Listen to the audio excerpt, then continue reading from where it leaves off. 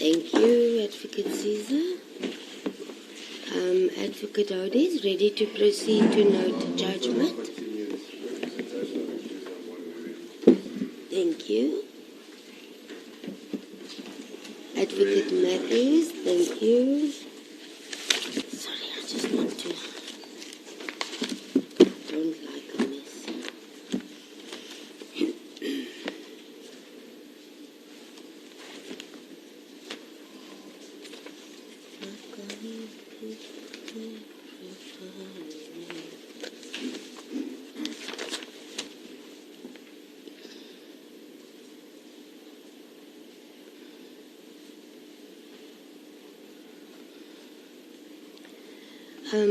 From memory, without checking, I think we are left with Warrant Officer Steenkamp and then Colonel Mgwadleka.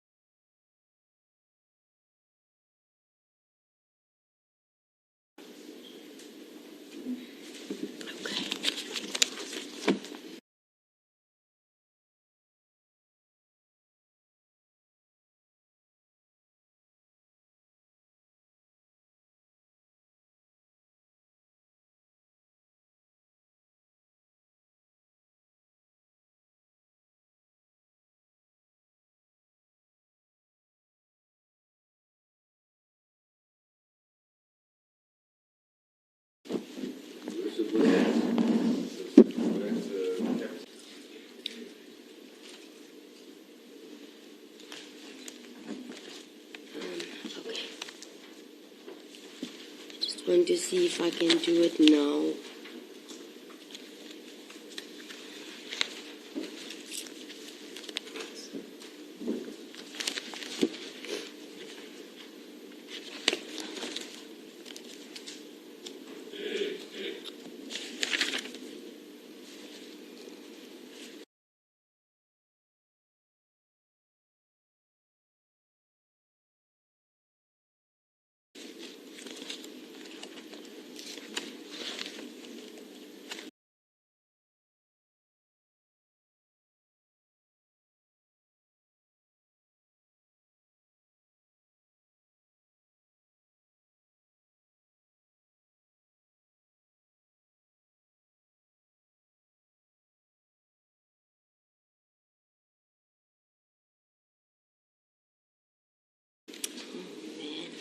Yes, I'll check my exhibit file, thank you. I've marked it here, but not what it contains. I'll do so shortly.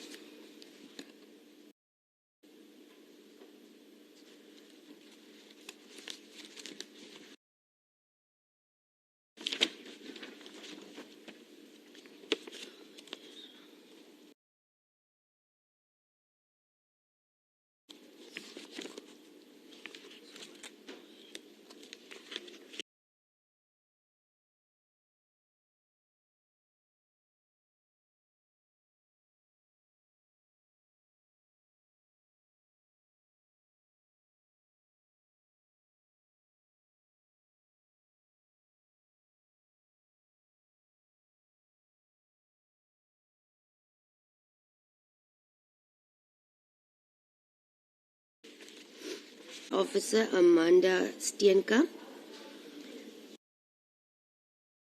The evidence also pertains to, which we now refer to as Exhibit J, with the various attachments to the said document as testified by the witness. The witness is a member of the South African Police Services stationed at the Facial Identification Unit at the local criminal record center in East London at the time and employed as a facial identification specialist with 27 years of service within the SAPS and attached to the facial identification section since 1997. She had placed her experience and qualifications, including the training she received, on record, and such was accepted by the state and the defense.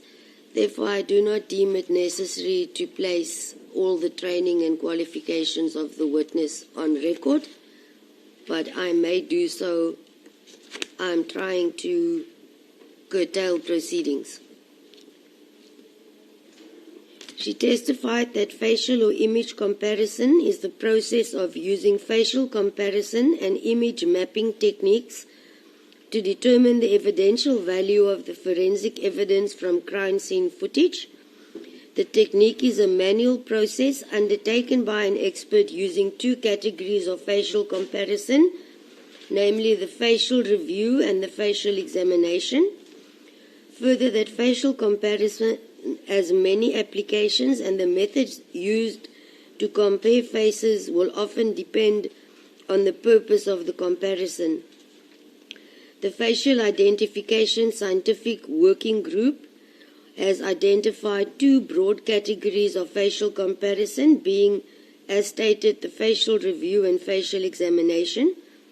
She explained the facial review is a vast, less rigorous process conducted between an image and subject or between the sets of images.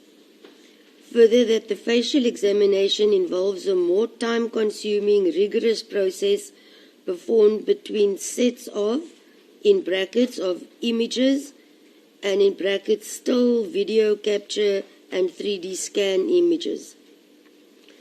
It should be noted that methodological analysis is a method of facial comparison in which the features of the face are described, classified, and compared, and would also include the shape, appearance, presence, and or location of facial features and landmarks. For purposes of the matter before court, the witness received an exhibit analysis request on the 3rd of August 2018, marked as evidence bag with reference number PAD 000506-846, marked Mtansane Cas 0608 of 18, and it contained one-time CD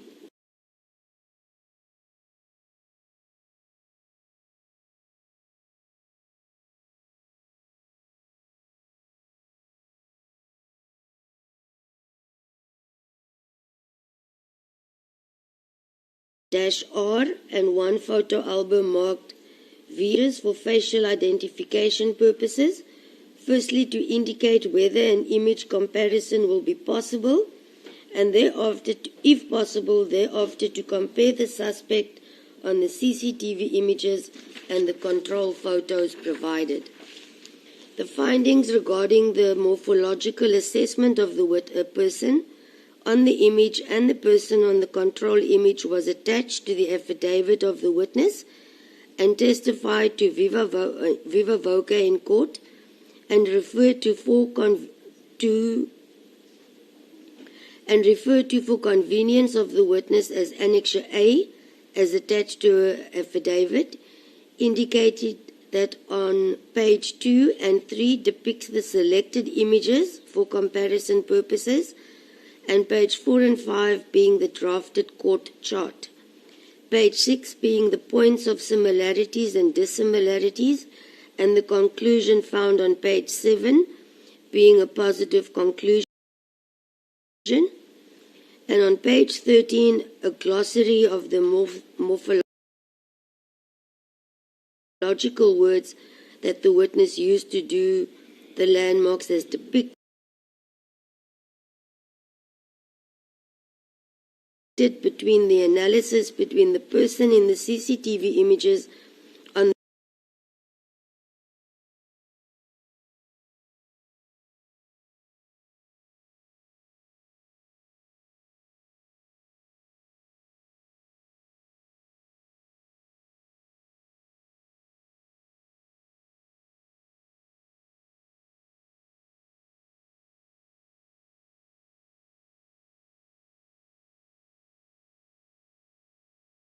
the left side of the court chart, is found that the person in the CCTV images and in the control images depicts the same person, being accused number 2. The findings of the person on the image and the person on the control image is attached as Annexure A, and that was sealed in evidence bag with reference number PW 400-130-1721. The witness also received an exhibit analysis on 13 December 2018, sealed in evidence bag PA 60034569475, marked as Mtansane Cas 0608 of 2018, containing one-time CD, requesting an analysis of the images for facial and firearm identification purposes, and for the witness to explain or again to indicate whether an image comparison will be possible, and to examine the suspect and firearms depicted. The morphological assessment of the person and the firearms on the various CCTV images is attached and marked as Annexure B, and testified that page 2 depicts 5 images and page 3 depicts 3 images, which the witness testifies that she is unable to identify discriminating characteristics, example, scratches, etc. However, holistically, the shapes, the correspondence of the shapes, and the site of shapes can be observed, but the correspondence of the shapes and the site of shapes can be observed, but no discriminating factors that is individual, unique, due to the distance of the lenses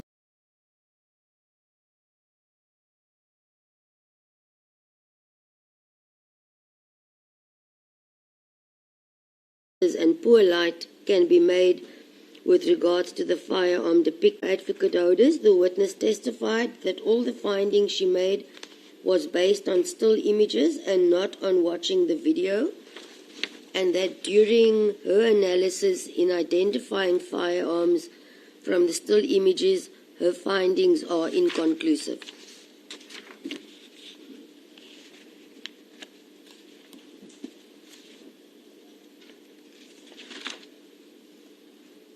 Advocate Matthews, correct me please, you had no cross-examination regards this witness. Thought I'm delusional. Okay. Now, the lengthy exercise in this judgment would be the evidence pertaining to Colonel Mgwadleka. In this instance, as to curtail evidence in chief and cross-examination, the court is of the view that I will read into record the reports which I drafted and typed out with all the corresponding seal numbers and the corresponding numbers received from the various police officials indicating next to each exhibit. That will then, in event, I will thereafter add evidence, extra evidence in chief, and the cross-examination thereafter.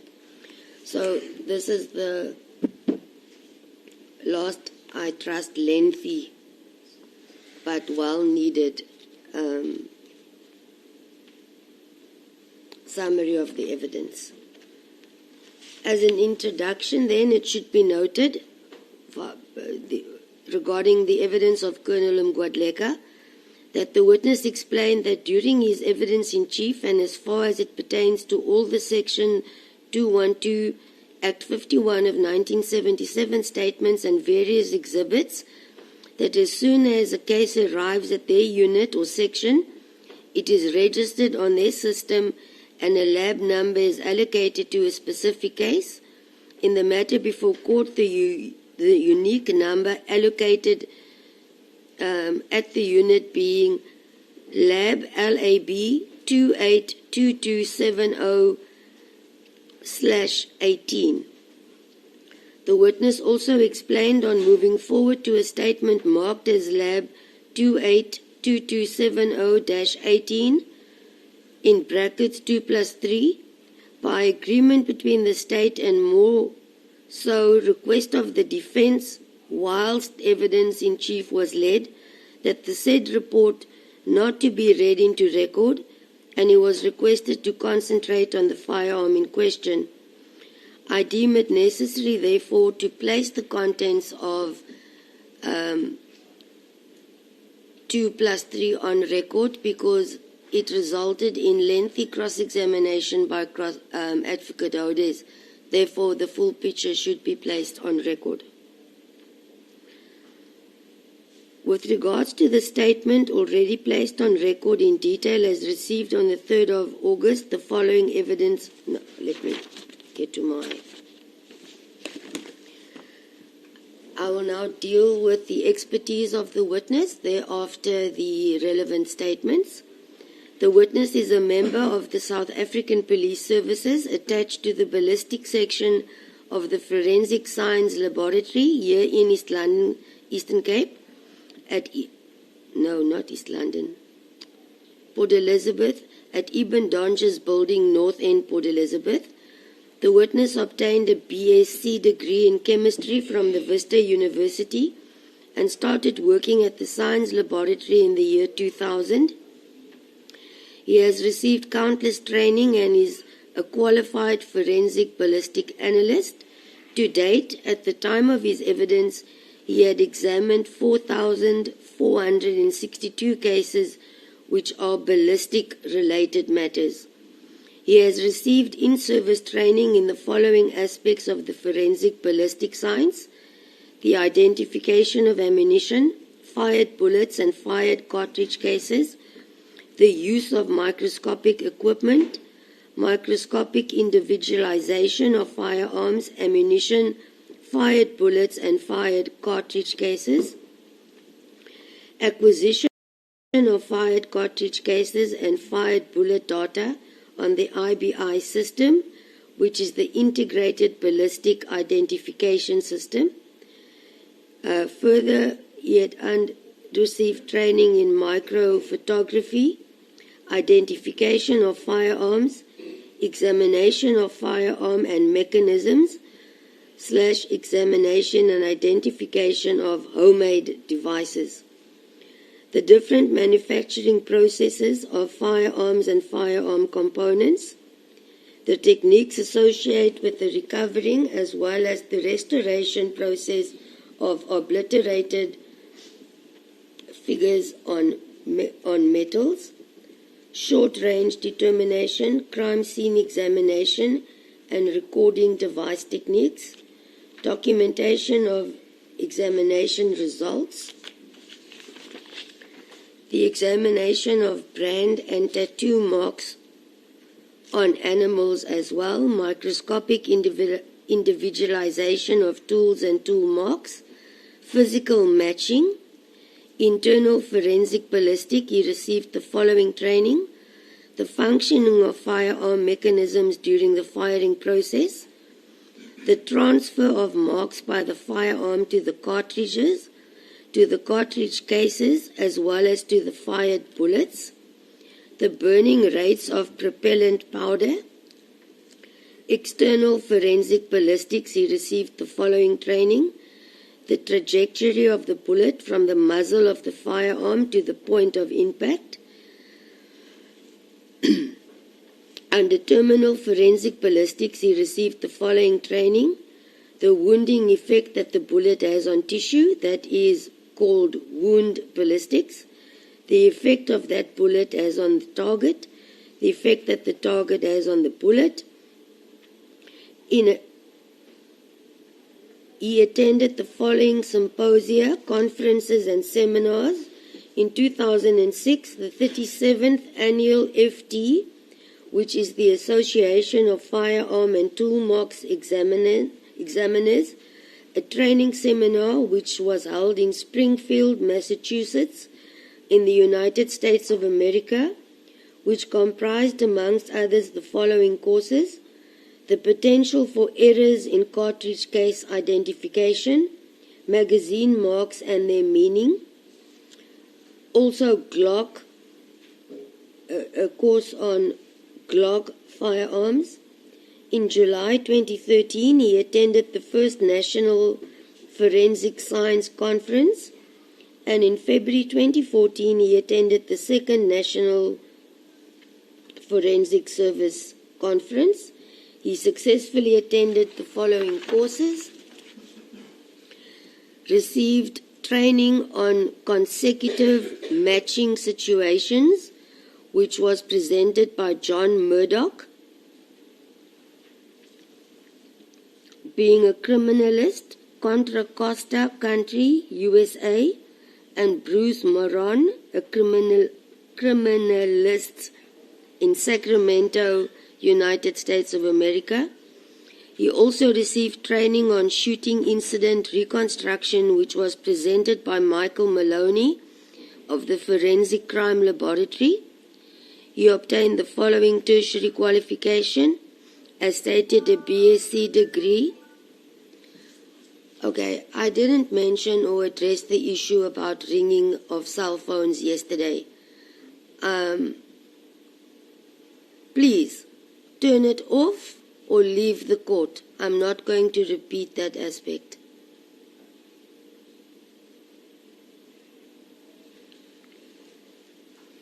He also received training, I've said that. He received a BSc degree from the former Vista University Port Elizabeth campus with major fundamental chemistry as well as applied chemistry. The degree which he attained was in 1998. He visited the following firearm and ammunition factories to ascertain the process regarding manufacturing, being Vector, Republic Arms, Pretoria Metal Pressings, known as PMP, New Generation Ammunition, Frontier Bullets, Truvelo, Swartklip, and Somchem. He also received the following international training. He visited Leica Microsystems Company in Germany. Apologies. To ascertain the manufacturing processes of microscopes, and there he received the following training: the instrument operations and basic maintenance of Leica comparison microscope, basic problem solving on equipment, verification on calibration status, and LAS software operating and training. Under external ballistic training, he received the following. During July to August 2022, he attended a course presented by the Federal Bureau of Investigation, known as the FBI of the United States of America, which comprised of the following: bullet trajectory reconstruction, techniques in firearm identification, gunpowder and gunshot residue. He successfully completed an external identification proficiency test, which was compiled by Collaborative Testing Services in Sterling in the United States of America. The CTS is test 204, CTS 04 to 526, as well as in 2008 CTS 08 to 527. He also attended a course pertaining to animal identification marks, and in that regard he visited the manufacturers as well as Tannery, SA Vet in Pretoria, Teltac in Brits, and Oasis Tannery in Randfontein.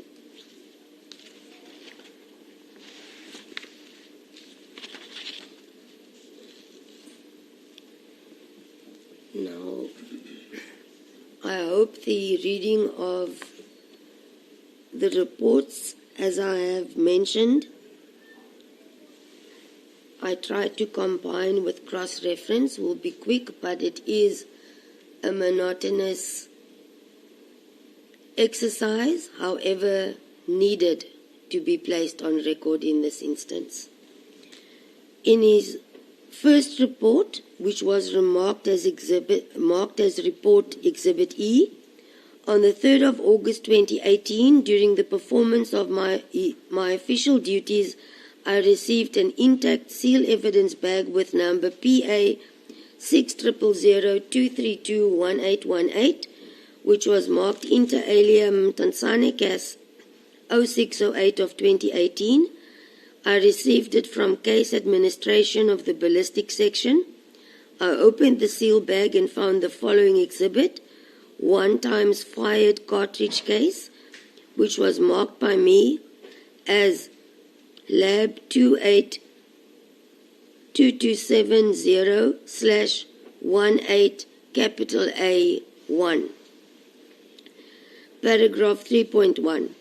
The number Lab 28221018 is their laboratory number, which is uniquely allocated to a specific case the moment it is registered on their system. Paragraph 4 indicates the intention and scope of this forensic examination, and it comprised the following ballistic examination techniques. Paragraph 4, the identification and the examination of a fired cartridge case.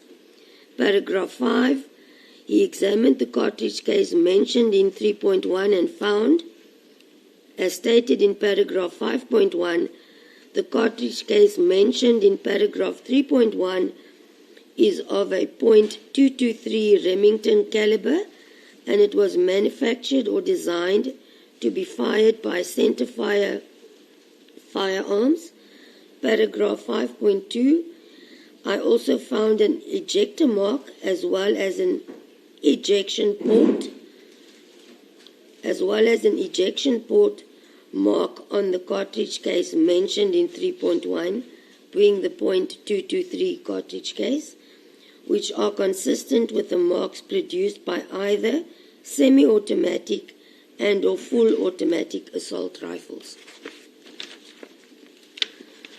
Paragraph 6, the conclusions arrived at were based on the facts that were established by means of examination and the process which required a knowledge and skill in forensic ballistics.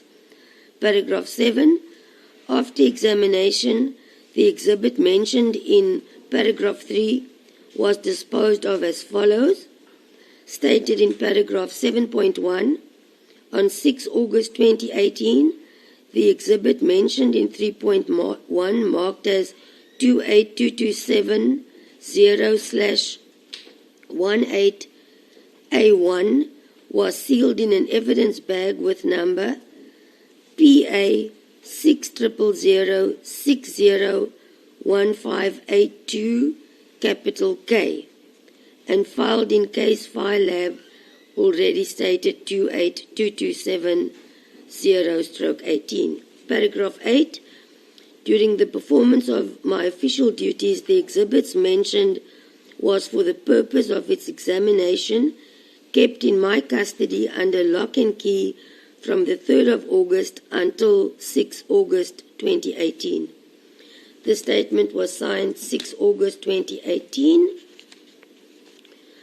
The court will deal with the additional viva voce evidence presented by the witness. The report marked as Exhibit E brackets 2+3. I will skip the introductory 1, 2 and concentrate and focus on paragraph 3.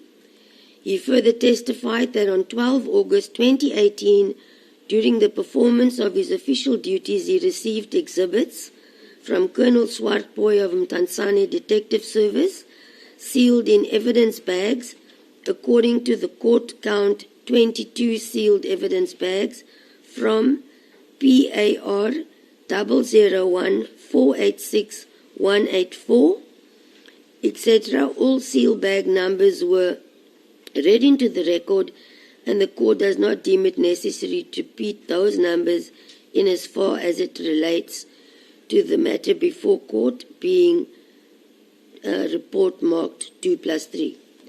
Paragraph 3.1.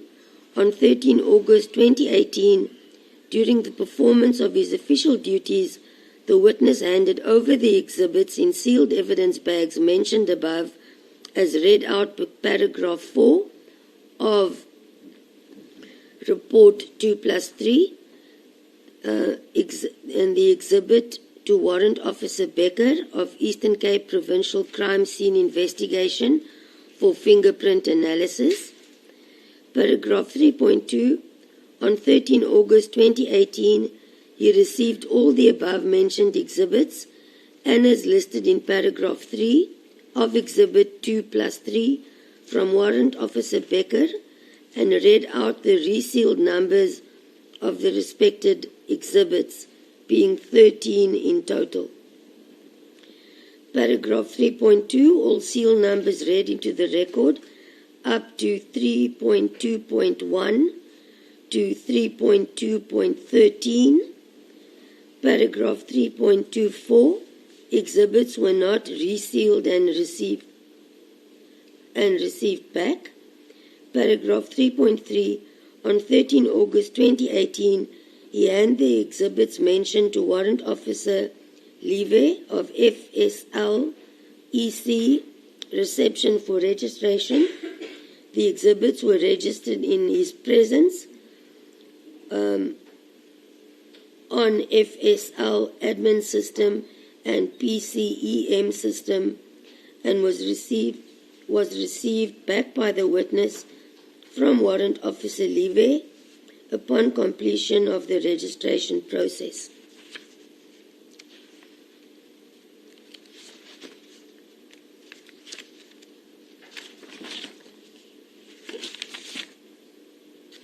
Paragraph 4.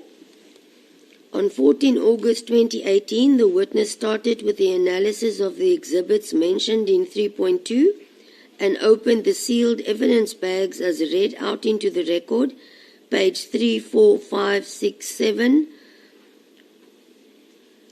of 9 of the said report. Paragraph 5. On page 7 of the said report, the witness states that on 13 August 2018, he received in the case file Lab 282270-18 an intact sealed evidence bag with number PA 600060158 capital K. I opened the bag and found the following exhibits: 5.11 times .223 Remington caliber fired cartridge, case marked under Lab 282270/18. Paragraph 6. The intention and scope for this forensic examination comprises of the following ballistic techniques: the examination and identification of ammunition, microscopic individualization of fired cartridge cases, firearm mechanism examinations. In paragraph 7, I examined the cartridges mentioned in paragraph 4 and found the cartridges were manufactured or designed to be fired by centerfire firearms. Paragraph 8, I examined the cartridge mentioned in 4.13.1 marked 282270/18 C23B and found it consists of a primer cartridge case bullet and propellant. Paragraph 8, I examined and tested the assault rifles mentioned in paragraph 4 and found the assault rifles in paragraph 4 function normally without any obvious defects. 9.2, ammunition used for test purposes was marked and all the, I will read out 117 TC1 numbers were read out into the record and fired in the assault rifles mentioned in 4.1.1 up to 4.12.1. Paragraph 10. I examined and tested the mechanisms of the assault rifles mentioned in 4.1.1 up to 4.12.1 and found the assault rifles mentioned to be self-loading but not capable of discharging more than one shot with a single depression of the trigger.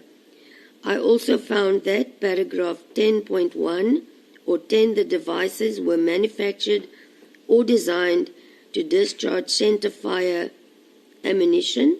Paragraph 11, I examined the cartridge cases mentioned in 5.1 and 9.2 and compared the individual and class characteristics markings transferred to them by firearm components during the firing process using comparison microscopic or a microscope and found, as per paragraph 11.1, the cartridge case mentioned in 5.1, being the .223 Norinco cartridge, was not fired in the firearms mentioned in 4.1.1 up to 4.12.1. Paragraph 13, after examination, the exhibits and tests mentioned in paragraph 4, 5, and 9 were disposed of as follows, to which the paragraph was read out into the record, including the serial numbers, and were sealed in an evidence bag with number PA 60006015680 and filed in case file Lab 282270/18. 14. During the performance of my official duties, the exhibits and tests mentioned were for the purpose of their examination kept in my custody under lock and key from 12 August until 24 August.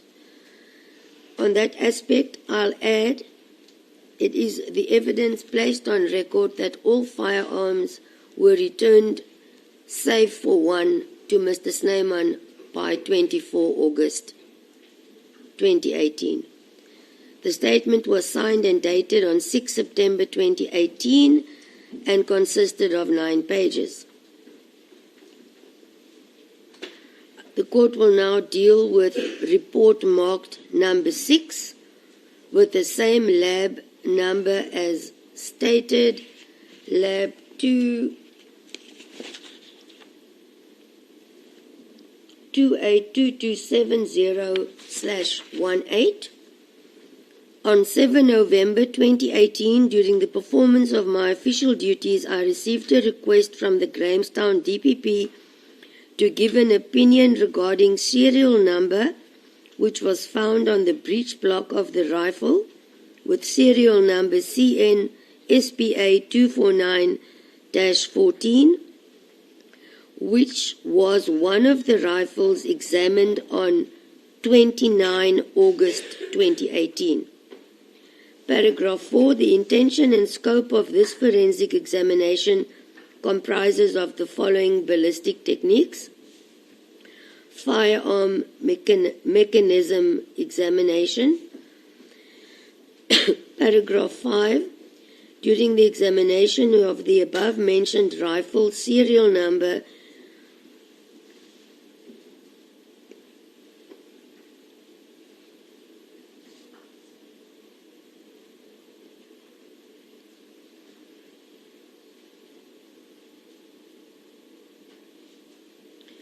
SPA 249 was found on the breech block. The number did not correspond with any of the serial numbers of all the rifles that were examined under Lab 28227-18 Mtansane CAS 0608 of 2018. The following serial numbers were found on the breech blocks of the other rifles. The rifle with serial number DSG 120104 had number 0104 on its breech block. The rifle with serial number CN SPA 249-14 had number 2423 on its breech block. The numbers on the breech blocks of the rifles mentioned in 5.1 and 5.2 are consistent with the last 4 digits of the serial number of each rifle, while the number on the breech block of the rifle mentioned in 5.3 does not correspond with the last 4 digits of the serial number of that rifle. Further, the rifles were sealed with serial numbers starting with DSG, had barrels that were 100 millimeters longer than the models with serial numbers starting with CN-SPA, and the test of the rifles with serial numbers starting with CN-SPA had no markings or numbers on their breech blocks except the one mentioned in 253. In paragraph 5.3, the SPA 249-14. Paragraph 6, no videos or video sound recordings were received at the Eastern Cape Ballistic section in this regard, and therefore he cannot give an opinion on that. Further, even if he had received the sound video recording, he would not be able to analyze it because he or they do not have sound analysis equipment and the training thereof. Paragraph 7, the conclusion arrived at were based on facts established by means of an examination of and process which require a knowledge and skill in forensic ballistics. Signed and dated 8 November 2018. Let me just check something, sorry.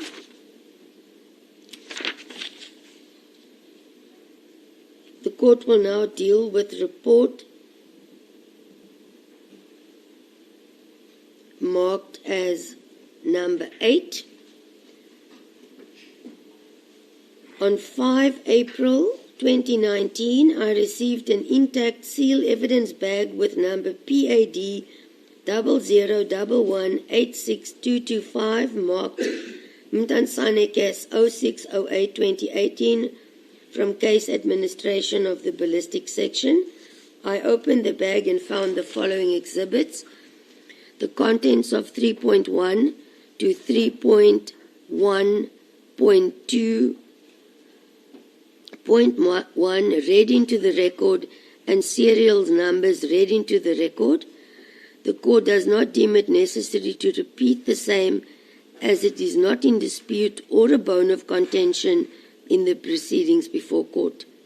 The court will, however, deal with the contents of the exhibit, including the subsequent findings by Colonel Mgwadleka.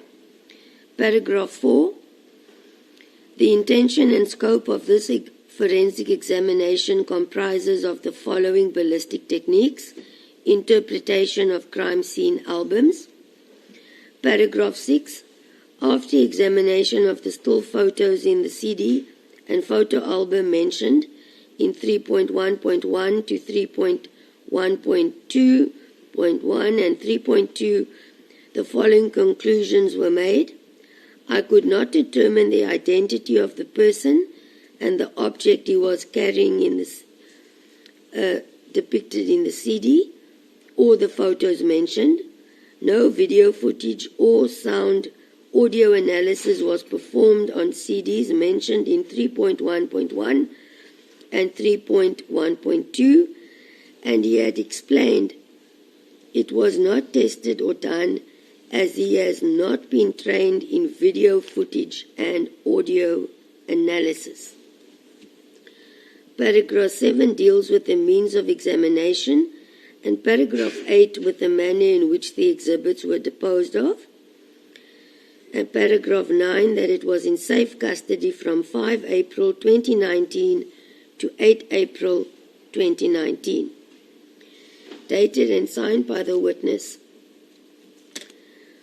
Further to the report and the Section 212 Act 51 of 1977 statements, the court will now deal with what was marked Report 9. Apologies. It's well known that I'm having a sore throat, so please bear with me.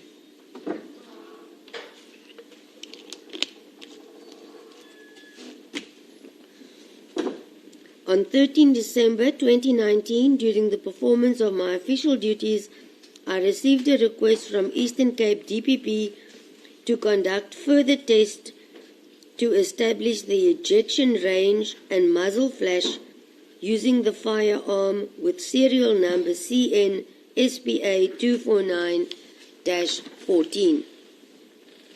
On 20 January 2020, during the performance of my official duties, I received an intact sealed evidence bag with number PAR 002-70073, marked inter alia Mtansane Cas 0608 of 2018 from Case Administration of the Ballistic Section. I opened the bag and found the following exhibits. One sealed evidence bag with number PAR 000125266 and containing, as per paragraph 4.1.1, 5.56 times 45 mm caliber Norinco model CQ-A assault rifle with serial number CN SPA 249 without magazine. Paragraph 5. The intention and scope of the forensic examination comprises of the following ballistic techniques: projectile and trajectory examination, including crime scene examination, reconstruction, and scene photography. Paragraph 6. On the 22nd of January 2020, I conducted muzzle flash tests with the assistance of Warrant Officer Becker of Port Elizabeth Provincial DPSI, who was recording the tests using a video camera. Bearing in mind the test pertains to the projectile, the ejection range. The recording was downloaded into 2 CDs which were marked Mtansane Cas 0608-2018. The firearm mentioned in 4.1.1, being CN SPA 249-14, was used to perform tests, and the tests were performed at FS-EC Indoor Shooting Range. Paragraph 7. On 24 January 2020, with the assistance of Captain Olafir and Captain Mdineka of FSL, Eastern Cape Ballistic Section, I conducted the ejection range tests at an outside shooting range using the firearm mentioned, and the ejection ranges for different tests measured using SPA 249-14. The ranges were also video recorded by Captain Mdineka. The recordings were downloaded to 2 CDs, which were marked Mtansane Cas 0608 of 2018.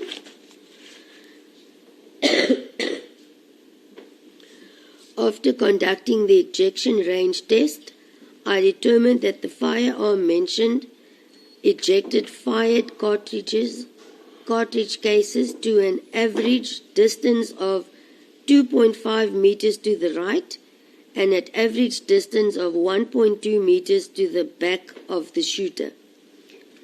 Paragraph 9. The conclusions that were arrived at were based on facts established by means of an examination and process which require knowledge and skill in forensic ballistics.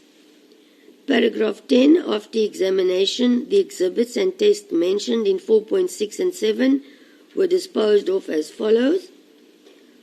On 27 January 2020, the exhibit mentioned in 4.1 was sealed in an evidence bag with number PAR 1793185 and handed over to case administration of the Ballistic section. On 27 January 2020, the CDs mentioned in paragraph 6 and 7 marked Mtansane Case 0608 of 2018 were sealed in an evidence bag with number PA 600-234-1663 and handed over to the investigating officer.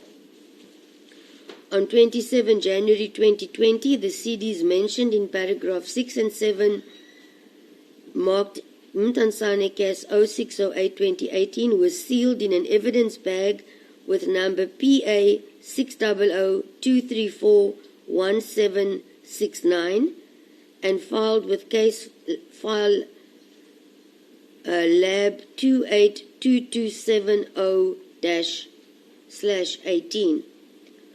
On the same date, 27 January 2020, the tests fired as mentioned in paragraph 6 and 7 were marked as 249 TC 5 to TC 24, which we then later established the TC referring to test cartridge casings, and sealed in an evidence bag with number PA 600-234-1662 and filed with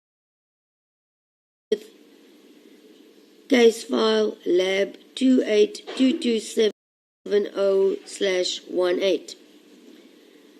During paragraph 11, during the performance of my duties, the exhibits and tests mentioned were for the purposes of the examination kept in my custody under lock and key from 20 January until 27, 2020, dated and signed on 28 January 2020 by Colonel Mgwadleka. The Section 212, Act 51 of 1977 statement, which is marked on it, attached, marked, referred to as Report 10, on 8 June 2020, during the performance of my official duties, I received a request from Advocate S. Matthews of Pietermaritzburg to supply them with a statement setting out how I arrived at the conclusion that the fired exhibit cartridge received on 3 August 2018, marked 282270/18, was fired in the firearm with serial number CN SPA 24914. Paragraph 4. The intention and scope of this forensic examination of fired cartridge cases. Paragraph 5. On 23 August 2018, the cartridge case mentioned in paragraph 3 was compared with tests that were fired using the firearms received on 18 August 2018, which the firearm with serial CN SPA 249-14 was amongst them, using a comparison microscope onto which the exhibit cartridge case was placed on the one side and the different tests on the other side, and all the marks were viewed simultaneously. Class and individual characteristics were observed, and identification was made in different areas of the neck of both the exhibit cartridge cases, and the tests fired in firearm number CN SPA 24914 with the exclusion of the tests from other firearms. The results were confirmed by 2 senior analysts. Paragraph 6, the conclusion arrived at were based on the facts established by means of examination and process which require knowledge and skill in forensic ballistics, dated and signed 15 June 2020 by Colonel Mgwadleka. affidavit by Colonel Mngwadleka,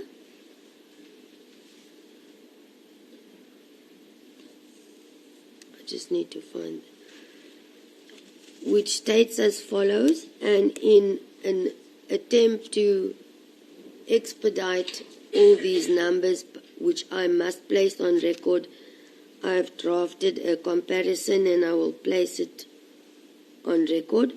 On 18 August 2018, during the performance of my official duties, I received exhibits from Colonel Swartboy of Mtansane Detective Service, sealed in the following evidence bag, all marked Mtansane case 0608 of 2018. Relevant paragraph 3.1. On 19 August 2018, during the performance of my official duties, I handed over the exhibits in sealed evidence bag mentioned in paragraph 3 to Warrant Officer Becker of Eastern Cape Provincial Crime Scene Investigation for fingerprint examination. Paragraph 3.2. On 19 August 2018, during the performance of my official duties, I received back the exhibits mentioned in paragraph 3, resealed as follows. Now, in an attempt to cross-reference, the seal bag starts with the alphabetical letters starting PAR 000238.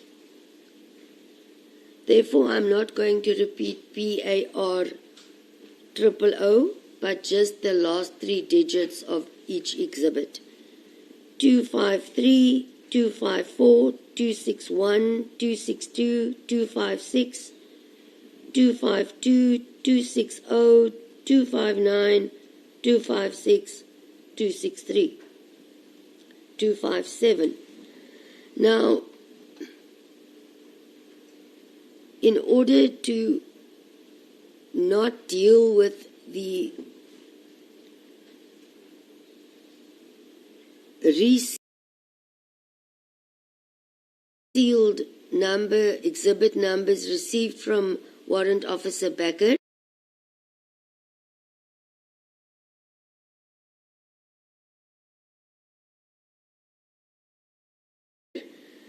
all 000125235. Cross-reference 254 pertains to 125237, a dollar sign, 261, resealed in 125239 with a plus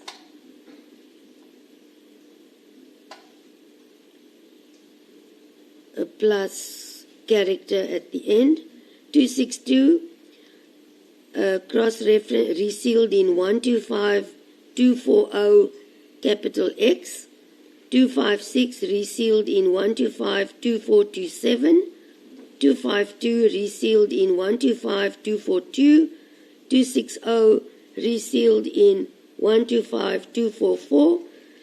259 resealed in 125245. 256 resealed in 125246 with a dollar character at 263 resealed in 125247 slash 257 resealed in 125248 plus sign. Okay, now I continue, dealing with the exhibits of Colonel Mngwadleka, which I have stated all start with PAR 000238. It also included then numbers 264, 258, 251. Cross-reference to the resealed evidence bags by Warrant Officer Becker, starting with PAR 000 125. 264 is corresponded to 249 with a percentage character. 258 pertains to serial number 250, capital Y, 251, resealed in 251, capital Z.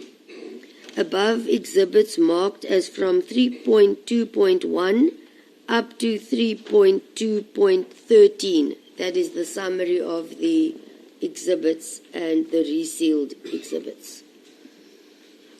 Paragraph 3.214.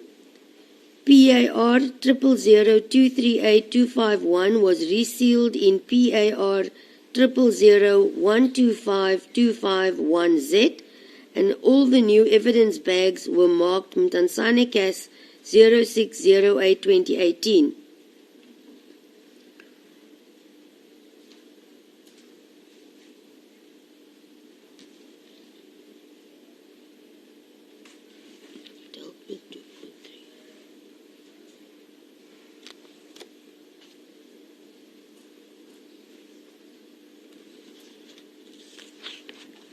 Just want to check if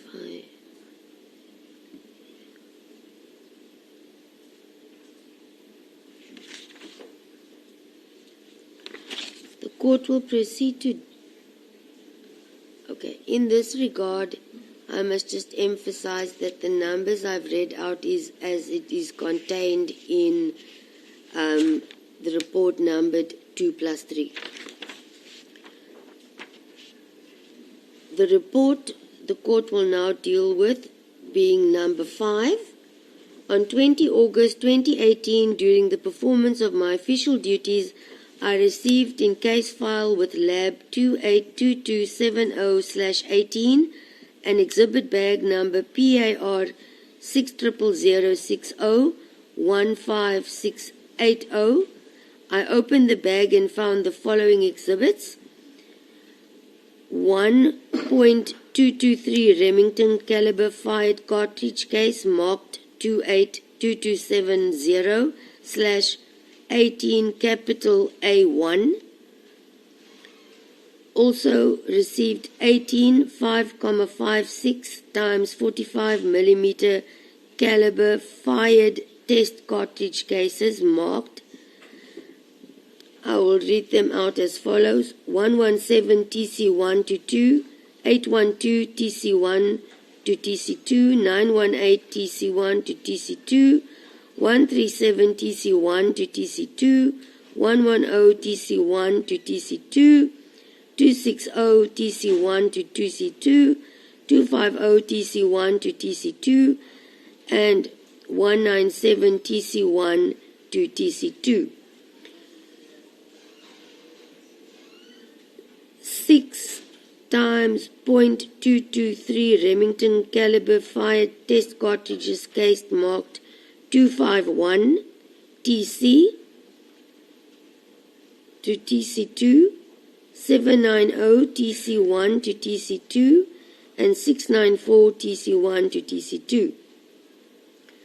Further 20.223 Remington caliber cartridges marked inter alia Lab 282270/18 marked as C14A to C14B, C15A up to C15B, C16A to TC16B, C17A to C17B, C1A to 18 to C18B, C20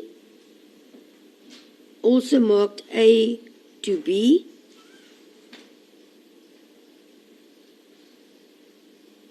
C21 to C22A, and C23A to C23B.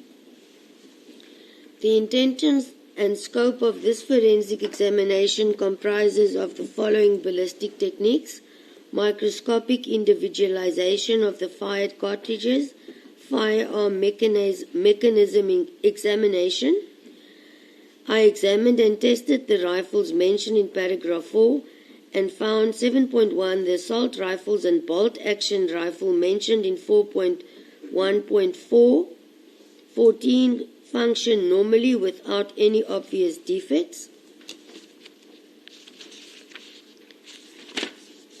7.2, ammunition used for test purposes were marked inter alia, and it's required for me to read the amount of cartridges since it became an issue during cross-examination and the total of test cartridges.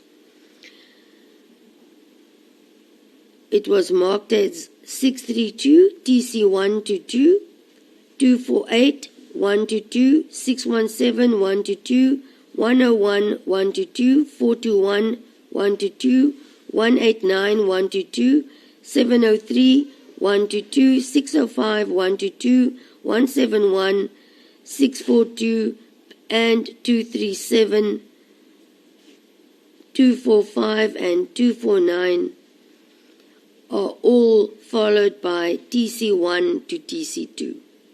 However, TC245 and TC248 was marked as test cartridge 1 to test cartridge 4 on the cartridge cases and was fired in the rifles mentioned in paragraph 4. Therefore, I highlight that the last two tests fired consisted of 4 test cartridges, that being 245, and 248 consisted of test cartridges. Paragraph 8, I examined and tested the mechanisms of the assault rifles mentioned in 4.1.1 to and including up to 4.14.1 and found them to be self-loading but not capable of discharging more than one shot with a single depression of the trigger. I also found that the devices were manufactured or designed to discharge centerfire ammunition. Paragraph 9, I examined and tested the mechanism of the bolt-action rifle mentioned in 4.11.1 and found the device was manufactured or designed to discharge centerfire ammunition.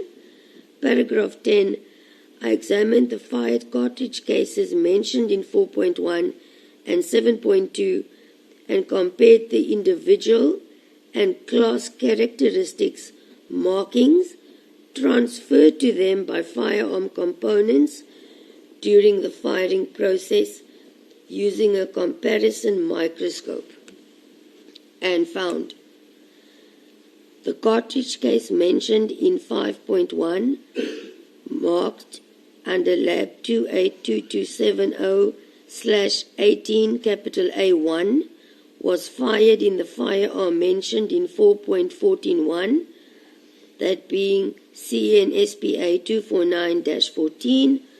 Paragraph 11, the conclusions arrived at were based on facts established by means of an examination and process which require knowledge, skill in forensic ballistics. Now, after paragraph 12, after examination, the exhibits and tests mentioned in 4 and 7 were disposed of as follows.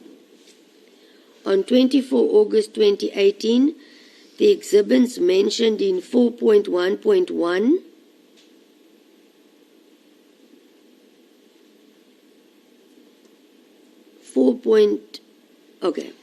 it will read as follows to save time. 4.1.1, 4, 5, 7, and 10 were sealed in an evidence bag with number PAB 00278841 and further handed over to Sergeant Mkatali of Mtansane Detective Service. On 24 August 2018, the exhibits mentioned in 4.6.1, including 4.8.1, 4.9.1, and 4.11.1 were sealed in an exhibit bag with reference PAB 0002788840 and also handed over to Sergeant Mkatali at Mtansane Detective Service.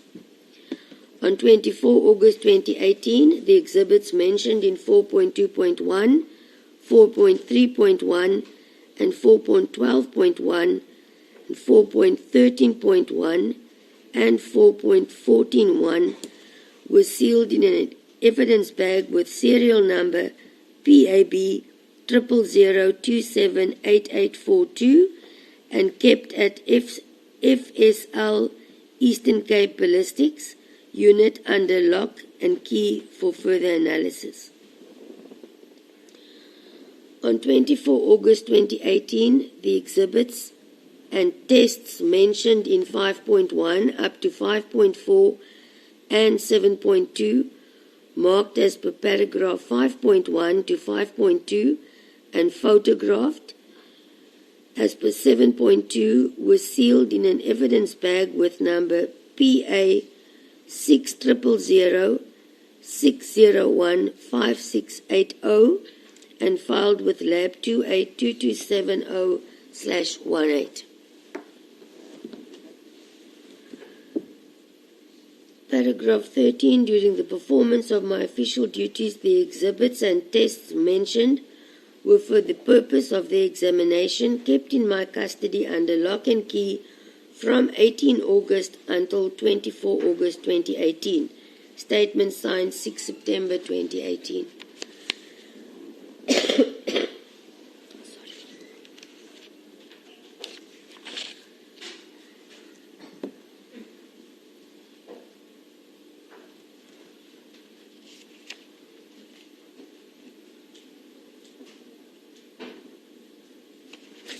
Want to cross-reference something that I may have missed. Just a second.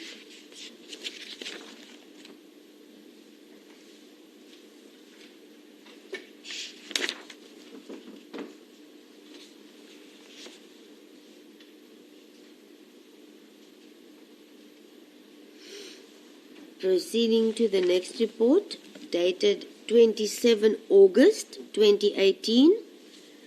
During the performance of my official duties, I received exhibits from Sergeant Mkatali of Mtansane Detective Services, sealed in the following evidence bags, all marked Mtansane Cas 0608 of 2018. Again, the court has prepared a cross-reference as to not repeat the same evidence. All the exhibits that I will read out now is marked as PAR 000, being 040048 $150059, 150052W, 150057, 150055Z, 150047 150056 150054Y, 150053X, 150045Y, 150049, 150051V, and 150050U. Now these numbers is read with the portion as seal bags PAR 000. I've cross-referenced the sealed exhibit bags received from Warrant Officer Becker as far as it pertains to each marking. Therefore, I will just read the 048. The markings by Warrant Officer Becker will read in all instances as PAR 0001, and then I will continue to read the cross-reference number. Therefore, 48 was resealed under PAR 0001252252-59 $, under 125253 52W, resealed in 125254, 057 resealed in 125255 $ character, 55Z resealed 125256 / 047 - resealed 125257 plus character, 056 - resealed 125258 percentage character, 054Y resealed 125260Z, then 053X resealed 125261 45Y resealed 125262, and 049 resealed 125263, 051V resealed 125264 with the $ character, 050U resealed 125265 /, and that is the cross-reference regarding the receipt of sealed bags and the receipt of the resealed bags. On 28 August 2018, during the performance of my official duties, this is pertaining to paragraph 3.1, I handed over the exhibits in sealed evidence bags mentioned in paragraph 3, placed on record by court, to Warrant Officer Becker of Eastern Cape Provincial Crime Scene Investigation for fingerprint examination. Thereafter, on 28 August, during the performance of my official duties, I received back the exhibits mentioned in paragraph 3 from Warrant Officer Becker, resealed as follows. I have already stated each exhibit and the resealed number I have read out as sealed by Warrant Officer Becker. Paragraph 3.3, on 28 August 2018, during the performance of my official duties, I handed over the new sealed evidence bag mentioned in 3.2 to SAC N. Sterling, that should be Sergeant N. Sterling of FSL, Eastern Cape Case Reception for FSL Admin and PCEM registration. All the exhibits were registered in my presence, and upon completion of the registration, I received them back. Paragraph 4, 29 August, during the performance of my official duties, I opened the new sealed evidence bags mentioned in paragraph 3.2 and found exhibits as follows.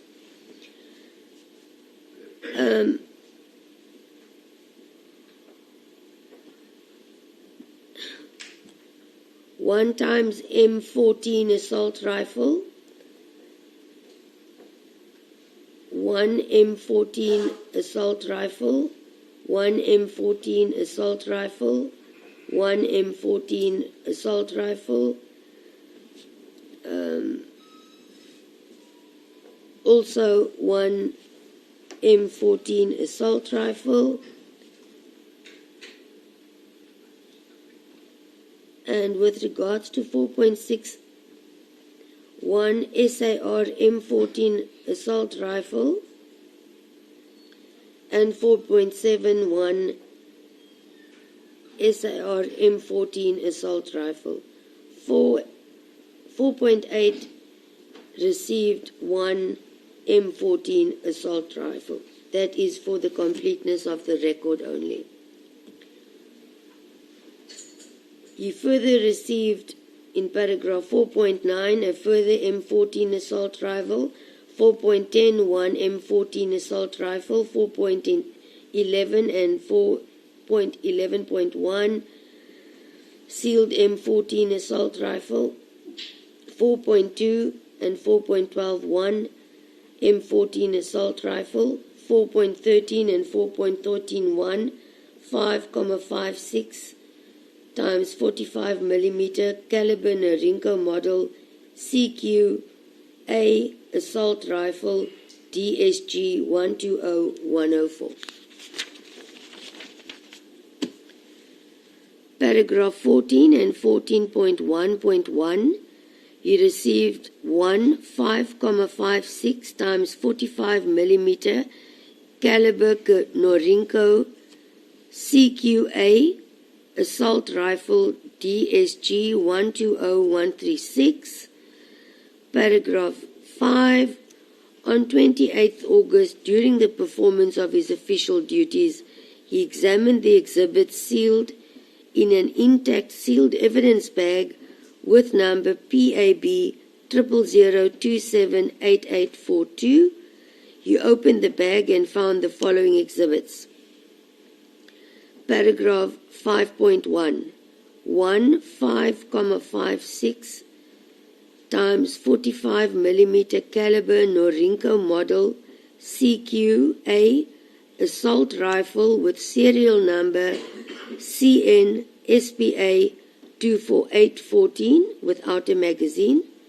He also received in 5.2 same model marked CN SPA 24714, and in 5.3 he received 1.56 times 45 millimeter caliber Norinco model CQ assault rifle serial number CN SPA 24914 and without a magazine. 5.4 received 5.56 times 45 millimeter assault rifle, also depicting or referring to CN SPA 24514, and in 5.5 the assault rifle SPA 23714 was received.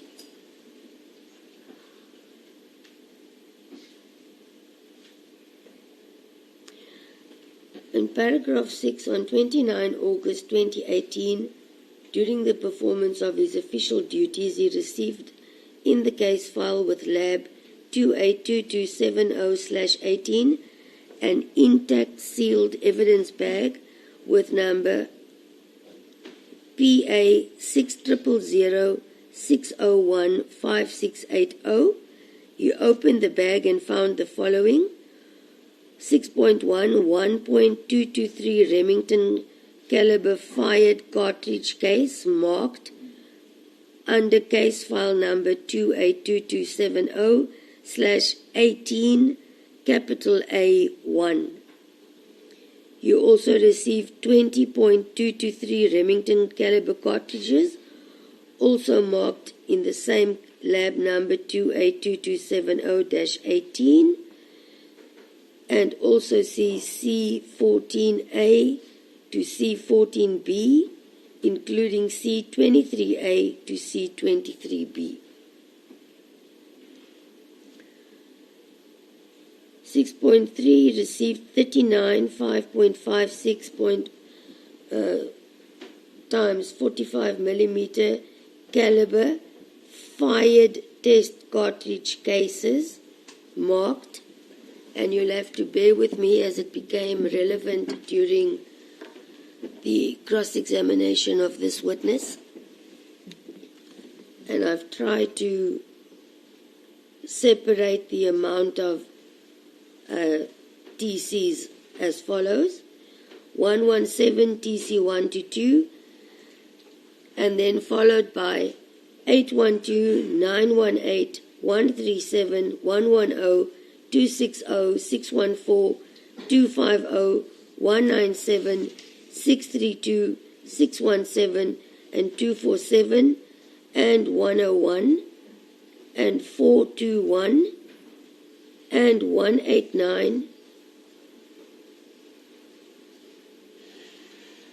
Those all reflected the number TC1 to TC2. It also includes, if I did not mention it, 171 and 642. Then marked as, and then differentiate between TC 245 and 249, which was marked TC1 to TC4 respectively, which accounted for 4 test cartridge test cartridges.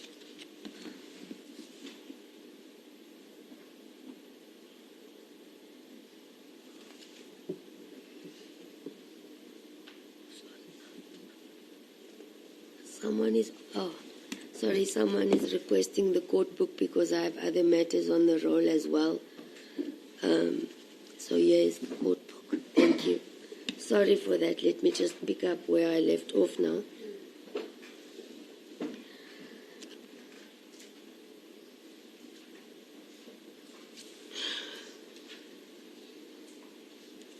Okay.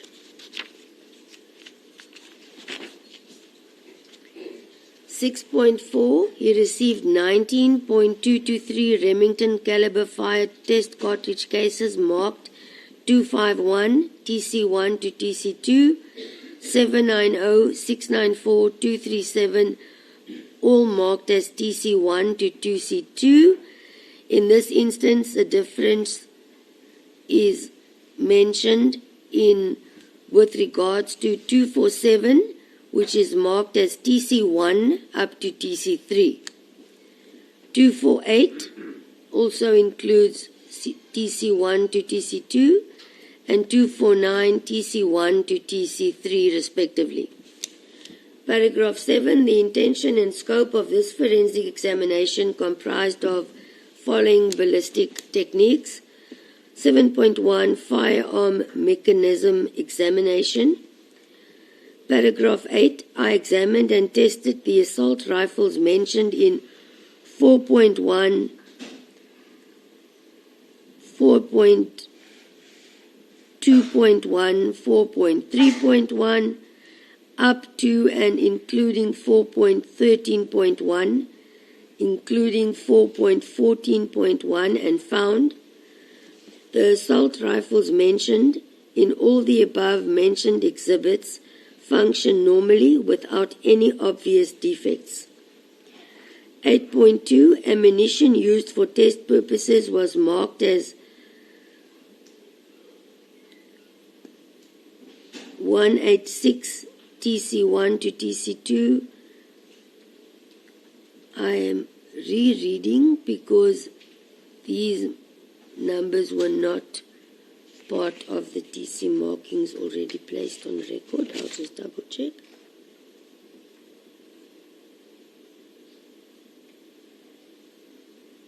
Yes, indeed. Therefore,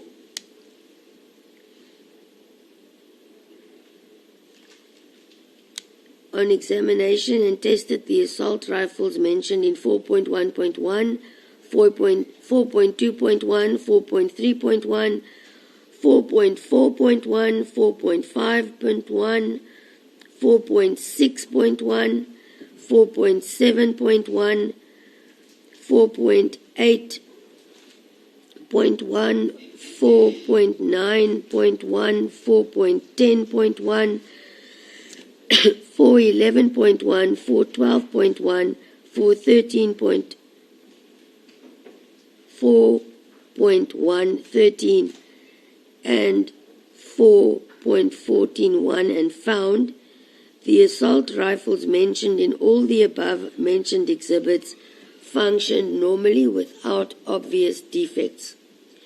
Ammunition used for test purposes was marked as stated as far as it pertains and already placed on record TC 1 to 2, and it was fired in the assault rifles mentioned in 4.1.1 to 4.14.1.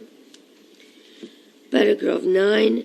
I examined and tested the mechanisms of the assault rifles mentioned in 4.1.1 to 4.14.1 and found them to be self-loading but not capable of discharging more than one shot with a single depression of the trigger.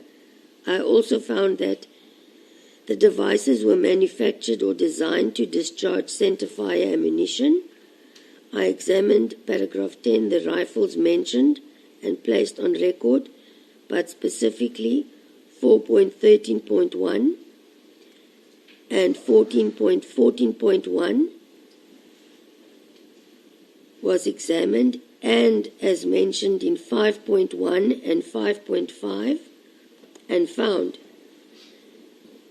10.1, the breech block of the rifle mentioned in 4.13.1 had serial number 0104 punched on it.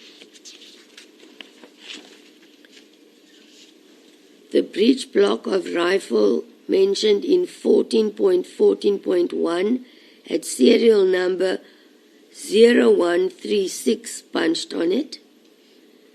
The breech block of rifle mentioned in 5.3 had serial number 2423 punched on it. 10.4 serial numbers were found on breech blocks of the rifles mentioned in 4.1 and 5.2, 5.4 and 5.5. Paragraph 11. The conclusion arrived at were based on facts and established by means of an examination and process which require knowledge and skill in forensic ballistics. Paragraph 12. After examination, the exhibits and tests mentioned in 4, 5, 6, and 8 were disposed of as follows. On 30 August 2018, the exhibits already mentioned were sealed in an exhibit bag with number PAB 00027870 and are handed over to Sergeant Mkatali of Mtansane Detective Services. 12.9. On the same date, the exhibits in 4.3.1, 4.4.1, 4.5.1, and 4.8.1, 4.9.1 were sealed in an exhibit bag being PAB 00027871. So you'll notice that the first batch read out ends with 790. The second batch read out ends with 791. The said and handed to the said member. Okay. On the same date, exhibits mentioned in 4.6.1, 4.11.1, 4.13.1, and 4.14.1 were sealed in exhibit bag PAB 0002787089 and handed to the above mentioned member. Therefore, I again draw your attention to the last three digits being 789 for the batch, 790 for the second batch, and 791 for the third batch as mentioned. 12.4.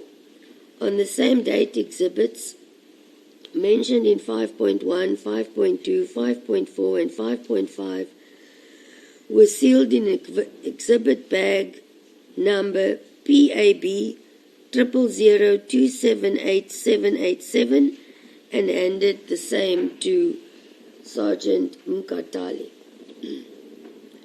12.5. On the same date, the exhibits mentioned in 5.3 was sealed in an exhibit bag evidence bag with number PAR 000125 with a plus sign and hand it over to the said member.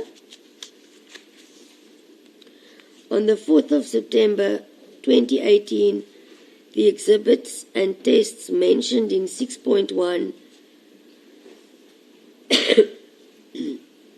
to 6.4 and 8.2 inter alia, now known as marked as Lab 282270/18A1, including C14A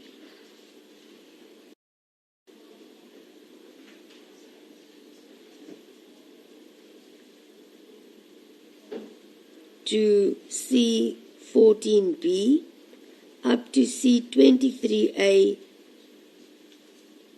and 23B,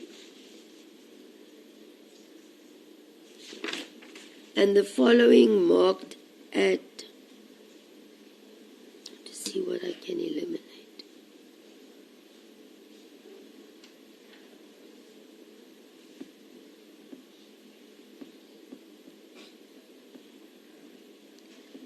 I will, in an attempt to expedite all the TC1 to TC2 test cartridges as listed and placed on record and dispatched in these evidence sealed bag with serial numbers already placed on record were sealed in an evidence bag. Well, to be clear, TC1 to 2, which has all been placed on record, I'm afraid, was sealed with number PA 5000905-184 and filed in case file with Lab 28227 0/18. During the performance of my official duties, the exhibits and tests mentioned were for the purpose of the examination kept in my custody under lock and key from 27 August up until 4 September.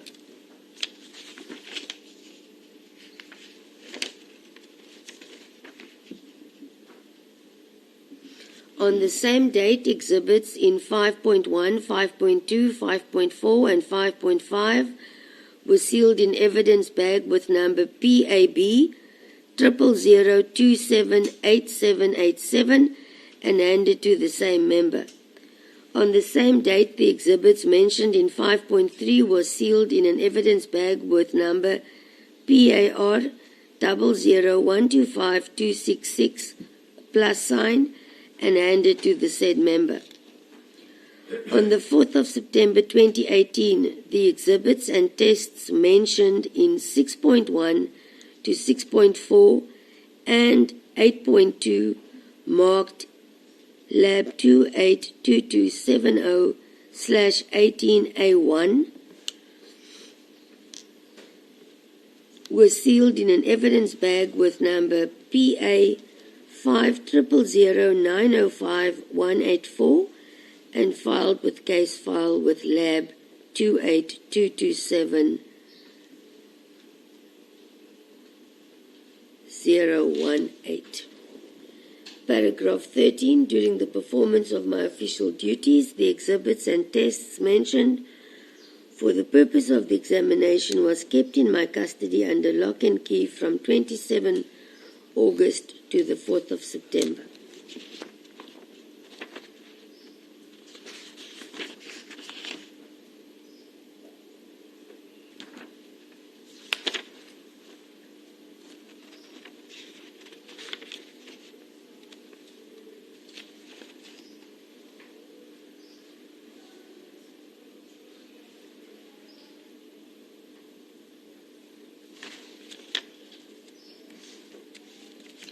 Just a minute.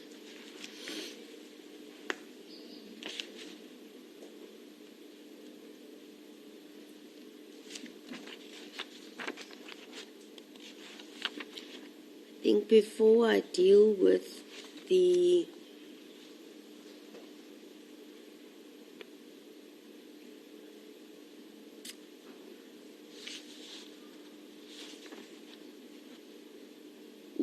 contents of what we know as Exhibit E, I will now deal with the court charts prepared by Colonel Mgwadleka, which was marked as Exhibit F and consisted of 7 court charts, stating he's from the Ballistic Section, Forensic Science Laboratory Section, Station Mtansane, CAS 0608 2018. The type of mark photographed was neck marks under Lab 282270/18. Exhibit C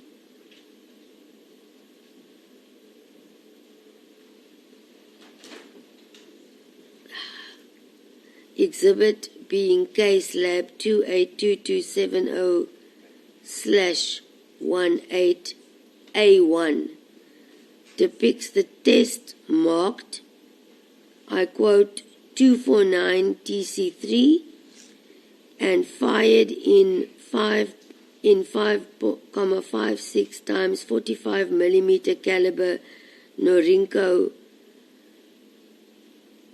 CQ, a number CN SPA 24914. Exhibit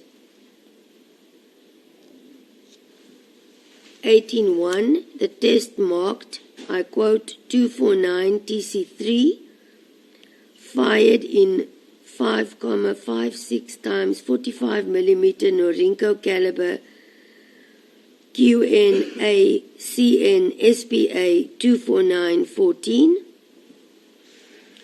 Also in the said lab number marked A1, test cartridge 249 TC3 was fired in 5.56 times 44 millimeter, fired in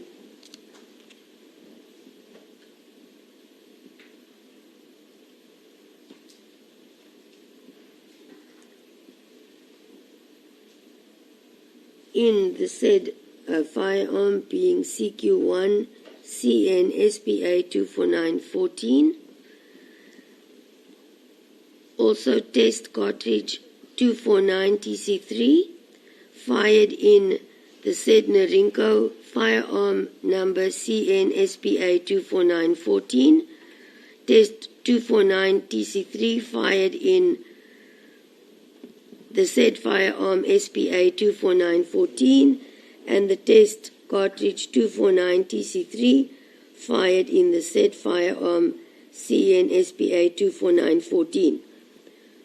All of the court charts read the same and depicts a colored photo reflecting the dividing line on the microscope. It was marked as Exhibit F and being A134 in the docket. Just for convenience, I've read out the court charts which were prepared. So when I deal with the evidence in chief and cross-examination, the court charts for comparison purposes stating that test cartridge 249 TC3 was used for comparison. It will ease proceedings, I trust.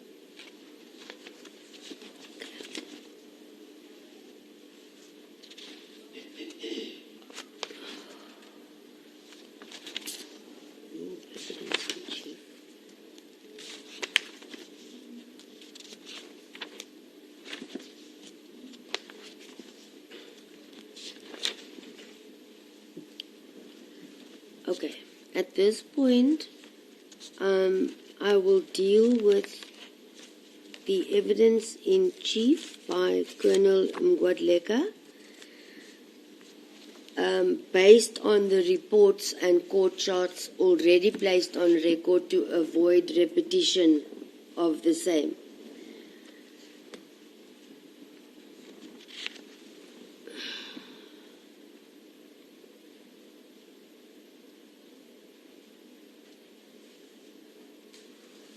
The witness testified that in the same report, paragraph 4.14, he received a sealed evidence bag with number PAR 000125242Z and found one 5.56 times 45 mm caliber Norinco model C1-A assault rifle with serial number CN SPA 24914 and without a magazine.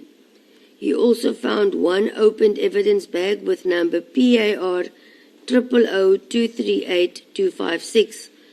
The witness explained that on the 20th of August 2018, he received in the case file, which will now be referred to as Lab 282270/18, an evidence bag with number PA 600-601-5680, as has been mentioned in paragraph 5. On opening the bag and found as per paragraph 5.5, he found 1.223 Remington caliber fired cartridge case marked under case file 282270/18 capital A1. The very first cartridge case that he received in respect relating to this matter.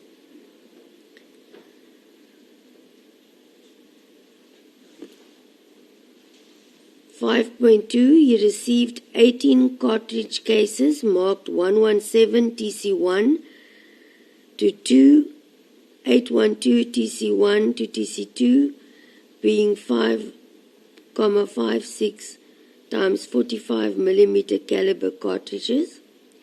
He explained that these tests are the tests that he fired in the whole batch, the very first batch of firearms he received. At this point, again, the defense had requested that the witness may move forward and that all the reports may be submitted to court and that reference be made to the relevant reports in this matter. On being asked questions pertaining to the spent cartridge, the witness testified that the intention and the scope of the forensic examination comprised of ballistic techniques being microscopic individualization of fired cartridge cases and firearm mechanism examination. As already on record, he confirmed that he had fired test shots, which is abbreviated to being referred to as TC, in respect of all the firearms that he had received and marked, which was read into the record or placed on record during the report. The reason for doing so was to examine and establish that the firearm is in complete working order and therefore the operability of the firearm is checked. He testified as stated that he explained and tested the mechanisms of the assault rifles mentioned in paragraph 4.1.1 up to 14.14.1 and found them all to be self-loading but not capable of discharging more than one shot with a single depression of the trigger. He examined and tested the mechanism of the bolt-action rifle mentioned in 14.11.1 and found that the device was manufactured or designed to discharge center fire ammunition. He continued and testified that he examined the cartridge cases cases mentioned in 5.1 and 7.2. Therefore, 5.1 being the .223 Remington caliber fired cartridge, and 7.2 being the test mentioned, as well as against the exhibit which was mentioned in 5.1, and compared the individual and class characteristic markings that were transferred to that particular cartridge case by firearm components during the firing process, and he used a comparison microscope and found the fired cartridge case mentioned in paragraph 5.1, the .223 Remington fired cartridge case, marked 282270/18 capital A1, was fired in the firearm mentioned in paragraph 4.14.1, being the CN-SPA 249-14. The manner he used to come to the above conclusion was by means of an examination process as already placed on record. Thereafter, the exhibit firearms were sealed in different seal bags as batches and handed over to Sergeant Mkatali from Tanzania Police Services. All of the exhibits, including the seal bag numbers, was placed on record by court and read out into the record. It was handed over on 24 August 2018, all the rifles. All the exhibits mentioned in 5.1 to 5.4, as well as all the tests mentioned in 7.2, were sealed in an evidence bag with number PA 60006015680, and they were filed by him in his case file, which we all know to be Lab 282270/18A1. In essence, that was the end of the report as far as it relates to the cartridge case or relevant to this matter. Thereafter, the witness was requested to deal with the statements or affidavits marked at A6, and in that regard he testified that the said report deals with the request received on 7 November 2018 from DPP Grahamstown to provide an opinion regarding the serial number which was found on the breech block of the rifle with serial number CN-SPA 249-14, which was one of the rifles that he examined on 29 August 2018. The following ballistic techniques were followed or utilized, being firearm mechanism examination. During the examination of the above-mentioned rifle's serial number, I emphasize, during the examination of the above-mentioned rifle, serial number 2423 was found on the breech block of the said firearm.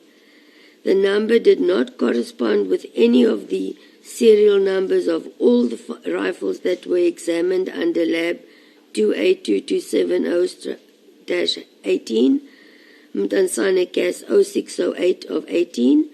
The following serial numbers were also found on the breech blocks of the other rifles, being DSG, number on breech block 0104, DSG, no need to repeat serial number, safe to say ending 136, depicted 0136.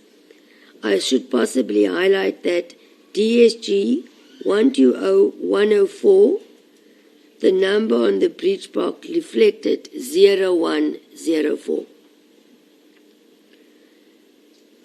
CN-SPA 249-14 had the number 2423 on its breech block.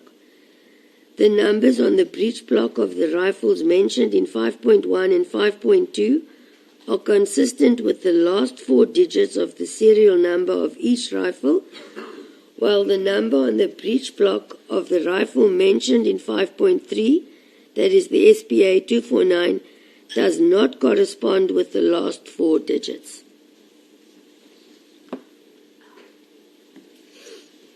Further, that all the rifles with serial numbers starting with DSG had barrels that were, as stated, 100 millimeters longer than the models with serial numbers starting with C and SPA. And the rest of the rifles with serial numbers starting with C and SPA had no markings or numbers on the breech blocks, except for the one mentioned in paragraph 5.3, being the SPA 249-14. It should be mentioned at that point of time, no photos or video recordings were received at their offices, and therefore he cannot give an opinion on that. He continued to testify and explain and say, even if he received the sound or video recording, he would not be able to analyze it because they do not have such an equipment and he has not been trained to conduct such analysis. The conclusions arrived at were based on facts established by means of examination in the process which require a knowledge and skill in forensic ballistics. The witness explained that a breech block is one of the parts of the firearm that will carry the breech face as well as the firing pin of that particular firearm. It's a supporting structure of that particular cartridge when it is fed into the chamber. He explained more clearly with regards to the last sentence, it is a supporting structure of a cartridge inside the chamber, and it also houses the firing pin of the firearm. The witness confirmed or continued to explain, stating that when a firearm is cocked, the breech block, as you pull it back on its way to forward, once you release it, becomes, because it's got a retention spring, therefore on its way forward, it will trip a cartridge from the magazine and feed it into the chamber of the firearm and then support the back of that firearm. Colonel Mgwadleka further explained that the breech block, as tested, also houses the firing pin, and when a trigger is pulled, it will release the hammer, and if the firearm has a hammer. But if it's a striker system, then it will just release the retention spring that is holding the firing pin in the back. Now, with regards to the hammer, once the hammer falls onto the firing pin in turn will hit the primer of the cartridge. The priming compound in the primer explodes and ignites the propellant inside that cartridge. The propellant is burnt and transformed into gas at extreme high pressure and high temperature. Therefore, with regards to the gas inside the cartridge, needs to escape, and the breech face of this breech block supports the back of the cartridge, and the sides of the chamber supports the sides of the chamber. Differently said, and the sides of the chamber support the sides of the cartridge, meaning the chamber itself supports the sides of the cartridge. Furthermore, as indicated, the gas needs to escape in all directions. Therefore, the cartridge case will be slammed against the breech block, and it will also expand a little bit into the chamber, and thus marking the mark from these particular areas. In this instance, even the firing pin, when it had hit the cartridge, the primer of the cartridge, it also left its own mark on that said cartridge. The only thing that is not supported, it's a bullet, since it is just fitted and tightly so that the gas pushes the bullet down the barrel, and in essence that explains the firing process.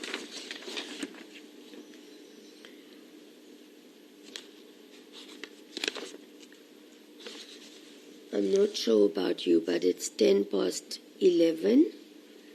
Please, I need to have something for my throat. What time is acceptable? After this, after the formalities, I won't require a full day, to put it in that way. I'll deal with the defense case, heads of argument, findings, law, reasoning, which can never exceed this file. So it's 10 past 11. When shall I come back? 25 past 11. Suitable. The camera media is also suitable. I was told yesterday, I didn't ask you if it suits you. Is it suiting you? Suiting you? Thank you. Sure. It also suits you, Advocate Matthews, so that you don't feel excluded in this process. The court will adjourn until 11:25.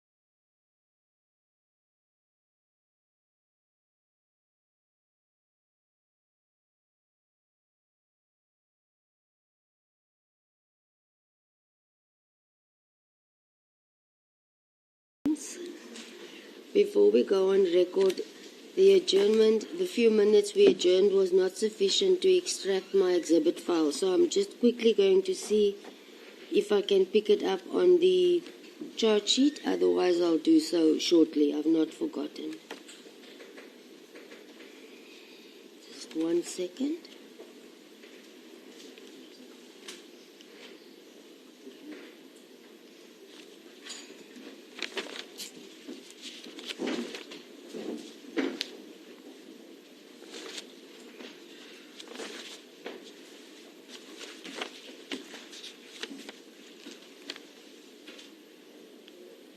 Oh, okay. No, I thought maybe I'll find my answer on the chart sheet, but I just recorded D, D1, D2, D3, D4. So I'll have to do that.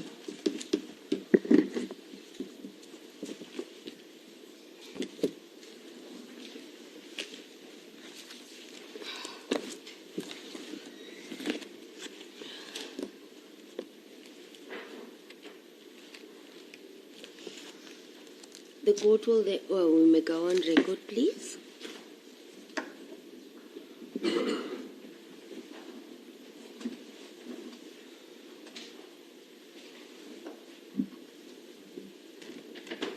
The court will continue with judgment, and at this point we were dealing with the evidence in chief by Colonel Mgwadleka for record purposes. He testified with regards to the marking on this particular firearm. One, the marking on the breech block did not correspond with the actual firearm CQ CN SPA 249-14. The witness testified the interchangeability between the parts and found that the parts were interchangeable. He testified that the models of firearms that start with DSG, their parts can be interchanged with the ones with serial numbers starting with CNSPA. Since at their premises there is a Colt AR-15 rifle available, he continued further. He found that the breech block of the Colt AR-14 rifle can also fit in any of the above firearms, being the DSG, including the CNSPA. Models. The witness explained that the marks that were used to make the identification are not part of the breech block. It is a part of the actual frame of the firearm. Therefore, the marks used to identify the cartridge case are not part of the breech block. The breech block would be, that is, the firing pin and the breech face in this instance were negative. In essence, the witness testified that based on what he examined and found, it was clear that the breech block of rifle CN SPA 249-14 was changed after it had been discharged the cartridge known as .223 Remington cartridge in this case. He added that it was changed before it was submitted to the laboratory. The witness testified that although the breech block had been changed, it did not affect the outcome of his findings, because despite the breech block not belonging to the said particular firearm, the firearm was working perfectly and he was still able to link the cartridge case that he had received with this particular firearm.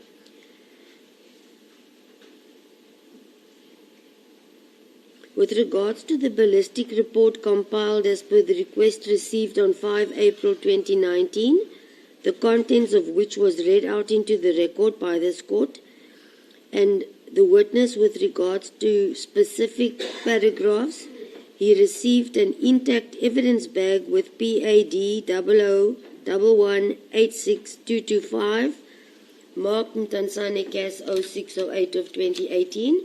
He opened the bag and found a sealed evidence bag with number FSC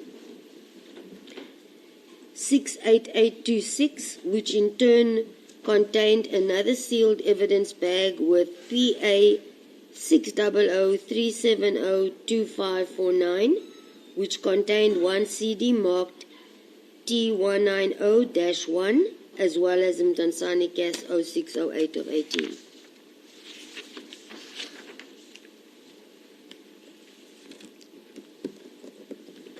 You also received one sealed evidence bag with number PA 600-370-2553, which contained the CD marked C19 and also in enhanced audio. One photo album marked with lab 40978/190/191. The intention and purpose of the examination was the interpretation of the crime scene. During the examination of the CDs and photo album, the following was observed. In the CD mentioned, he found two folders marked pistol and rifle, including still photos, as well as the section 213 subsection 1 and 2 statement in terms of Act 51 of 1977, compiled by Captain Kutsia from DPSI. In the CD, he found a folder marked Mtansane Cas 0608 of 2018, which contained three subfolders marked enhanced footage and still photos, which contained video footage and still photos. In the CD mentioned, he also found a folder marked enhanced audio, which contained a subfolder marked T190-2, which in turn contained video footage. In photo album mentioned, he found 24 photos marked picture 1 up to 24. After completing the examination of all the above, he testified he was not able to determine the identity of the person as well as the object the person was carrying, since he is not trained in video footage and audio analysis. He viewed the video footage but also could not do any analysis as he is not trained to do so. Keep in mind that this specific request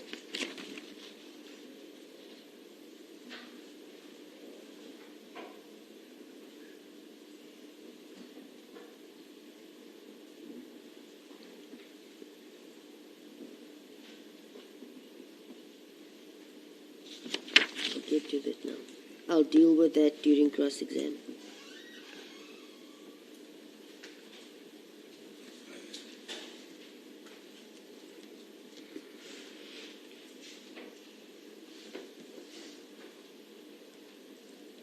The witness confirmed that the cartridge in question was with him in court and he was requested to produce the said cartridge. He testified that it is the cartridge he had received on 3 August 2018, the number depicted thereon that was produced in court being the lab number used for this case, file docket 282270 capital A bracket 1. He also testified that it's marked with alphabetical numbers. I'll spell in capital REM .223, meaning a .223 Remington cartridge case. He also explained that a bullet differs from a cartridge case and a bullet is what is referred to as a projectile.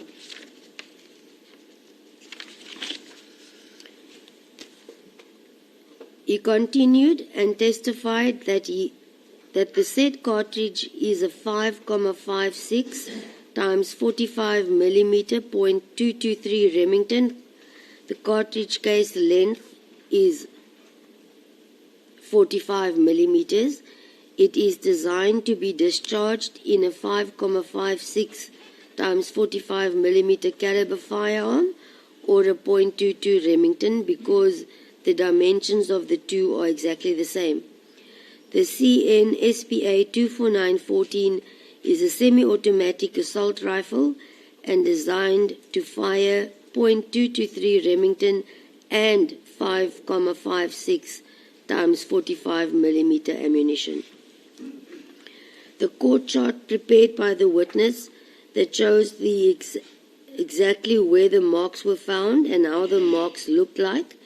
He explained on each page of the court chart appears two images, the straight line in the middle of the images going down, therefore one on the left and one on the right page or side of the page depicts images. He placed the exhibit cartridge case on the comparison microscope, which he had received on the left of the object. Thereafter, he placed the test, which he fired using that particular firearm, on the comparison microscope. Then he was able to compare and to do a comparison between the two. The court chart depicts different areas around the neck where he found marks that would be linked to the particular firearm.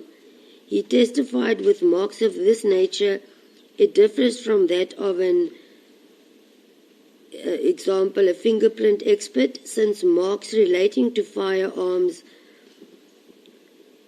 one may find a nicely identifiable mark. However, all other marks must orientate with that particular mark, especially if you find one mark. However, in this case, he found different marks around the neck, and all other marks must or is subjected to the orientation process. The witness explained that if you find this mark on the neck, as he had mentioned, then when you flip up, and I quote the terminology, when you flip up, since when being checked they are slightly on a horizontal platform, but when one flips them up to a vertical platform position, all the other marks that you will see on this side must exactly be in the same position on the other side as well. Then that is orientation. In the particular case, with regards to the particular matter, he had found different marks on the same neck area. He explained that whilst rolling the neck, the cartridge we see was on a horizontal position, both of them.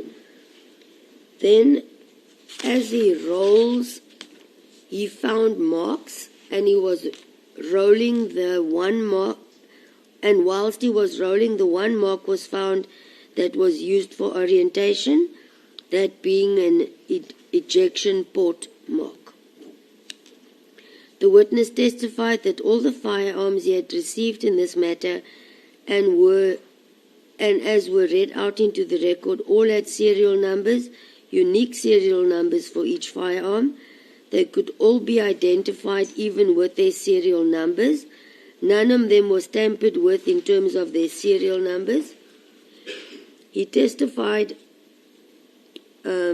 based on questions by court, that a Z88 9mm pistol or a Glock normally carries 15 rounds, but when one has one up, I assume one in the chamber already, it can carry 16 bullets.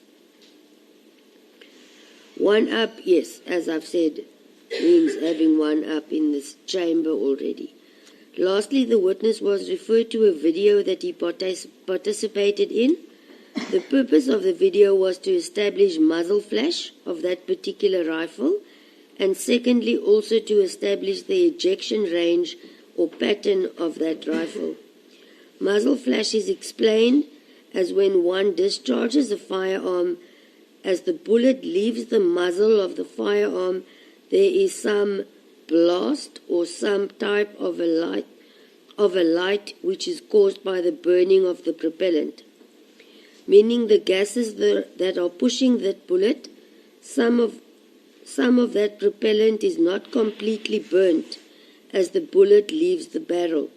So as that bullet leaves the barrel, then those propellant is still burning gases, and that is the visible light that is created within the vicinity in the barrel as the bullet leaves the muzzle, which I will then assume or not assume.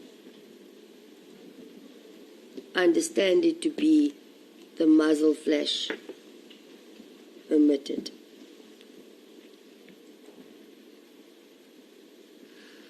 With regards to the ejection pattern, the primary aim is to determine how far and which direction does a particular firearm throw the empty cartridge to. The video clip was viewed in court, being Colonel Mgwadleka, wherein he uses the very same firearm provided to him, which is a Norinco model CQ with serial number CA SPA 24914. The purpose is to shoot into the air. However, as seen in the video, they had made a backdrop since it is not allowed to shoot into the air. Therefore, in this instance, the backdrop will stop the bullet that will be fired.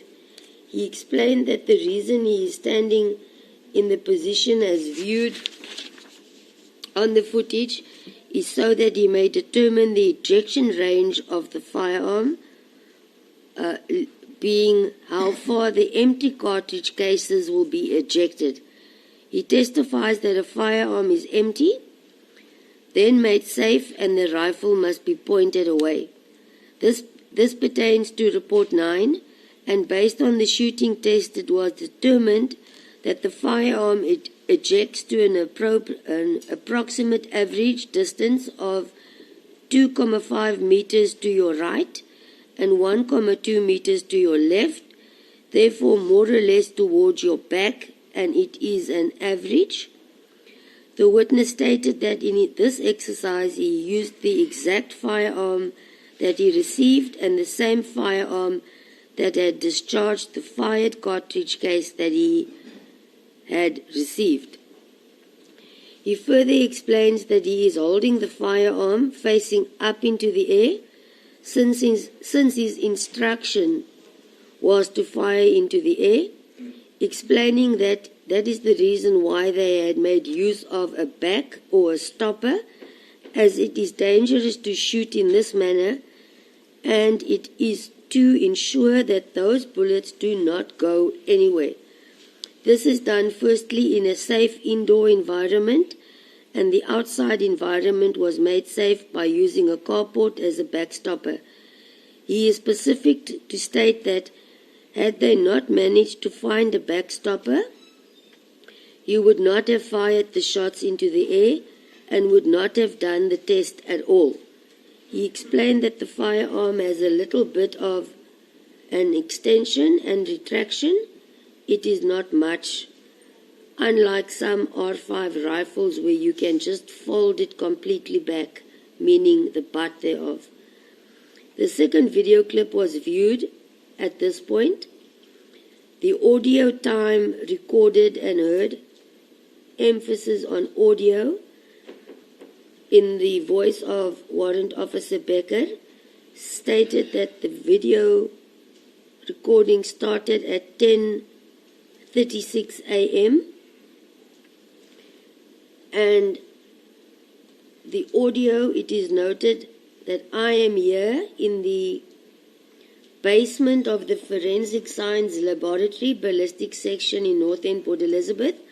I am making the recording on a Sony Handycam at a distance of 2.3 meters from the shooter. Then he says, "Thank you, Colonel," handing to him. Colonel Mgwadleka then places on audio record, "I am Lieutenant Colonel Mgwadleka from the Ballistic section. We are doing tests with the purpose of recording the muzzle flash. I will be shooting in the backdropper here which is safe place that we use in our shooting range.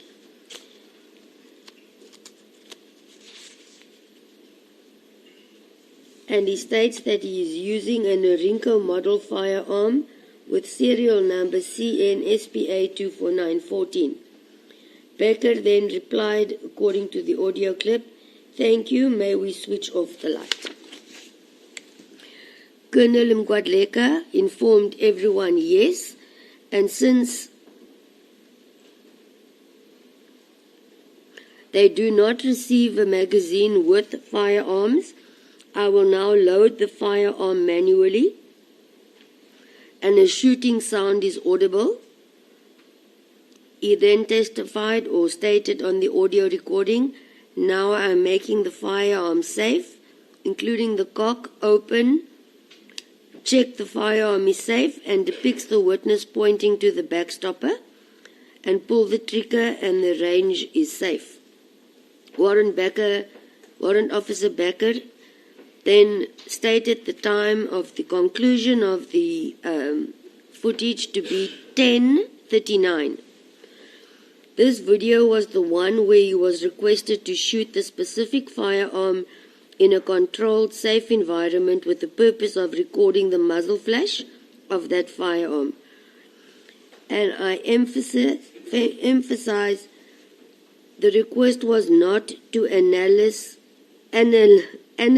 the muzzle flash, but merely to record the muzzle flash. At this point of the proceedings, the firearm, being CNSPA 24914, was brought into court in a sealed evidence bag, which was cleared by SAPS present at court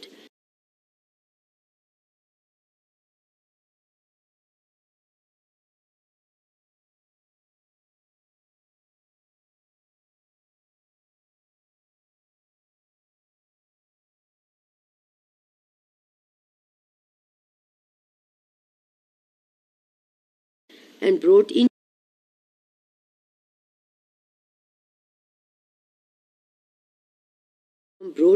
court with the above exhibit and serial numbers is indeed a semi-automatic rifle bearing serial number CNSPA 24914. He is also confident that it is the firearm that matched the cartridge case in question, and as per his evidence on record.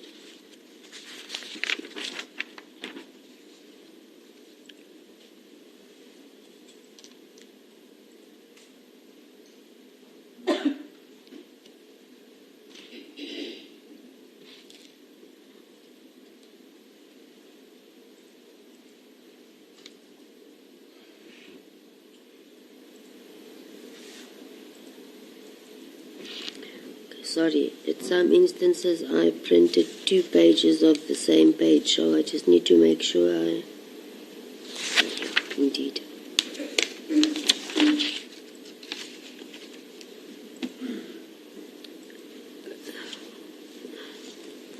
We will now start by the cross-examination by Advocate Holders on behalf of Accused 1.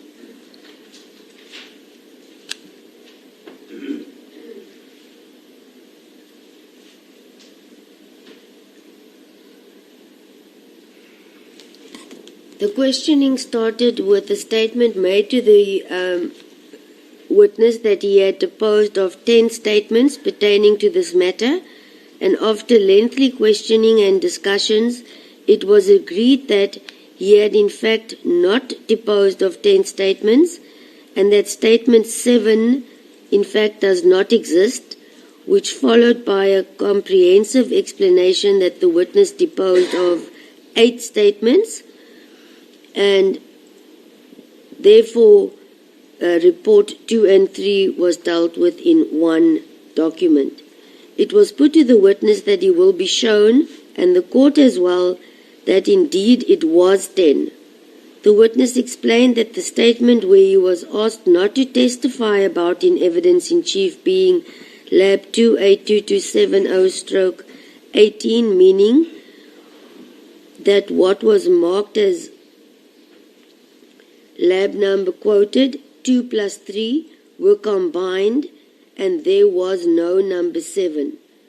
The witness was referred to his first statement dated 3 August 2018, signed by him on the date already placed on record, and it was confirmed by the witness. The next statement was number 2 and 3, And as he had told the court, which was also confirmed by the witness, the start date being 13th August, paragraph at page 9 of the statement signed 6 August 2018, which the witness confirmed was correct. The next statement being lab number as stated 282270/18, mark number 4, but in fact being the third statement covering the period from 18 August to 24 August, being an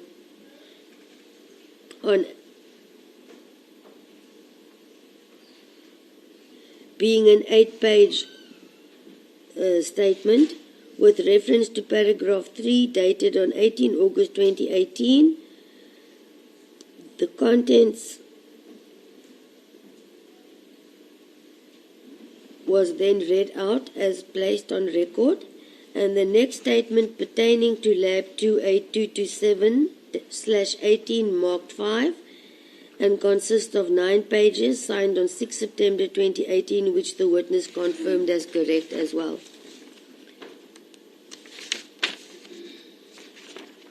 The next statement pertains to the same lab number, marked as number 6, containing 5 pages and deals with 7 November 2018, which the witness confirmed. It was then put to the witness that the next statement does not have a number at the top right-hand corner and consists of 5 pages and deals with the date 7 November 2018, being the same date as the previous one. The witness testified that no, it is the same statement as handed before, being number 6, to which the defense then conceded that indeed there were 2 number 6 and that the 6 was handwritten on the report. It was then placed on record by the defense that indeed it is then correct and agreed that there is no lab number or report number 7. The next statement being lab number marked report number 8, covering the period 5 to 8 April 2019, with reference to paragraph 3 signed by the witness and the oath taken on the 8th of April, to which the witness replied was correct. The next statement being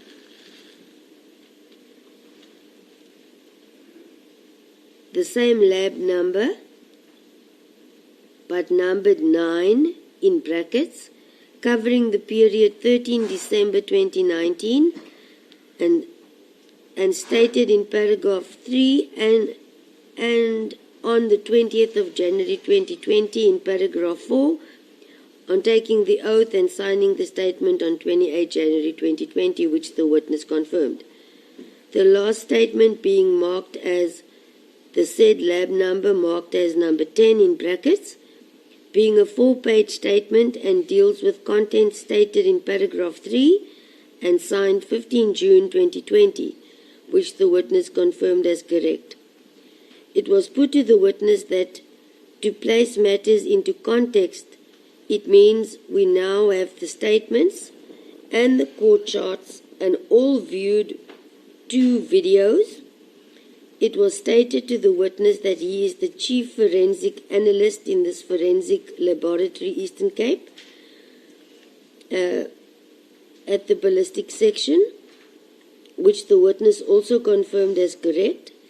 The witness confirmed that being the highest ranking official or the lowest ranking official, the chain of custody must be observed and the protocol followed, which the witness also confirmed as correct.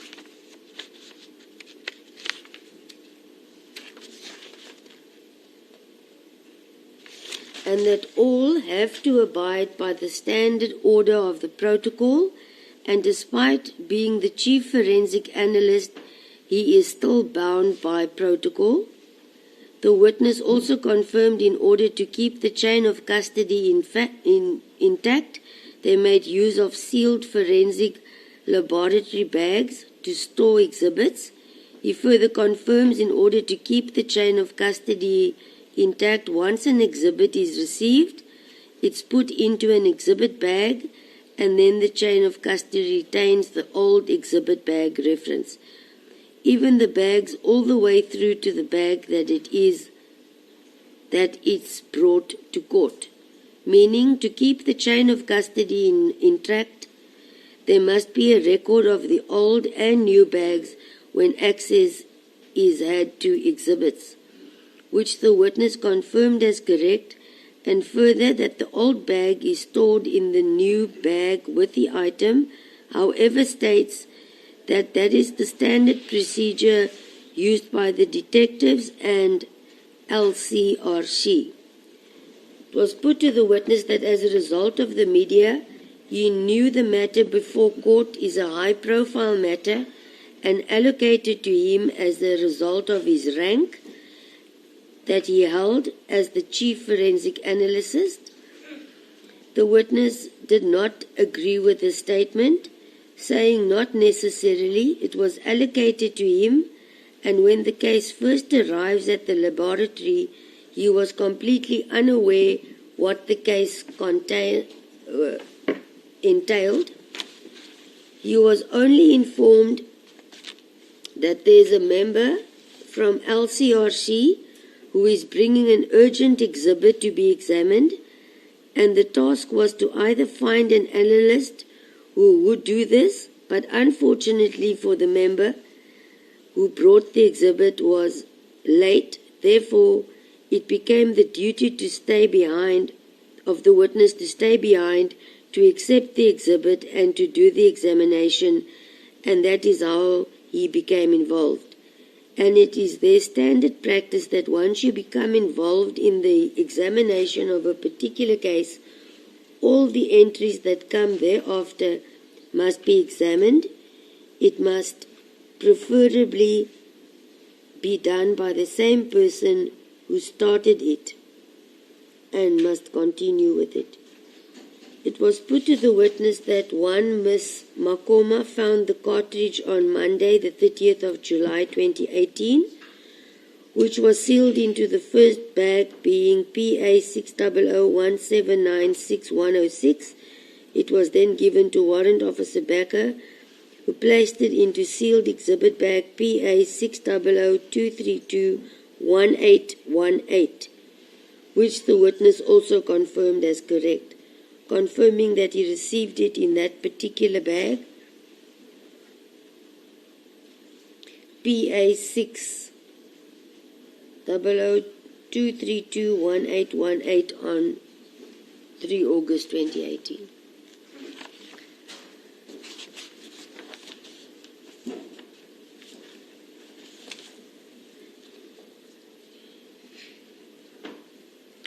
It was then put to the witness that he then examined the exhibit and thereafter placed it in a different bag on 6 August 2018, being PA 600601582K, as stated in paragraph 1.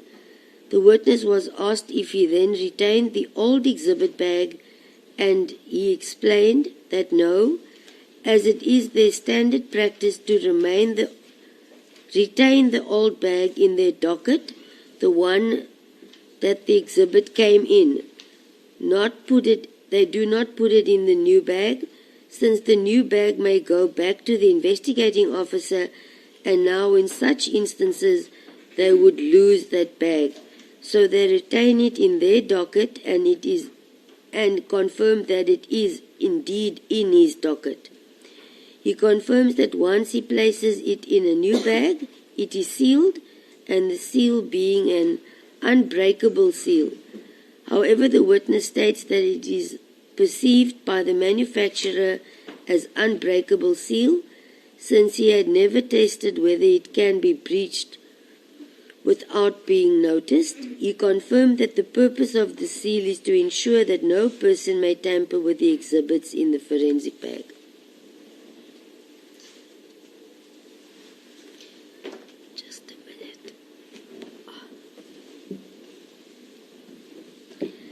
The witness was then referred to paragraph 7.1 of the report dated 6 August 2018 and the exhibits mentioned in 3.1 under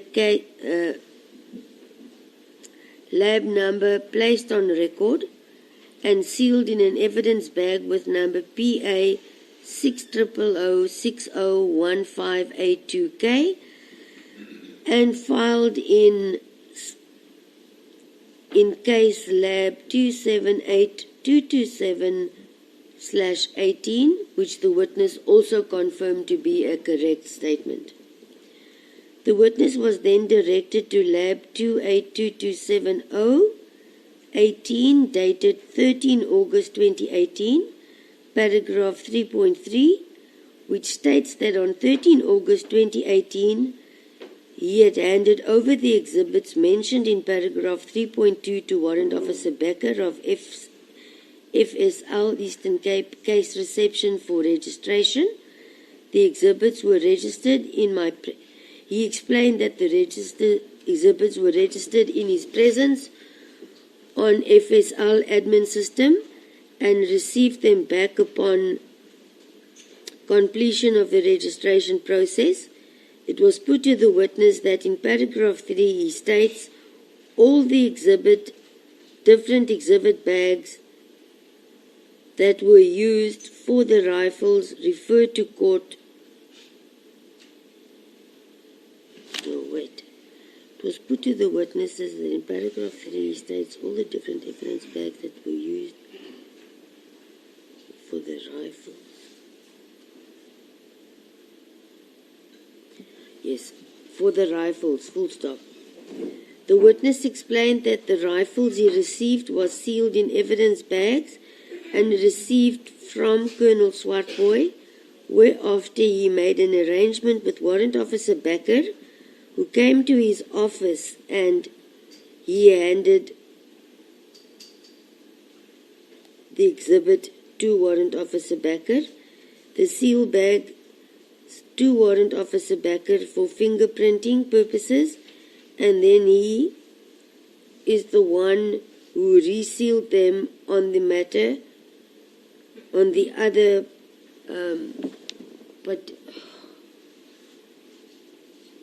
particular bags. I have in the reports made cross-reference to those exhibits and the resealed exhibit numbers. I am not going to repeat them at this stage.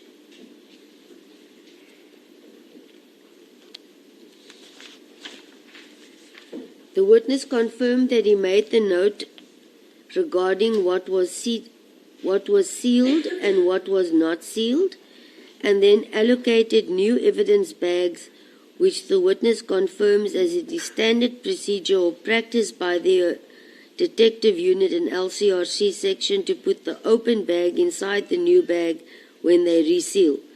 After conducting the fingerprint examination, he places the bag that he opened inside the new seal bag, hence he also mentioned them.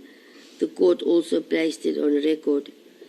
The defense referred the witness to statement with lab 282270/18, seal evidence bag intact with number PA 600601582K. He opened the bag and found the following exhibits.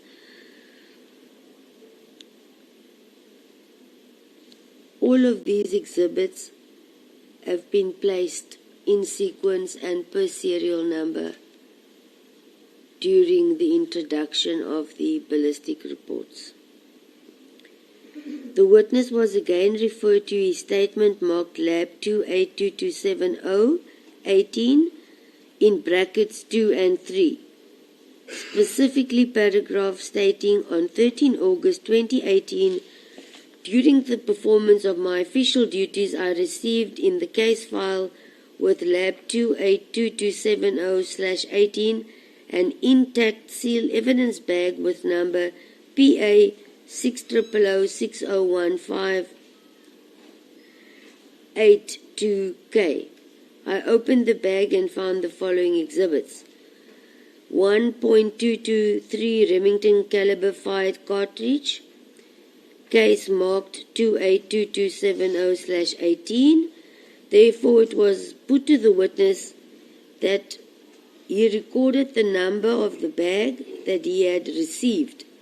The witness disagreed with the statement, and ultimately the defense and the witness agreed that the particular bag, as stated in the first statement after examination of that cartridge case, was sealed in the particular bag which he filed in his case file, being PA 600-61582K, which the defense and the witness agrees that it ties in with the previous statement, and it is therefore still intact as the witness had sealed it and the numbers recorded all correspond.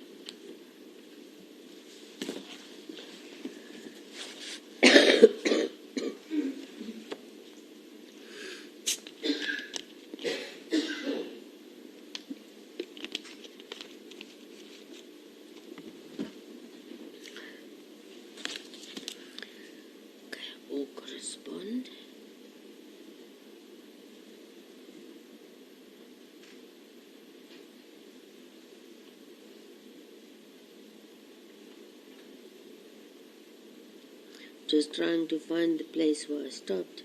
Okay. Advocate Holders asked the witness that one aspect which does not make sense and he requires clarity on it is that the witness opened the bag as per his statement and resealed it. The witness explained that indeed, and when reference is made to paragraph 13.4 on the 24th of August 2018, the exhibits and tests mentioned in paragraph 5.1 and 9.2 were marked, and that the cartridge case also appears there. These reference numbers, etc., were already placed on record by court, reflecting the cross seal numbers. The witness confirmed the statement made by the defense that as per paragraph 13.4, the cartridge and 32 other items which was sealed in evidence bag PA 60006015680, being 45 in total, meaning the said cartridge in question was sealed with 44 other cartridges.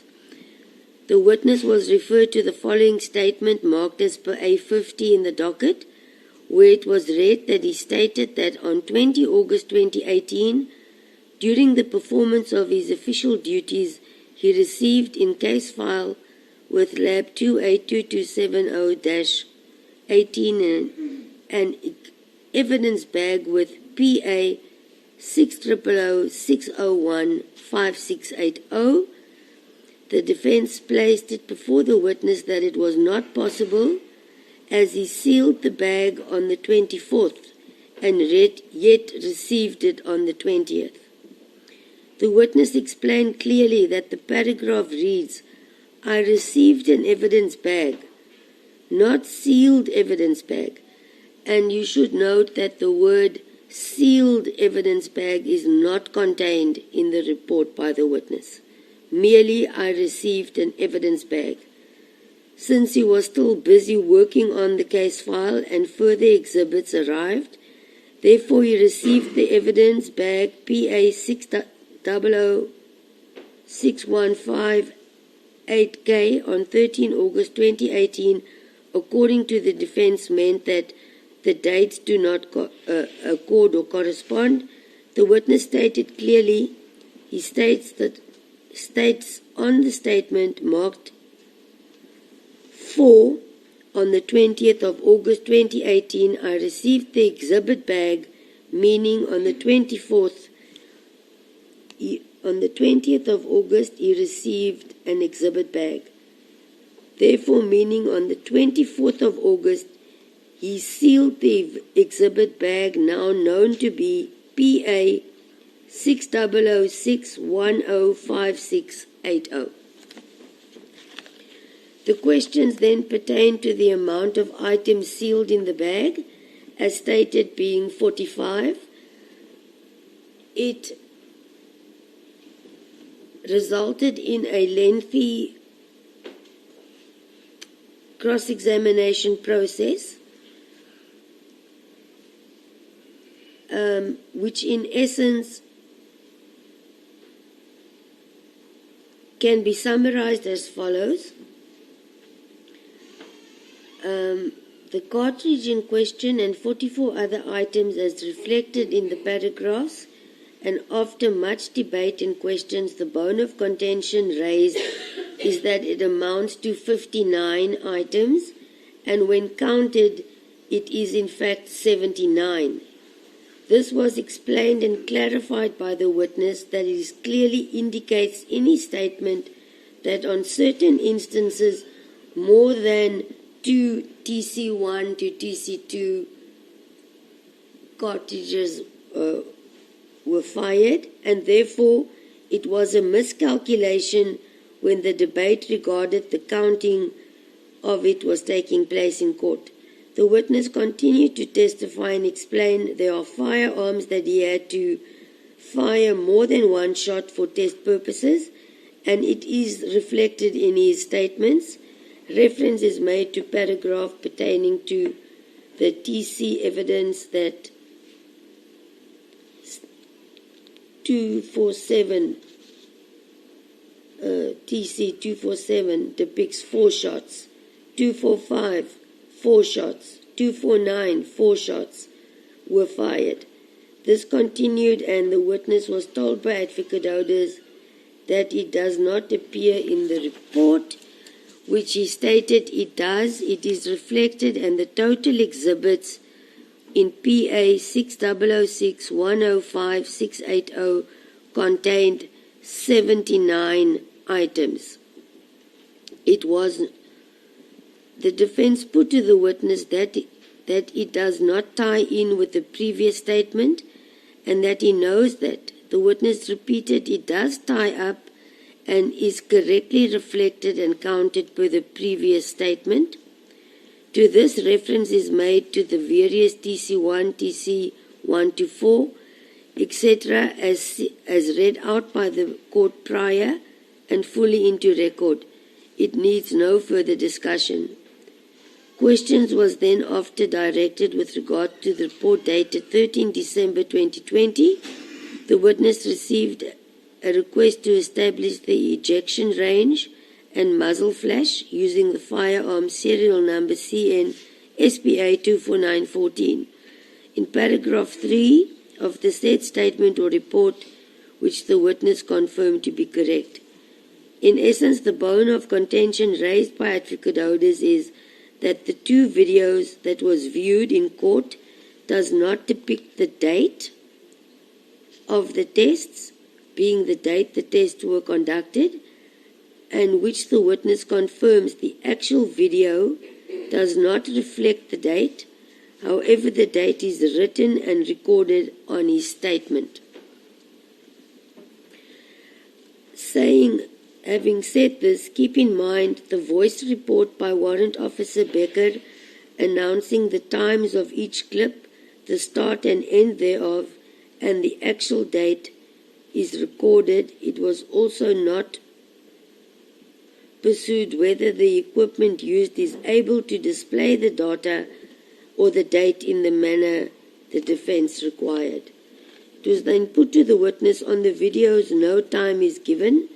The court feels obliged to state the very obvious at this point, being the time was on the audio of the video viewed in court. And as per the report drafted in that regard and the contents placed on record, therefore the court will not dwell any further on this aspect. The witness confirmed that the actual video itself does not depict the date. The times are announced during the test, meaning the date is not visible on the footage itself, and the witness replied by saying that it is not depicted. However, the audio is clear and the time is announced by him as heard in court. It was further put to the witness that tests of this nature must be conducted on a ground surface that is marked out, and the witness confirmed the area was marked out and that he pointed out on the video where he is standing. Further questions followed. However, it should be noted that the measurements were recorded in paragraph mentioned in this statement, measurements being an average distance of 2,5 meters to the right and the average of 1,2 meters to the back of the shooter. Issue was then taken regarding the fact that photos were not provided of the video that was viewed. Further, that it is not possible to make a scientific finding without showing how the conclusion was arrived at. The witness explained he does have CDs with him in court wherein all is visible. Even the tape measure that was used is depicted in the CD. The defense put it to the witness that it is the trend of the witness to arrive at conclusions in all his reports without explaining how the conclusion was made, and the witness disagreed with the statement made to him.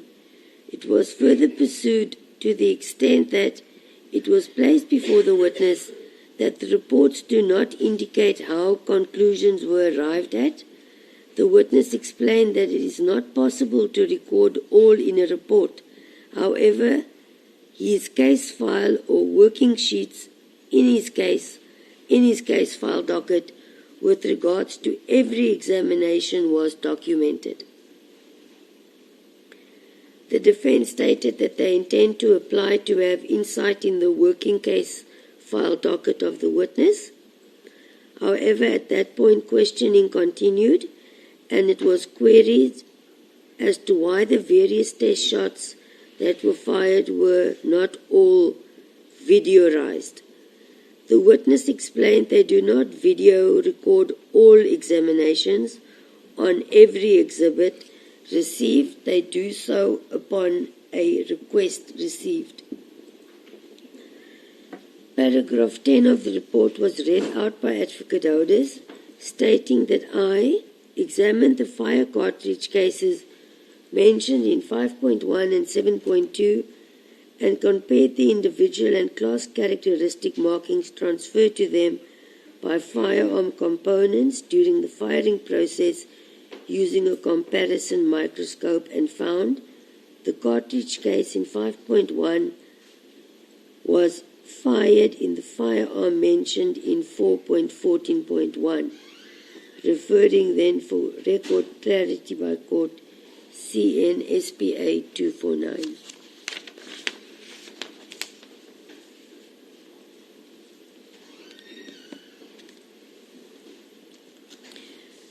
The question based on the content read out was, in fact, that the report does not explain what tests were conducted to come to that conclusion. The witness replied that if the paragraph is read correctly, it reflects he examined the cartridge and compared the individual class characteristics as well as individual markings transferred to them by firearm components during the firing process, and he used a comparison microscope to do so, and by using the said microscope found the marks. Advocate Houders asked the witness whether that means that the individual fired cartridge cases were placed under a microscope and compared each and every one of them to one another. To this the witness explained, since it was one exhibit cartridge case, it was placed and compared to the tests that he fired using all 40 firearms which he received in this particular case. Further, it is explained in the worksheets contained in his case file docket, including the type of marks that were used to identify. Questions at this point were directed at the evidence of the witness that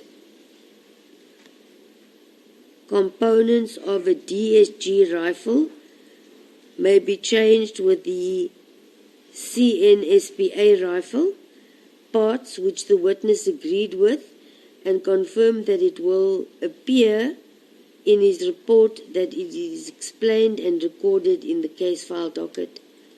The witness confirmed that the breech block of the fire of the rifle was changed after the rifle had fired the shots, but before it had been submitted for testing, and that it will not appear in his report.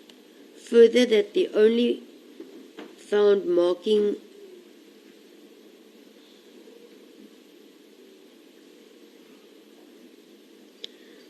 on the neck, and no similar markings were found on the rest of the cartridge. He, however, explained that the neck and the neck chamber area is where marks were found. That is also contained in his working case docket. At this point of the proceedings, the witness obtained the required permission from the commander, and the defense was allowed to process or to access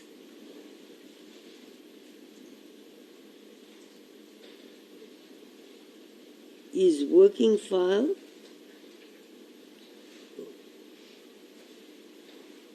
with the proviso that he must be present and that no aspect of contact regarding the case file docket may leave his sight. This was agreed to by all parties.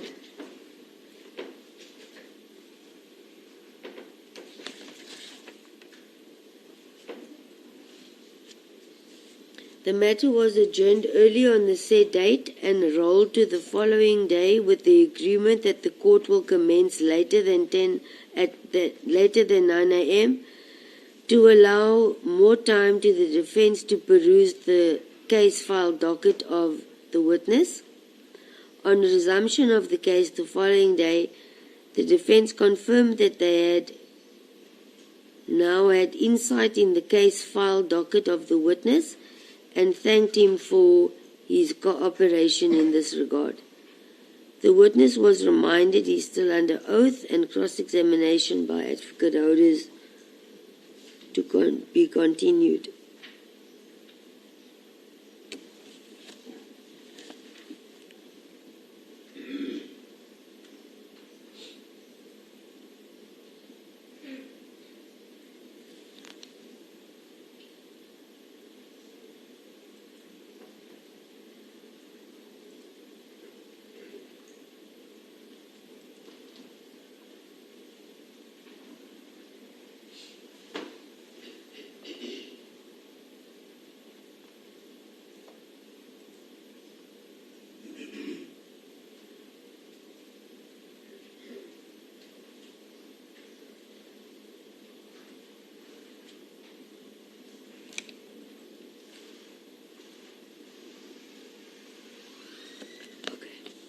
The witness was then directed to paragraphs 5.2.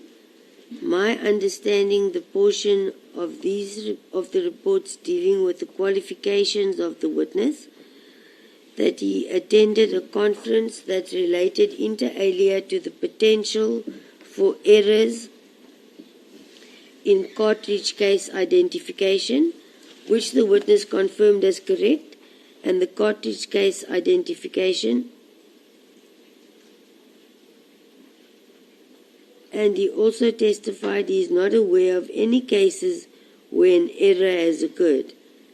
And as he was previously asked by the defense, he had been involved in excess of 4,470, if memory serves me well, ballistic examinations personally. Sorry, I'm not sure. Can everyone in the gallery hear me? Because if I look up and down, there's a glare. So I'm looking down, but I'm not sure if I'm loud enough. The indication I received is so noted. Just a second.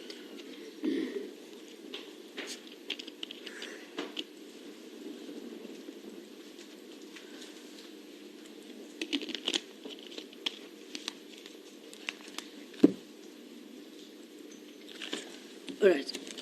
On dealing with the said paragraph, that he attended a conference that related inter alia to the potential for errors in cartridge case identification, which the witness confirmed as correct, and testified he is not aware of any cases where any error has occurred, and he was previously asked by the defense as to how many cases he had done personally to date. The fact that the magazine, according to the witness, also carries or causes damage or marks on a cartridge was then pursued and put to the witness, to which he agreed. With regards to the cartridge in question, the defense embarked on questions whether there were any visible magazine marks on the particular cartridge in question that was found.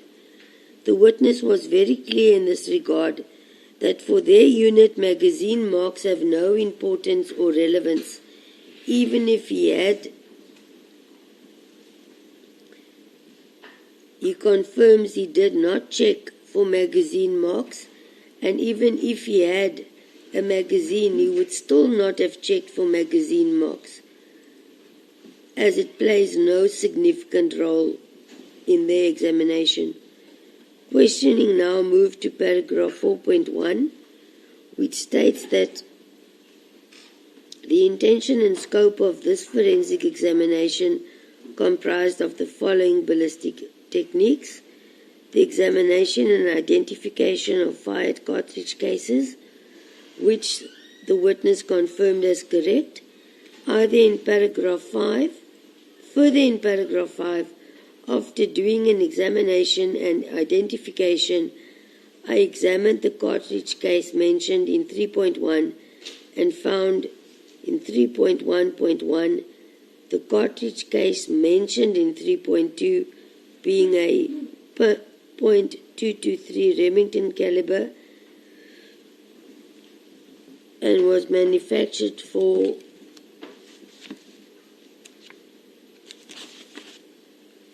or designed to be fired by centerfire ammunition, and 5.2 also found.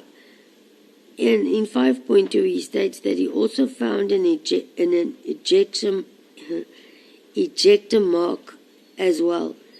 It was asked from the witness if it should not be, if he found an ejection port mark on the cartridge case, that it should be mentioned in paragraph 3.1, which are consistent with the marks produced by semi-automatic and on full automatic.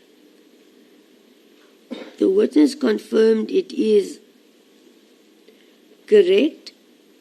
He confirmed that he saw that the particular cartridge had an ejector mark as well as an ejection port mark. The questions commenced regarding the IBS system, meaning, as explained by the witness, the integrated ballistic identification system.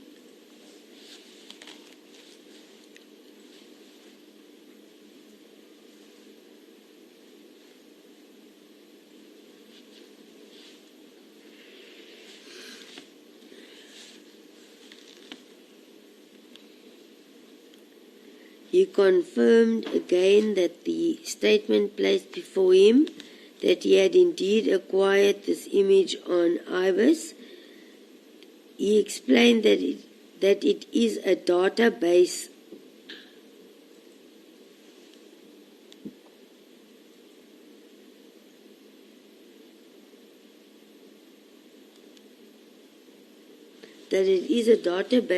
of specimens in the form of fired cartridge cases and fired bullets, be it an exhibit that has been received from a crime scene or a test which he has fired with a particular firearm, that he received to test the image is acquired.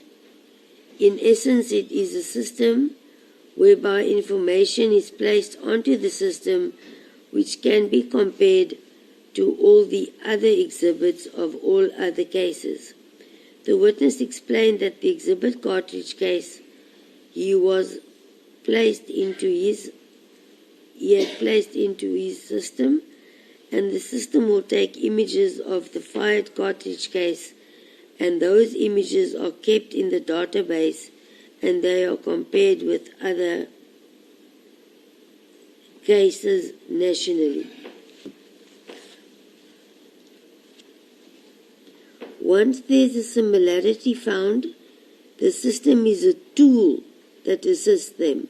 However, they have a further requirement that they physically have to confirm what is called or regarded to be as, I quote, a hit, and it is called that a hit once the two stages have been complied with, therefore being a match on IBIS and a physical examination by the examiner of the exhibit.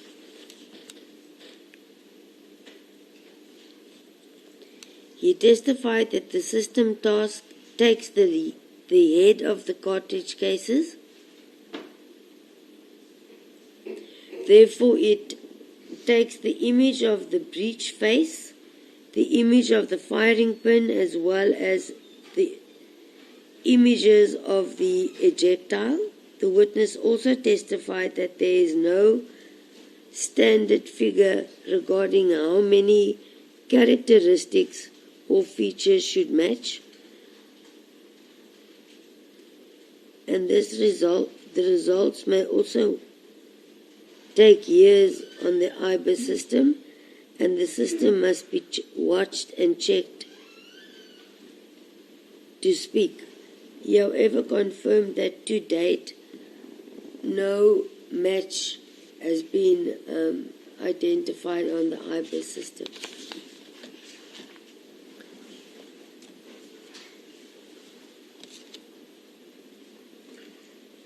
Questions now return to the statement or report marked with the relevant lab number marked 2 and 3.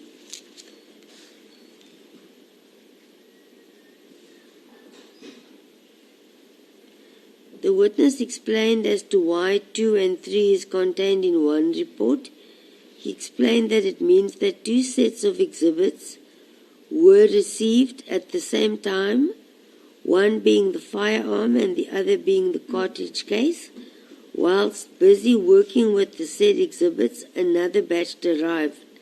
Therefore, it was marked as 2 plus 3.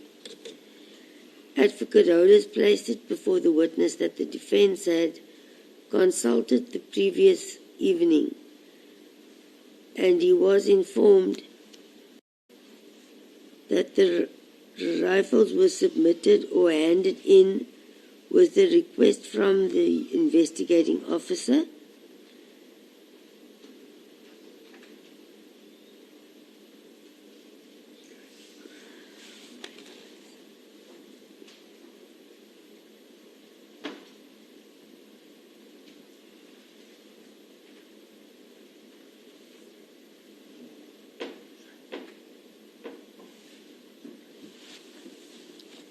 The defense continued to obtain clarity and stated that as 5 live rounds that the defense is referring to, or the defense is referring to 5 live rounds,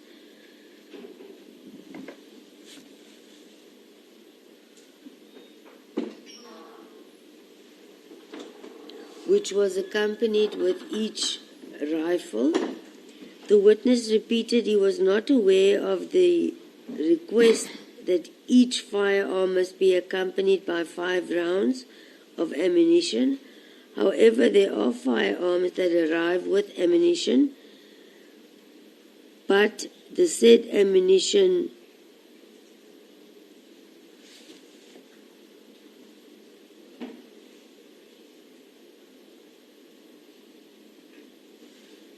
fired are firearms that arrived with ammunition, but that not in the amount or manner as what is being placed before the witness in court.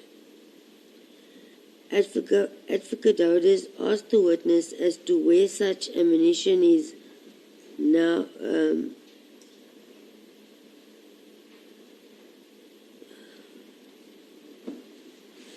let me do this. Maybe it will help me more.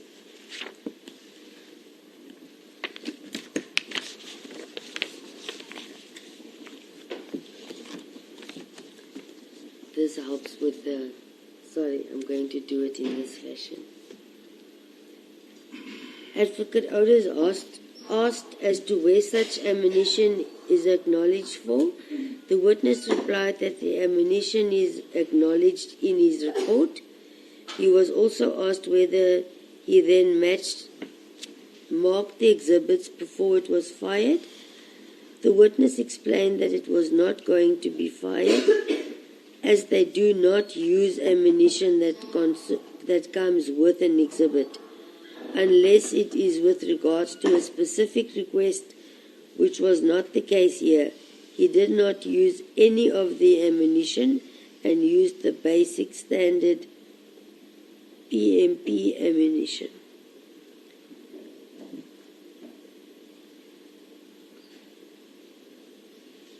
The witnesses agreed with the statement by Advocate Ouders that the report and the various paragraphs pertaining to exhibits mentioned in paragraph 3.2, 4.1, 4.11 and 4.12 and evidence bag PAR 000473034 and the contents thereof being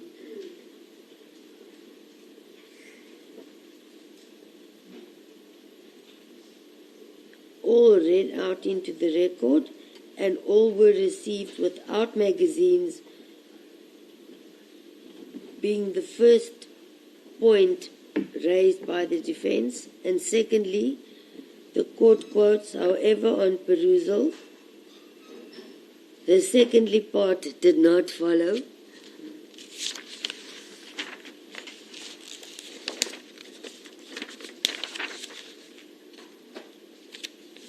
And continued as follows. It was put to the witness that it is a pattern that is followed in that they open a bag. In the bag there is a rifle without a magazine and the previous forensic bag inside with it.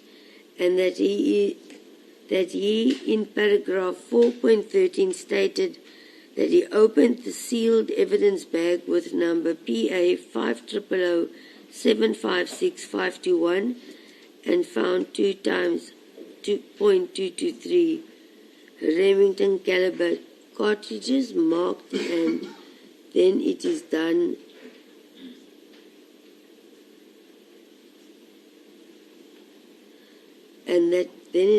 with the cartridges. That being marked, the witness confirmed it is correct.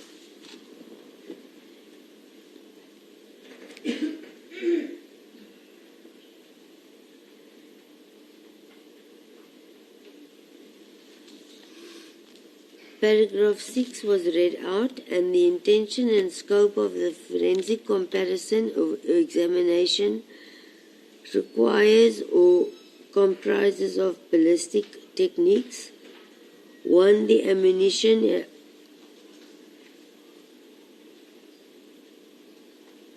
1 being the ammunition,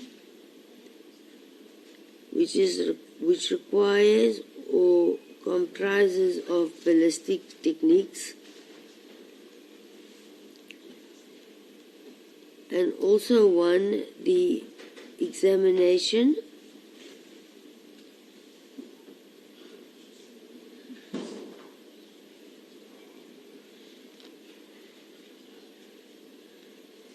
and identification of ammunition, and secondly to the microscope. Individualization is a fired cartridge case, and there firearm technicians exam.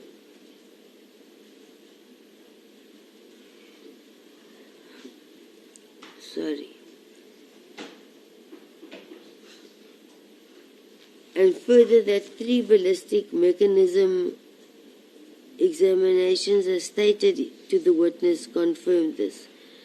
Paragraph 7, I examined the cartridge mentioned in paragraph 4 and found the cartridges were manufactured or designed to be fired by centerfire firearm, and he examined cartridge mentioned in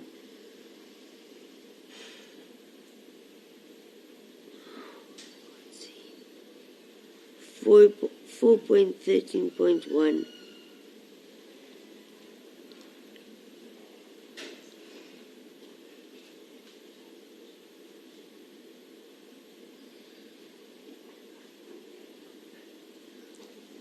And it was further marked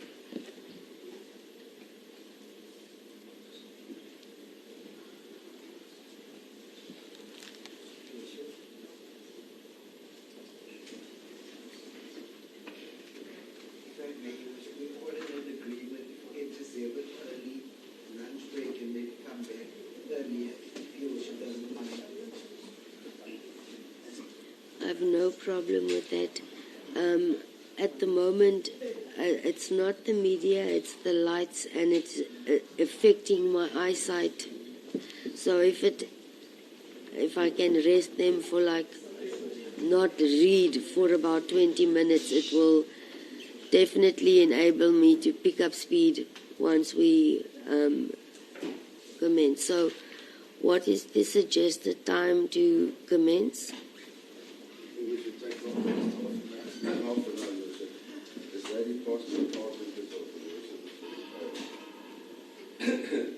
I'm very pale. It's only because of the strain on my eyes and the lights here. Okay, so let us say it's 10 to 1 by the time all agrees. Can we say 1:30 we will be ready in court to proceed? Thank you. I'll rest my eyes.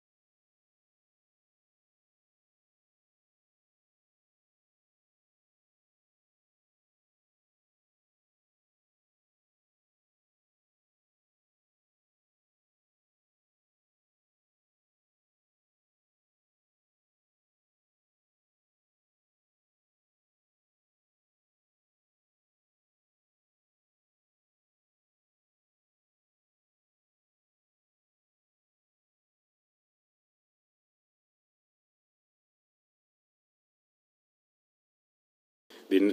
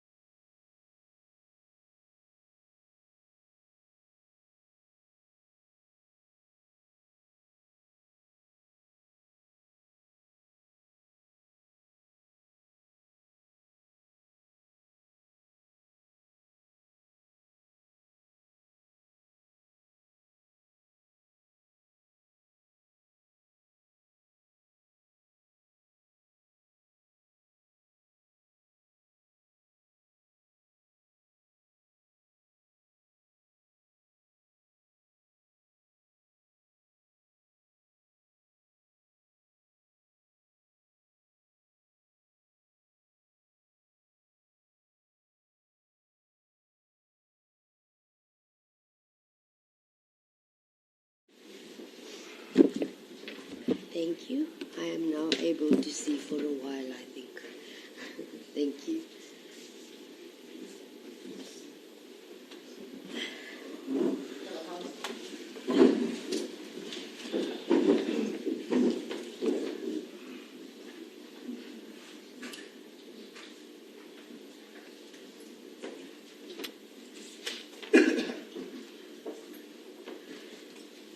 All right, we may go back on record.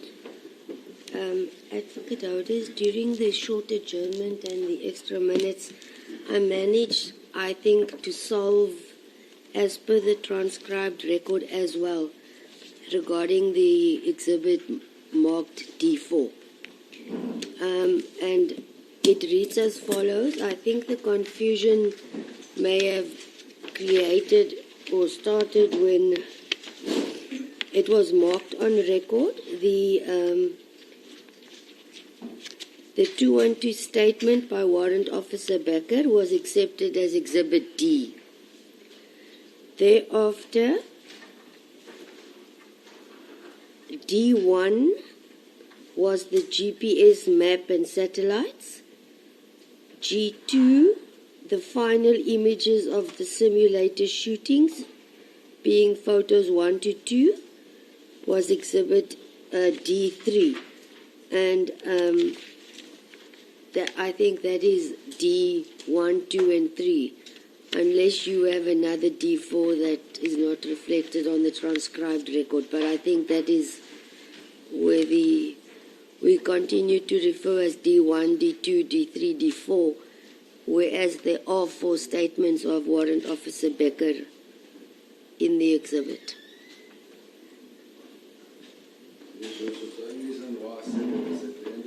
Yes. Yes, so I just wanted to state what I've read on the record, and if that is then acceptable to everyone. Advocate Caesar, acceptable? Is it? Advocate Matthews? Thank you.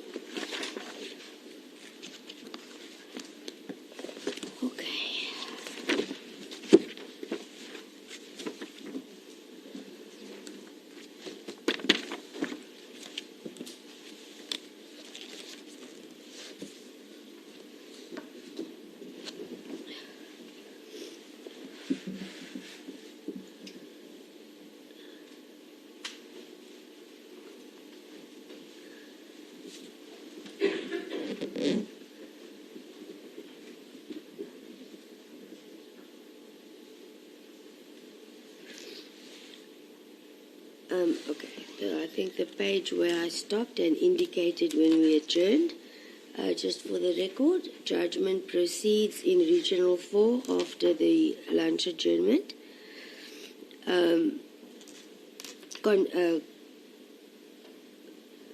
Cross-examination continued then by Advocate Holders of Colonel Mgwadleka, and it was put to the witness that it is a pattern that is followed in that they open a bag. In the bag there's a rifle without a magazine and the previous forensic bag inside with it, and that he, in photograph 4.13, state that he opened sealed... Oh, I've dealt with that part. No, the sealed open bag. Sorry.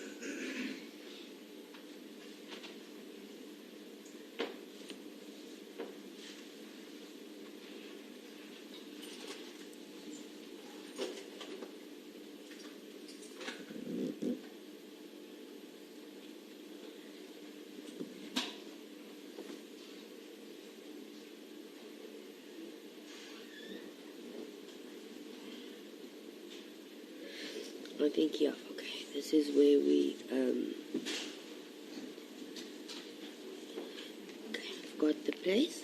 Then on continuation, the witness confirmed that all of the above submissions placed before him by Advocate Holders is correct, and it was put to the witness. He then examined and tested the mechanisms of the other assault rifles and found them to be self-loading, and the paragraph and contents read out into the record by Advocate Holders, which the witness confirmed as correct.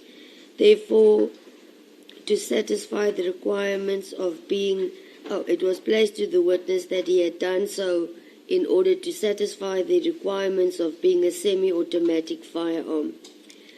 That aspect was not confirmed, but in essence amounts to the same. It was then further put to the witness that the examined cartridge cases in 5.1 and paragraph 9.2 compared the individual and class characteristic markings transferred to them by firearm components during the firing process using a comparison microscope, and found that the cartridge mentioned in 5.1 was not fired in any of those firearms, and the witness also agreed with that statement. Paragraph 12, the conclusions arrived at were based on facts established by means of examination and process which requires knowledge and skill in forensic ballistics, and in paragraph 13 it is explained as to how the exhibits were sealed and disposed of. I do not deem it necessary to repeat that process. It was further in paragraph 13 stated, with the process which the witness followed with regards to each exhibit and how it was sealed, referring to 13.4, 20 August for the exhibits and tests mentioned in 5.1 and 5 and 9.2, refers to 117 TC1 and sealed in evidence bag PA 60006015680. The witness confirmed the above correct as well. The witness was asked to explain what it means when he refers to the word test in the above paragraph, and he explained it is the test cartridges cases, not actual cartridges, that he is referring to. The following report was now the point of departure, being the fourth report, and emphasis was placed that the same procedure was followed, being that the witness had received exhibits from Colonel Swartboy and sent them to be examined for fingerprints by Warrant Officer Becker. The witness explained again that the exhibits never left his office. Warrant Officer Becker conducted the fingerprint comparison at his office and explained that in effect the exhibit never left his office, or it was put to the witness then that even with the second batch of firearms received, it was received with ammunition, as placed on record earlier. The witness testified that with the second batch of firearms there were no ammunition that was sent with them, and it proceeds to report 5, and it refers to the third batch of firearms, and it was put to the witness that this batch was also sent with 5 live rounds of ammunition per firearm.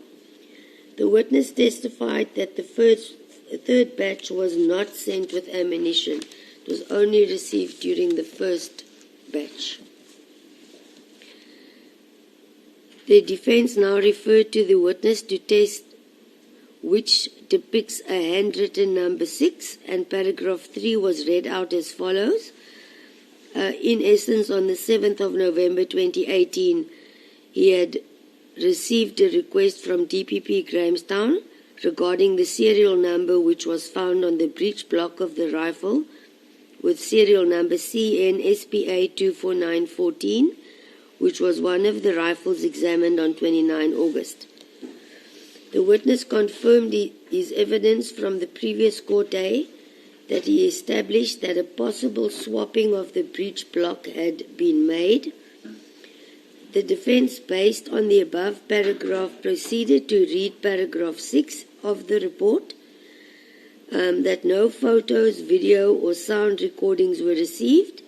It is on record, however, the following is noted. Advocate Holders continued to read that it states as follows, and therefore I cannot give an opinion. Furthermore, Even if I had received the sound audio recording, I would not be able to analyze it because we do not have sound analysis equipment and the training therefore. The witness explained there was a request to analyze the photos and videos. This was a new request that he received regarding the number found on the serial number and the breech block, with the request to analyze photos and videos. But at that stage, when he received back the firearm, there were no photos or videos present. Advocate Hodis put to the witness that he received instructions that what the witness refers to as a breech block is more commonly referred to as a bolt carrier, or if there's a difference between the two, to which the witness replied, there is, I quote, no much difference. It was further put to the witness that he was instructed to put to the witness that the bolt carrier is the item that holds the round or cartridge at the back, which was corrected to mean at the side, so it would only have an effect on the back of the cartridge, and again corrected to mean on the side of the cartridge. Further statement to the witness was that at the head you have a projectile. At the back you have the head stamp. So at the back it only has an impact on the back where the head stamp is. Is that correct? The witness confirmed that indeed that was a correct statement. The witness was then asked that if a bolt carrier is changed accidentally or for any purpose, it won't have any effect on the ejection port marks. To this statement, the witness replied that sometimes it does. One may find that the ejection port mark has got some individuality that one can link. However, in terms of orientation, the ejection port mark won't have an effect because the cartridge will still be ejected in the same way, even if it was a different bolt carrier or breech block.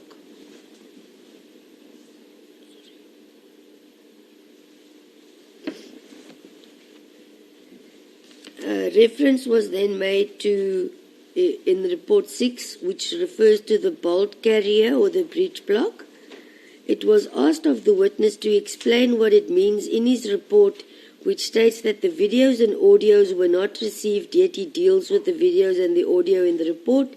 The witness explained that, as indicated in report 2, that no photos or videos were received. Therefore, the entry number 7 ceased to exist because it would have accommodated the photos and videos. Then entry number 8. Now the CDs were submitted. Then when the case is re-registered again, and it becomes entry number 8. The defense pursued this issue as to why, despite having no training or equipment to analyze the items, being the CDs and photo album, the following conclusion was made.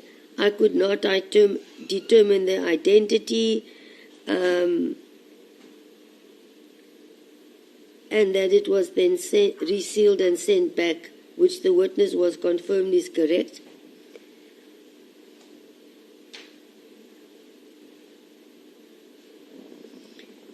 Report 9,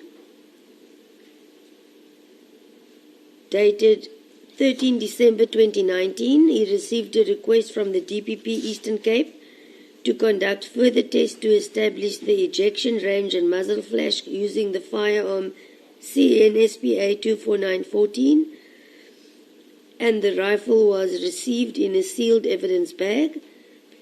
Paragraph number 5 was read out into the record, and the witness confirmed it is correct, and with the defense referring to the word reconstruction, the witness testified that he has a different understanding in the sense that it sounds as if he was redoing something that was already there.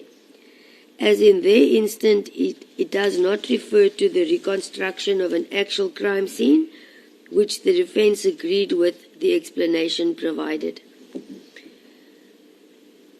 On resumption, after the lunch adjournment, questions pertaining or regarding the ejection range continued, and it is not needed to repeat at this time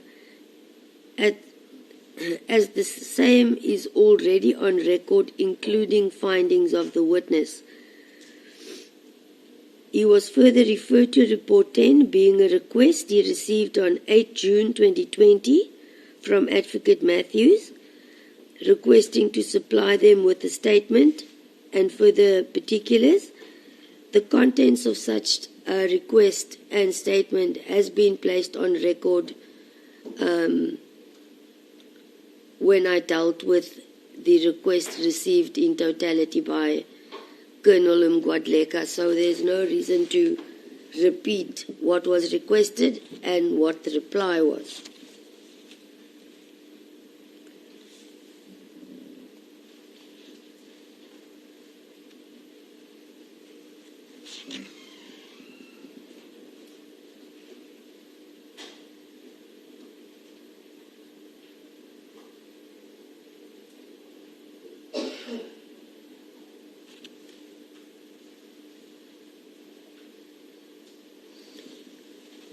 In paragraph 5, dated 23 August 2018, the cartridge case mentioned in paragraph 3 was compared with tests that were fired using the firearms received on 28 August 2018, which the firearm with serial number CNSPA 24914 was amongst them, using a comparison microscope onto which the exhibit cartridge case was placed on one side and a different test on the other side, and all the marks were viewed simultaneously. The witness confirmed the above as correct as well. Further, that the witness then states that class and individual characteristics were observed and identification was made in different areas of the neck of both the exhibit cartridge case and the tests from other firearms has been placed on record, and also that the results of his examination was confirmed by 2 senior analysts at the said unit, and it was signed 15 June 2020. And it was at this point then put to the witness that certain aspects will now be put to him regarding the analysis. Firstly, whether the witness agreed to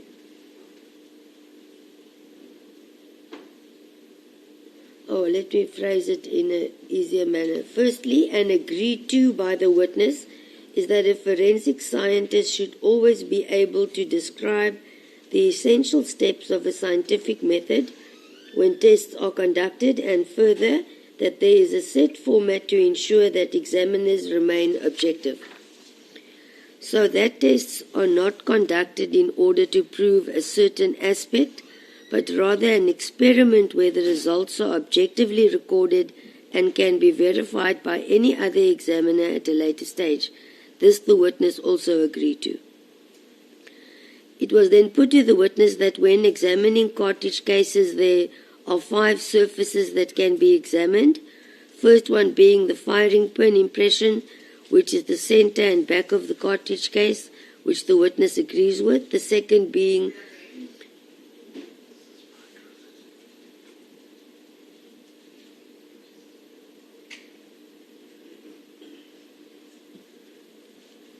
I think I've mentioned this before we adjourned for the short lunch adjournment. Check that your phones are off on silent.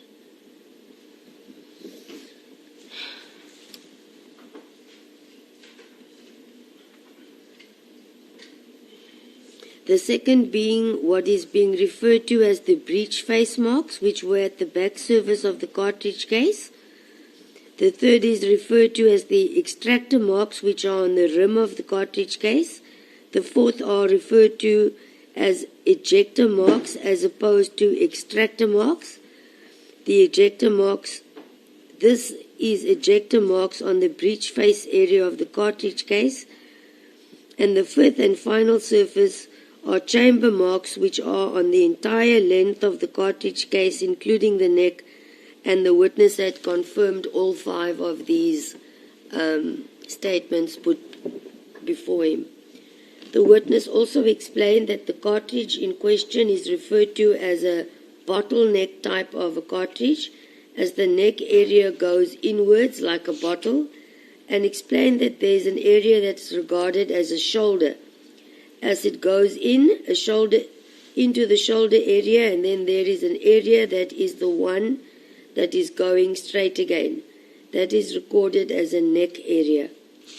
Advocate Holders asked the witness whether he agrees that during microscopic examination processes, the examiner will establish a match or a positive comparison by comparing at least two surfaces in orientation to each other before concluding a positive match. Therefore, over and above the neck area, he was therefore required to examine other surfaces or areas to establish whether they matched. The witness confirmed that the above was correct. It was asked that if he may confirm that in the matter before court, all other surfaces did not provide a positive match. The witness explained that the ejector and the extractor does not necessarily always means a fired cartridge case was fired in a particular firearm. It could have been cycled through a firearm, and when you cycle a firearm where you had a round in the chamber and then you would cock it open, that round is going to be ejected. Therefore, you might find the ejector as well as the extractor mark, because the extractor claw, as it is sitting in the chamber. The extractor claw is hooked on the rim of this particular cartridge. So these two type of marks do not always necessarily mean that the cartridge was fired in a particular firearm. It was put to the witness that if this issue is taken further, it is not only the ejector and extractor marks that would appear, even though a round hasn't been fired, the magazine mark is the same, as it can be put in the firearm and taken out without firing, to which the witness agreed. It was put to the witness that he also only compared one test round from that rifle being TC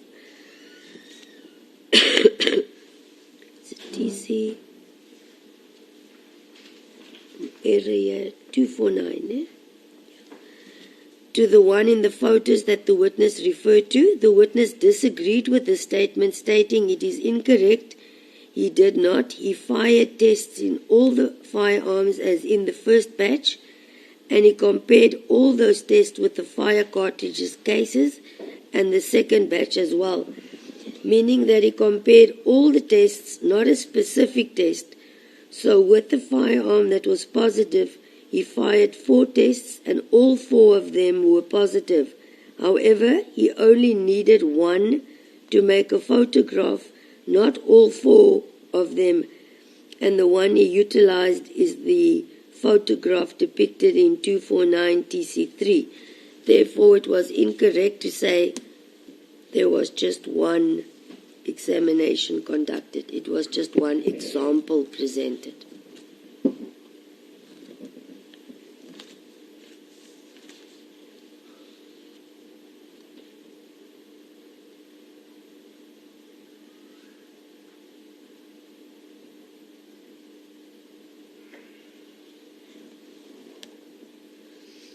On subsequent cross-examination, the witness then confirmed that indeed he used one photograph.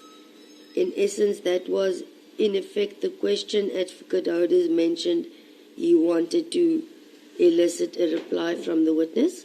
The witness was asked as to why did he not record the negative findings in his report, and he replied it is contained in his case file, which was viewed by the defense team. And based on these questions, it was put to the witness that he is not objective, as an objective examiner would record negative findings as well, so it may be objectively assessed by other experts. The witness explained that his examination was objective at all times because not only had he used one other senior analyst to confirm the results, he used two other senior analysts to review the work. The defense stated that just because his work was received by two other senior analysts, that does not make his work objective. The witness again explained that this case file and worksheets were examined, and his work was examined and confirmed by two senior analysts, which I will refer to as peer review, and they confirmed his conclusions by conducting their own examination without knowing what or where to look for beforehand. The witness was asked to confirm that indeed at his office they have access to microscopic equipment to analyze rounds, which he confirmed.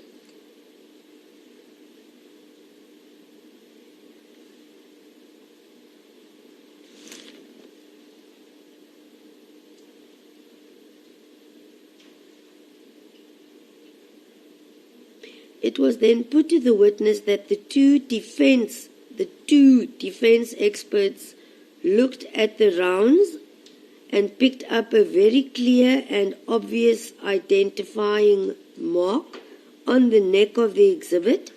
In the case referred to, the witness in his reports as A1 and several other of the rounds, and this was just looking with their eyes and a magnifying glass. The witness does not agree with the above statement and testifies that one will not be able to make an identifying mark just by using a magnifying glass. It was also put to the witness that they were able to identify a mark of something that was so obvious but was not seen by the witness, and the witness repeated his reply.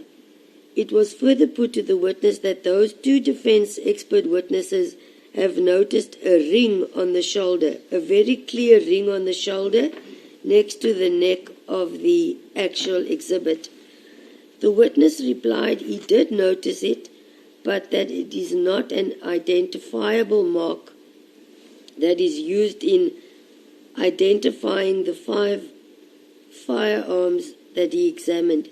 He noticed that they had consecutive serial numbers 245, 246, 247, 248, 249, indicating that they were consecutively manufactured and therefore will be the same, however, and the class characteristics, but not the individual characteristics. And to make an indication, he does not only look at class characteristics, he also looks at individual characteristics which will individualize that particular firearm.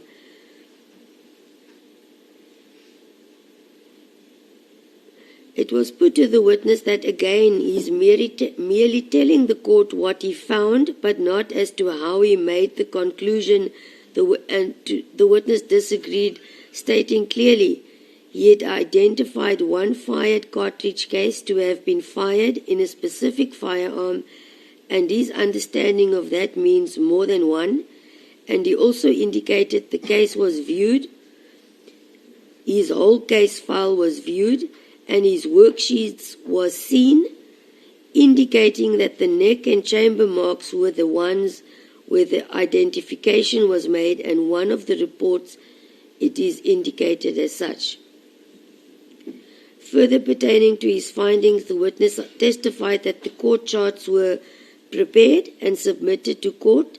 This was emanating from the cross-examination by Advocate Hoders with regards to fingerprints and the analysis thereof, and the witness testified that on the court charts it is clearly indicated and shows the different areas identified around the neck. Examination at this point.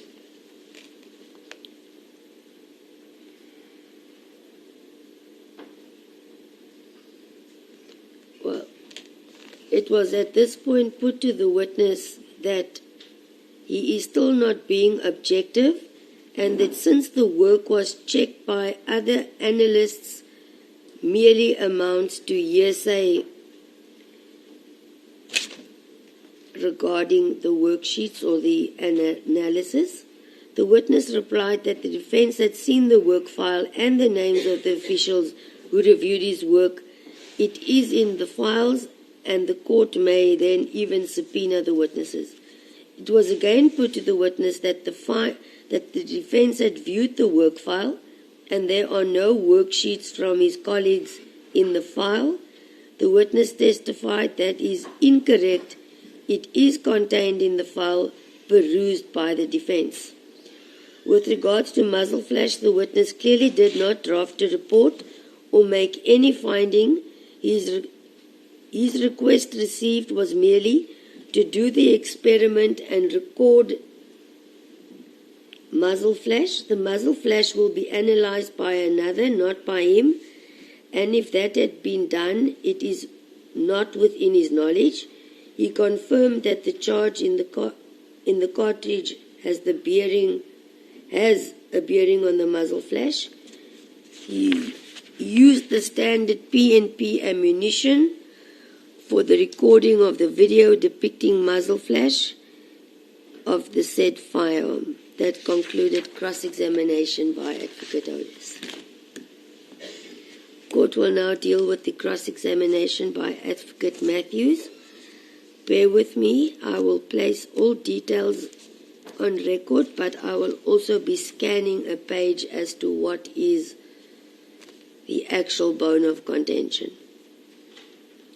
It was put, as was clear at the request by the defense during the evidence in chief of this witness, that he will concentrate on the firearm CN SPA 24914 and the cartridge case that was marked A1. Further, that he, Advocate Matthews, does not require the witness to look at his case file, since Advocate Matthews understands his evidence and he is also in possession of the reply from the witness to the further particulars requested by him. It was put to the witness, as we have heard, the breech face marks, the firing pin mark, other chamber marks, extractor, ejector, and the ejector port mark were all negative. The witness stated that it was an incorrect statement, as he only testified that the breech face and the firing pin marks were negative at that stage. The witness stated that if he said identification was made on the neck, that means it was... Please leave the court. Whoever's phone it is, leave the court.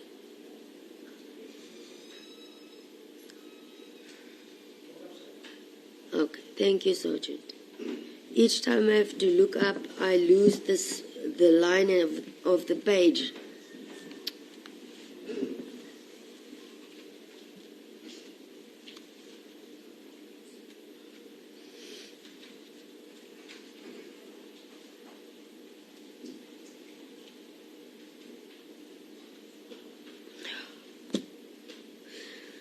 Therefore, the witness stated that if he said identification was made on the neck, that means it was made on the chamber as well, to which Advocate Matthews stated that we are hearing an American type of analysis, as the neck marks are now seen as a mark on their own. Are they not? Did you not attend the FBI course? Quote verbatim, page 54. The witness replied that for this specific one, yes, the witness indicated that it is correct to state that he did not indicate on his report that the extractor and the ejector was not found to be positive. The witness had attempted to reply but was not given an opportunity to complete a sentence. Therefore, the court will summarize a page-long reply of an interrupted sentence. The witness stated that he had indicated that the ejector and the extractor marks do not always necessarily mean that a particular cartridge case is fired in a particular firearm. It was then put to the witness that with regards to the ejector port mark, he was questioned. However, he did not complete his answer and now requested to explain with regards to the ejector port mark. He testified that the ejector port mark was used for orientation. He could not find if the ejector port mark was positive or negative. The court will now quote the discussion that took place and then attempt to highlight the terminology or meaning. It was stated then, "Now you went then, as I understand, and you tested all the firearms belonging to this company that could have fired this cartridge case. Is that correct?" In reply, they do not know who the owners are of the firearms. It is brought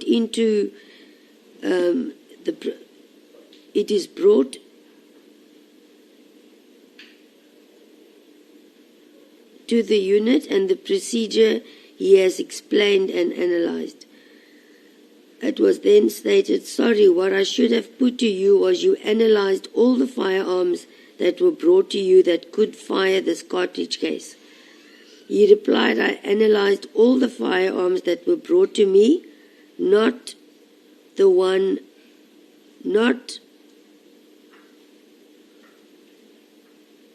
that could fire this cartridge case." It continued, "In other words, you fired test cartridge cases for all the firearms and you compared those test fired cartridges cases to..." The sentence was not completed. The reply was, yes, he had compared it to the exhibits. Now, if I understand your theory about your firing pin and the breech face being negative, it's because maybe the parts got changed being between the firearm, whether purposely or inadvertently. He agreed to that statement. After a lengthy discussion, the following was put to the witness. "The point I want to make to you is that the extractor, the ejector, and the breech face are all one solid piece." The witness confirmed that statement. Questions continued, and it was put to the witness that the reason as to why he was not able to make any positive findings is because his analysis of the neck marks are wrong, read in the light of the breech face, firing pin, extractor, and ejector port. This was denied by the witness. The witness is not a member of Firearm and Tool Examiners Organization. However, he is aware of the standards and procedures followed, and it is the same as the methods used by the witness and accepted worldwide. However, it is subject to another person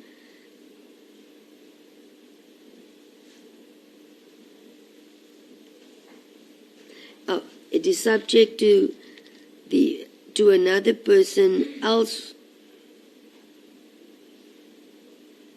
elsewhere coming up with the same finding, therefore being a second analysis. It was put to the witness it's subject to peer review, which the witness agrees with. It was put to the witness that they set the standards or the minimum standards required before a forensic analyst can make a positive finding. He confirmed for the specific organization mended, yes. This questions continued, and the following was put to the witness. "I know where you are, and my disputes lies here. You say that by finding neck marks at two different places, you interpret that to mean that you have found two separate characteristics which entitle you to make this cartridge case positive. Am I right?" The witness replied by saying two different marks in the neck.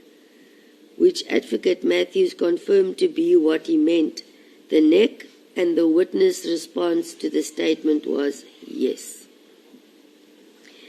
That you think now, it continues, so that you think now it entitles you to make this cartridge case positive, whereas I am going to put to you that unfortunately it is completely wrong, because what is required by AFTI and the international standard is that you find something else positive, like the breech face or the firing pin or something else on that firearm, before you can positively say that is positive. And the witness did not accept that statement. It was then put to the witness, does he now see where the dispute lies between himself and the expert sitting in court and another one sitting at the back? We have also got two experts like you had.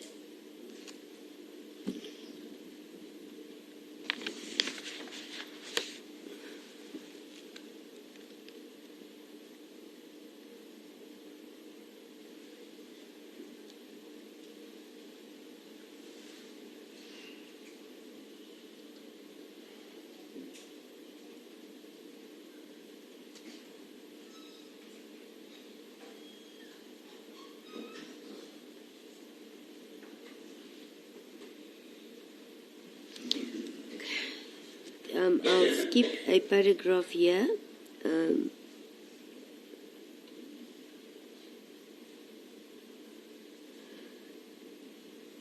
He was then asked to provide a name, that is with regards to peer review as far as it pertains to proficiency testing, and the witness stated that one of his reports indicate that the proficiency testing that he had done, the very first report by Collaborative Testing Services that was done in Sterling, USA, and they compiled a test for him, and then the witness does the test to check if we will get exactly the same results they have.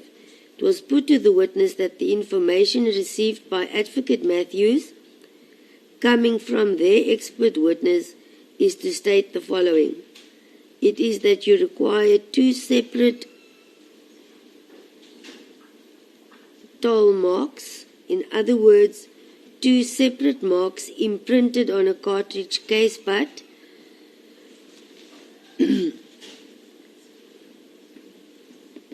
of two separate parts of a firearm before a positive match can be made. The witness replied that he hears what has been said, but that he does not agree. The witness agreed to the statement that the cartridge case he examined in A1 indeed has distinctive ejection port marks. It was put to the witness that the ejection port on the firearm cannot be changed like the extractor or the ejector or the fire pin and the breech face. The witness disagreed, stating that it can be changed, and on being asked how, he replied that by removing the breech bolt, because the breech itself is also part of the cycling of the firearm, then it can also be changed together with that breech, but not all firearms. It was put to the witness that the defense is referring to the SPA 249 and is not concerned about any other firearm, and that anything can be changed if it is sawn or cut off or whatever, but it is not replaceable between the two firearms. The witness had replied, as he had previously indicated, that he would like to view the firearm. At that stage, the firearm, by agreement of all parties, had already been taken away by police and placed in the SAP 13 storage facility at Mtansane, if you recall. Sorry, this chair is not coming. It was then put to the witness that the ejection port mark is negative with the cartridge case A1 because he did not find a positive. and he only used this mark for orientation purposes. The witness replied by saying he did not say either, meaning he did not say negative or positive. He said there were not enough identification marks for individualization of this particular mark for him to make an identification on it. It was further put to the witness that the mark is so unique and visible on this particular cartridge case A1 that it is highly unlikely that one were not able to look at it and either match it positive or negative. The witness explained the mere presence of a mark does not necessarily always mean it will either be identified as being fired or as not being fired.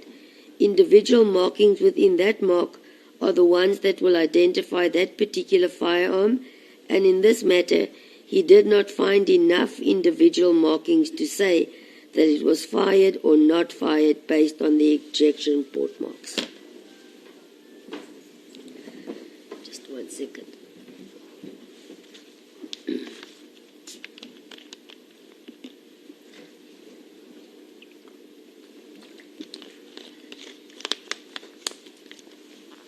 Thereafter it was placed or put to the witness that it is clear that he is now thinking up facts as he testified as indicated by counsel for accused 1 earlier, which the witness disagreed with. He testified that with the neck area he found sufficient marks. Advocate Matthews then informed the witness that he must understand that this is not the first case that him or Advocate Houders or both of them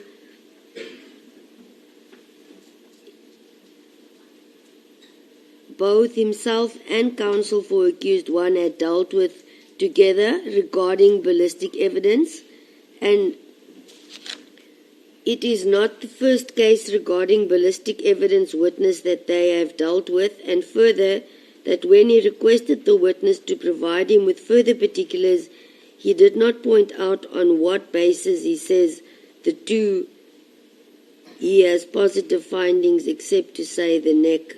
Is that correct? The witness testified to say the request received from Advocate Matthews was on what basis was the identification made, and the response was on the neck and the chamber mark.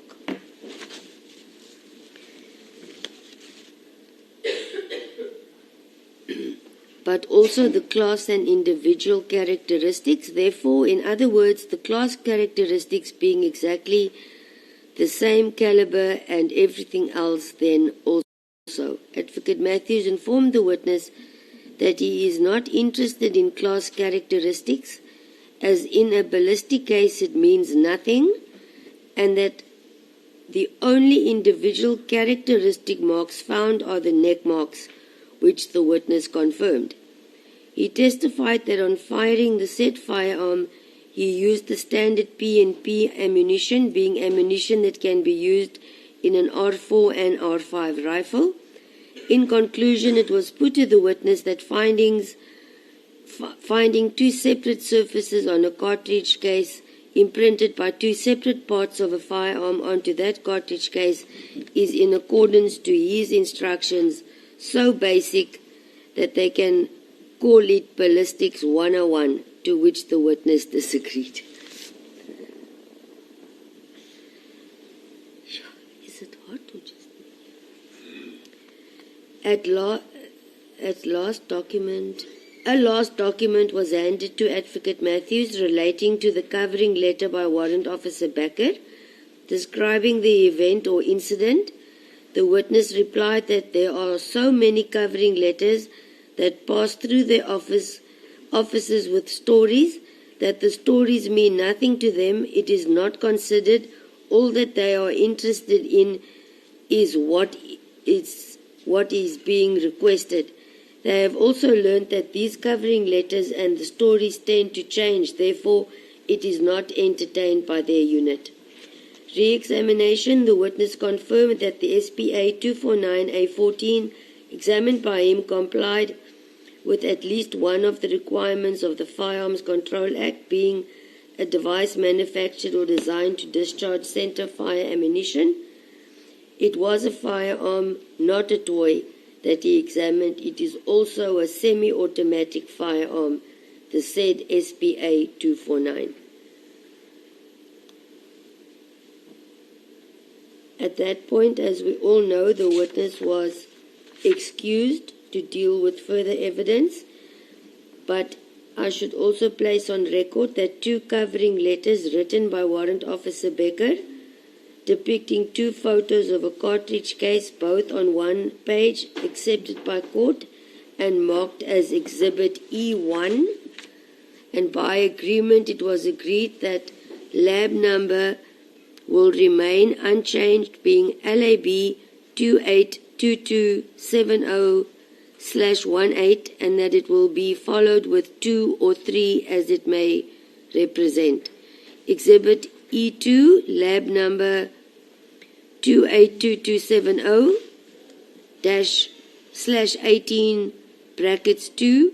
Exhibit E3, lab number 282270/18 brackets 3. Exhibit E4, lab 282270 marked as Exhibit E bracket 4. Exhibit E5, the same lab number. Exhibit E6, the same lab number. Exhibit E8, the same as well as E9. Exhibit 10, there is no number, also pertains to the same lab number. It was then agreed that there is indeed no number 7, and the numbers were kept as is. The court comparison chart marked as Exhibit F by court was also admitted as drafted by Colonel Mgwatleka.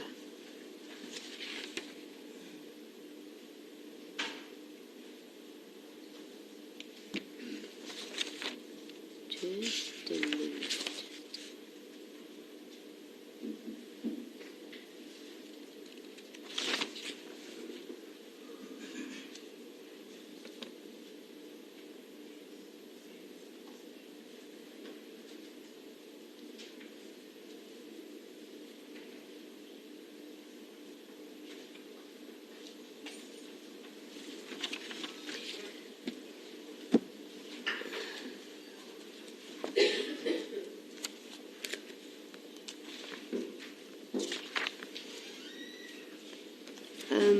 Before I say that concluded the evidence of the state's case, as I added the obligation to place all evidence presented before court on record, which is indeed a tiring exercise, I just want to find my notes on questions by court to Colonel Mgwatleka.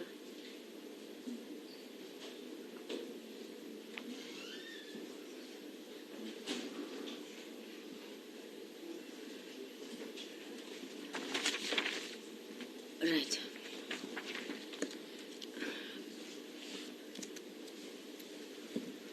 I don't know, at your guidance here, I do have a page with my questions on.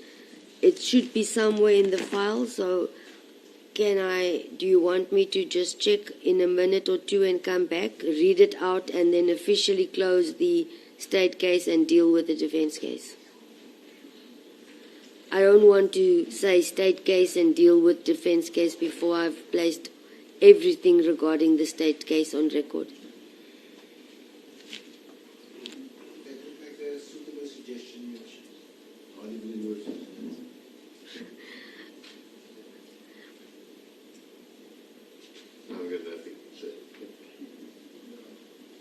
Okay, well, I can remain here as well. I will find it, or just...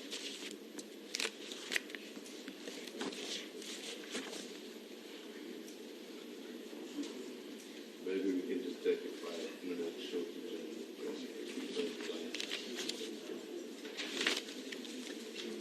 Thank you for your kindness. I know it's either here or it is, then I'll just reprint that page. but it is here. Okay, please, I'll leave my file right here. I'll just extract that one before I can officially move on and deal with the defense case and finalize matters here. Court will briefly adjourn. Thank you.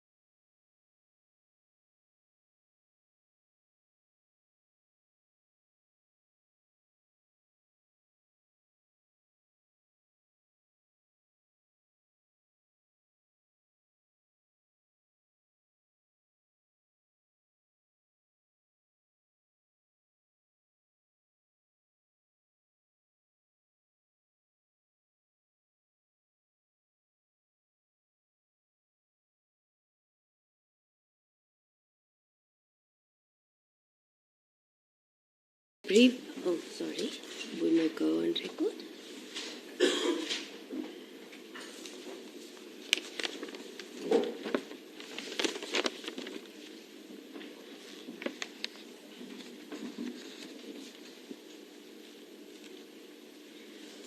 Back on record then, on resumption, and just in a nutshell, questions that emanated from the court's questions on the said day of Colonel Mgwadleka.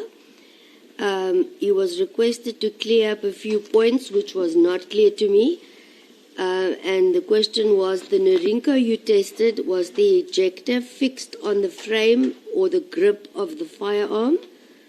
Or was it fitted as a spring-loaded pin on the breech block in the breech face next to the firing pin? He had explained that it was in the breech block of the firearm pin, like in the photo, as he had referred to a photo.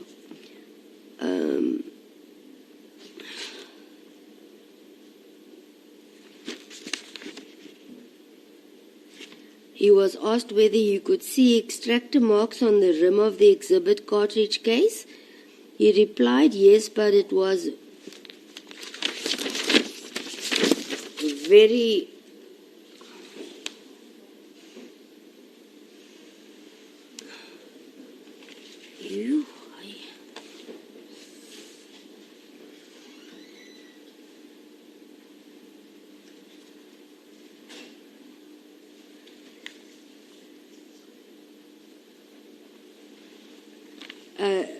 based on that question, he explained that he was not. Did that line up with the marks he found on the neck of the exhibit cartridge?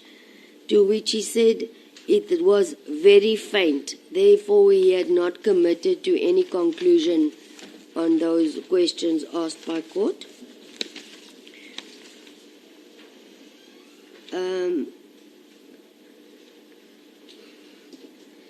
And he emphasized again that he would say that he did not make a finding because the marks on the neck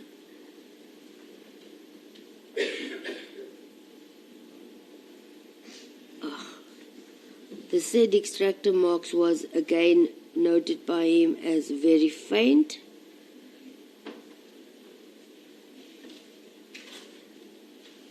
On being asked as to what made the marks on the neck of the cartridge cases, he replied that it was made by marks or scars in the chamber of the firearm that he tested.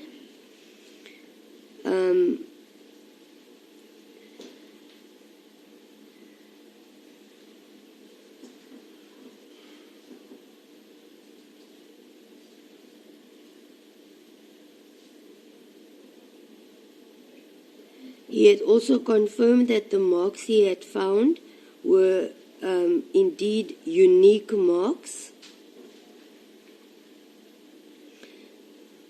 and that the marks on the test-fired cartridge case lined up with the marks on the exhibit cartridge case.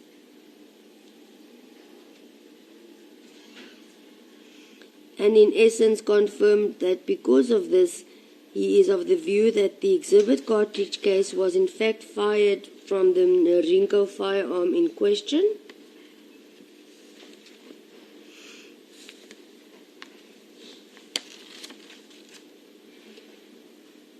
He also confirmed that there were breech face marks on the exhibit cartridge case, and some of them were unique and some amounted to be negative.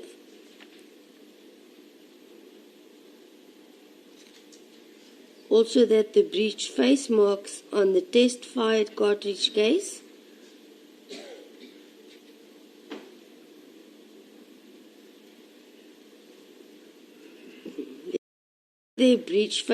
on the test-fired cartridge case, and he had informed the court yes.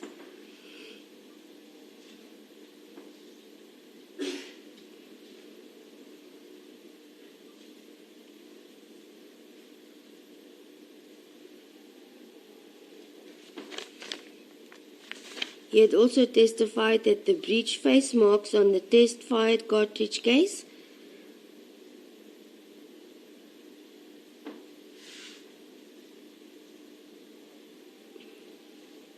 was found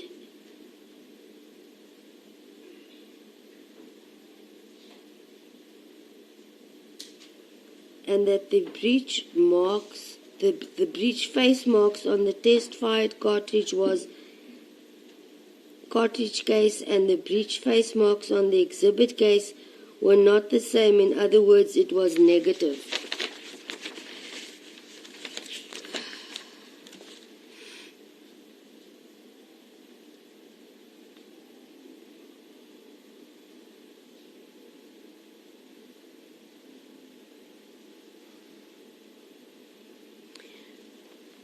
And he had confirmed to court that in essence the breech block in the firearm now is not the breech block that was that fired the exhibit cartridge case.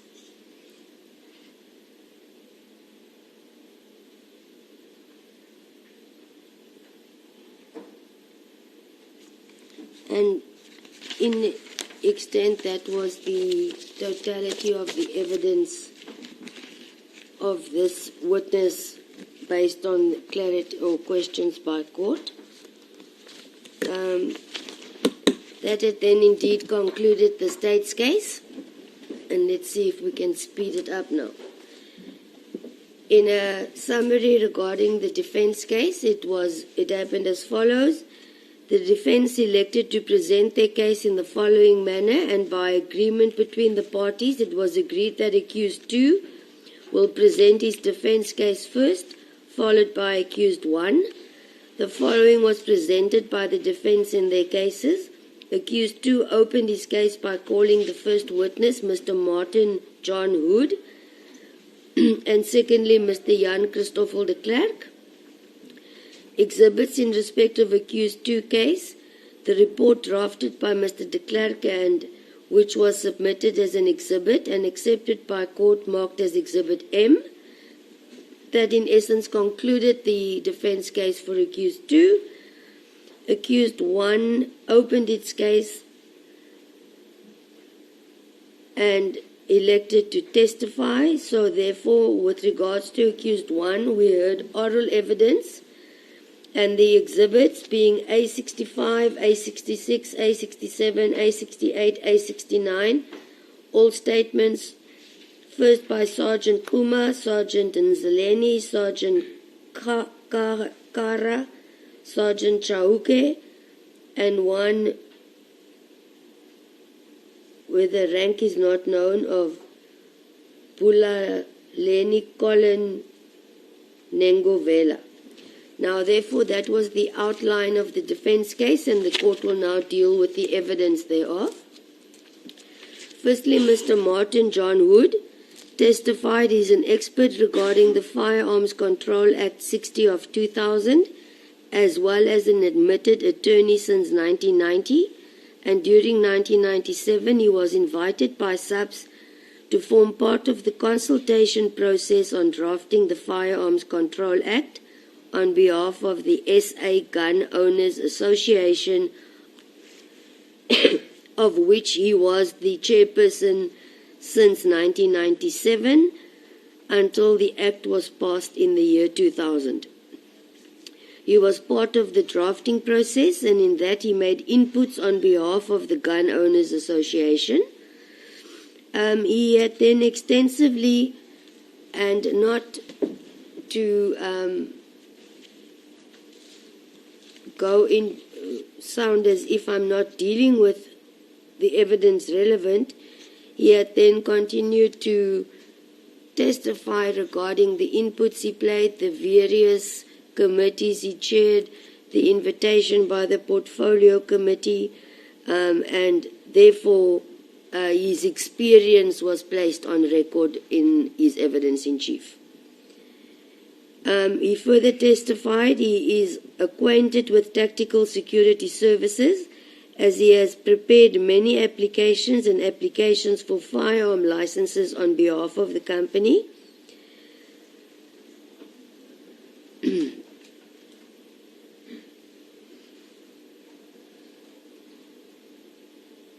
And that tactical security was accredited and license approved. The witness testified and in my view, the main bone of contention of the witness was pertaining to the provisions of Section 120, subsection 10A of Act 60 of 2000, and he explained the relevant section, and it was read into the record. It is on record. I'm not going to repeat what the section says. And he also referred to that he had insight, or he was given or insight to the further particulars as requested by Advocate Matthews, was handed to him at that stage.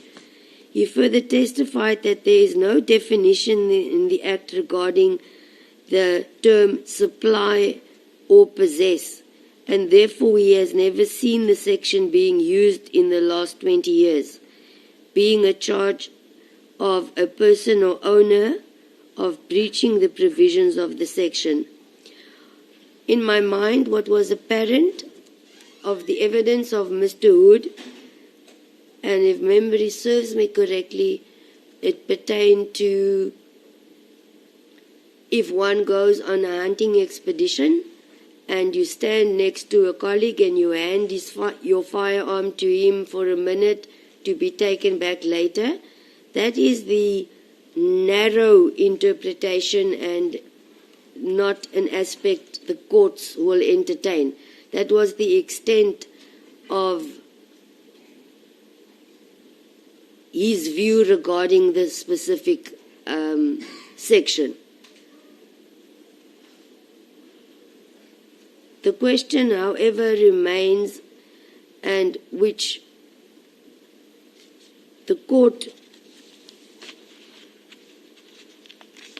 agrees with him in that interpretation, is that the section is also applicable, and the salient question to be answered is whether the said firearm is given in a bona fide manner or if it is handed to another to commit an offence. And that is the difference in terms of the various interpretations of the said section. It will depend on a specific set of facts to warrant a ruling or interpretation of the said section. So at the same time, I will deal with the evaluation of the evidence of Mr. Wood. The input of the witness is noted and received with thanks. The court appreciates his knowledge and input and the work he has put into the inputs he had provided in drafting the said legislation, and the contents of it is all noted, and in all he is defined or seen or found to be at this stage a truthful, honest, and credible witness. That is the extent of the evidence of Mr. Wood. Now we deal with Mr. Jan Hendrik de Klerk.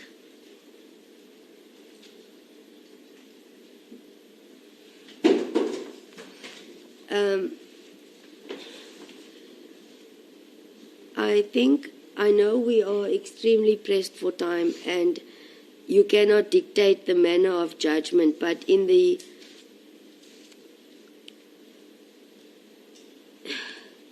an attempt to expedite the matter, I will read out the qualifications of Mr. Jan de Klerk as far as it pertains to the issue in question. And therefore I will exclude all the training pertaining to wildlife, etc. that is placed on record. It is on record and it's noted. Okay. Firstly, he was a member of SAPS from 1984 and is from 1989 attached to the Ballistic section of the Forensic Science Laboratory and left SAPS in the year 1998 holding the rank of captain. He left to practice as a private ballistic expert. He received in-service training and successfully completed the internal 3-year training course at the unit in both theoretical and practical application of ballistic science. The training can be divided into the following categories: microscopic individualization of firearms, ammunition, fired bullets and cartridge cases; microphotograph, the investigation of tool marks, the marks they transfer; the comparison of the disputed objects with tool equipment, for example, pliers, chisels. That part the court will skip. Identification and development of ammunition, identification of hand and shoulder firearms, the collection of changed numbers and marks on exhibits, restoration of obliterated marks on metals through the etch process, also training in internal ballistics, the examination and study of firearm mechanisms, the examination of homemade devices, reloading of fired ammunition, interactions of firearms and ammunition, the transfer of marks on bullets and cartridge cases by firearms, the interaction between ammunition and attended a mechanical functioning of the firearm training, intermediate ballistics, the influence of partly burnt propellant and gases on objects after the bullet has left the firearm, the determination of propellant and deposit range by firearms, the study of secondary projectile forming during intermediate ballistics. With regards to external ballistics, trajectory determination of bullets and projectiles, the study of blunt shapes in ballistic trajectories, the determination of bullet velocity, bullet distance and direct determination, terminal ballistics, wound. The rest is noted with regards to, I would say, the post-mortem qualifications as to the crime scene. He had further experience training on the influence of projectiles on various target materials, X-ray photo analysis, additional training and certifications. He visited the following firearm and ammunition manufacturers to ascertain processes used in the functioning or in the manufacturing of firearms and ammunition: Leighton Engineering Works, Truvello, Somchem, Swartklip, Musgrave, New Generation Ammunition, Diplo Point Ammunition, Nobletech, PMP, and Frontier Bullets. His experience and training is paragraphed and stipulated in paragraph 3 of Exhibit M. I will highlight that he has 35 years' experience in the application of forensic and forensic ballistic investigation.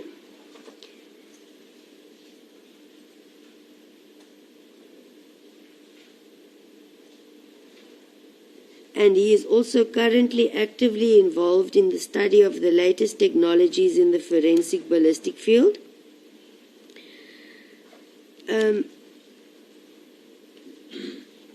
His work experience at the various instances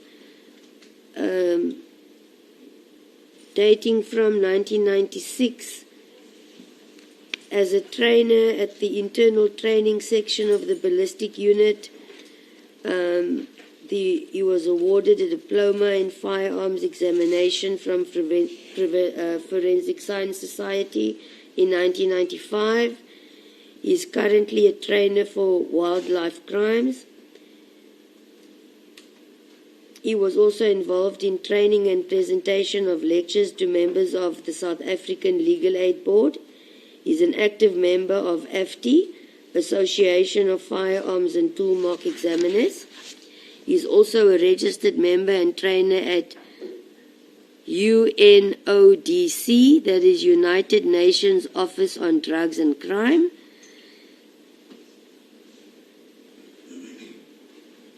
and he states that to date he had investigated 3,950 forensic-related cases, which includes wildlife crime scenes, which include cases dealt with whilst a member of SAPS.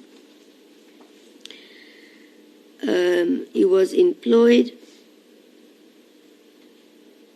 from 2009 to 2021 as a manager at New Generation Ammunition and at Diplo Point Ammunition since inception of the ammunition factory.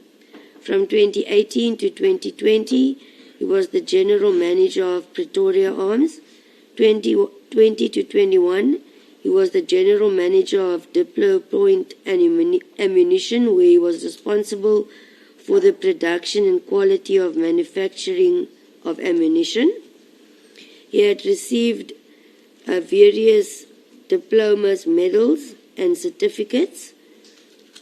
And as far as it relates to the present matter, a diploma in firearms examiners, an FSS diploma, certificate in forensic criminalistics, examination of firearms and tool marks, detection and recovery of related evidence in crime scenes, comparison and identification of bullets and cartridge cases, identification, documentation, and classification of crime scenes, presenting written reports and testifying in court.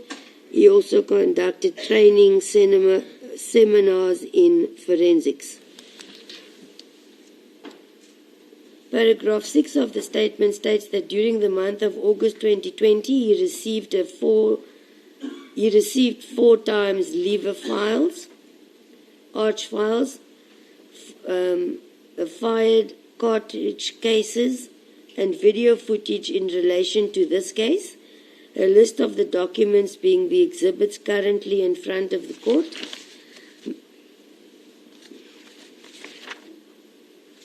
His instructions was to familiarize himself with this case in all aspects and work through all documents received.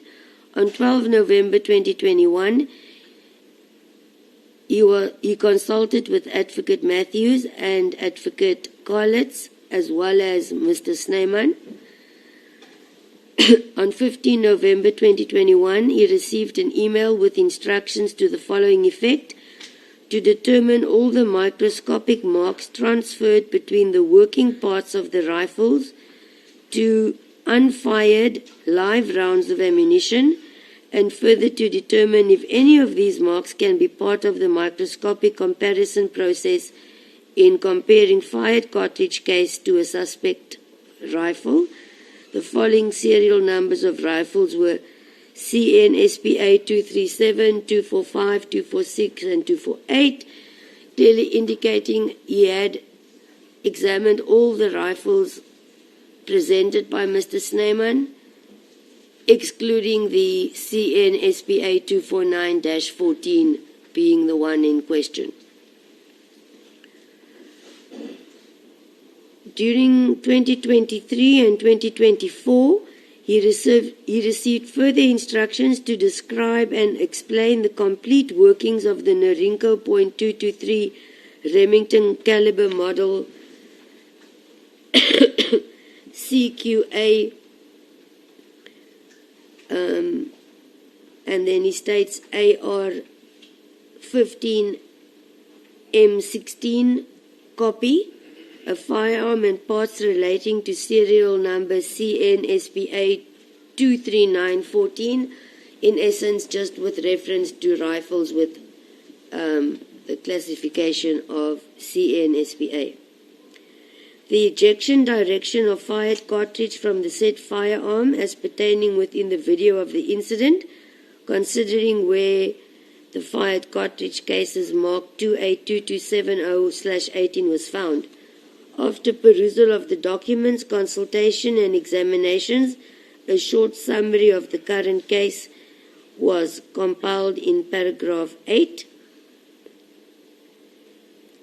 Paragraph 8 is a repetition that on the 28th of July 2018, there was an event held by EFF on the date and time stated on record. He stated that fired cartridge cases were found and collected as evidence at the stadium and subsequently forensically linked to a rifle belonging to the security firm, being Tactical Security Service, that was responsible for the protection of Mr. Malema. On 17 January 2022, at Wildman Shooting Indoor Range, Gauteng, all remaining firearms were tested. The 7 rifles were examined. CN SPA 237, 245, 246, 247, 248-14. 15.56 Narinko model CQ, a semi-automatic rifle with serial number DSG 120104 and 120250, including CN13ZA and CN13ZA attached to each. And the method used for testing: each firearm was tested and all detail recorded of the said firearms also photographed. PMP .223 ammunition was divided into a minimum of 5 rounds per firearm, and plastic bags were marked with the serial numbers as depicted from the photos, 2 photos on the side of the page. He decided to use 1 magazine in all the firearms he tested, as to establish if marks carried over by this magazine can be utilized to see what orientation to the other marks found and the different types of firearms examined. The firearms were taken one by one, loading the magazine with rounds, and in front of the retaining wall of the shooting range, placed the firearm muzzle on top of the wooden wall, the magazine with the rounds placed inside the firearm. The cocking lever of each firearm was then forcefully pulled back to simulate the loading action of the rifle.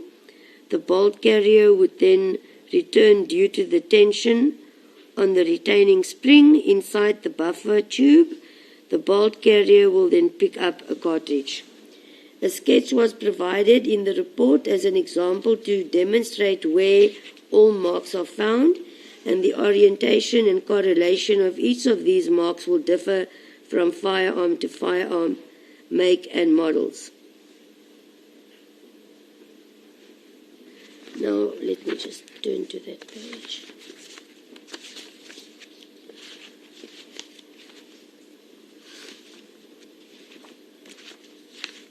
Okay, I'll read from what I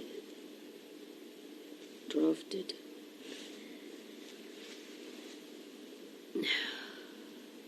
As stated, a sketch was provided in the report and as example to demonstrate where all marks are found. As stated, I will read out what the court observed and noted depicting on the photograph. Firstly, PMP and .223 REM dash depicts the firing pin marks, breech face marks, extractor marks and ejector marks. The chamber cartridge case, top lead groove marks, neck/chamber marks, a feeding ramp marks, dust cover marks, chamber marks, magazine feeding marks. He also confirmed that if firearms are similar in make and model, the class characteristics should and will be the same in the orientation of these marks. Example, the ejector mark is found at 8 o'clock and extraction marks found at 5 o'clock. On all cartridges fed or fired inside the firearm will be at 8 and 5 o'clock. It is the strier marks inside the marks that will either be subclass or individual marks. A summary of paragraph 10, he states that it is an accepted international standard to use a minimum of 2 different surfaces and group of marks found to where sufficient correspondence in quality and quantity exists, before an examiner can establish that the firearm was the author or a matched can be called. In the view or opinion of the witness, the matched markings must be followed up by a second group of individual markings on a separate surface. If using the group of neck marks, then a second group of markings must be found to confirm the match, example, ejector and extractor marks, and therefore the finding of one set or group of marks do not warrant a positive identification and is a fundamental mistake.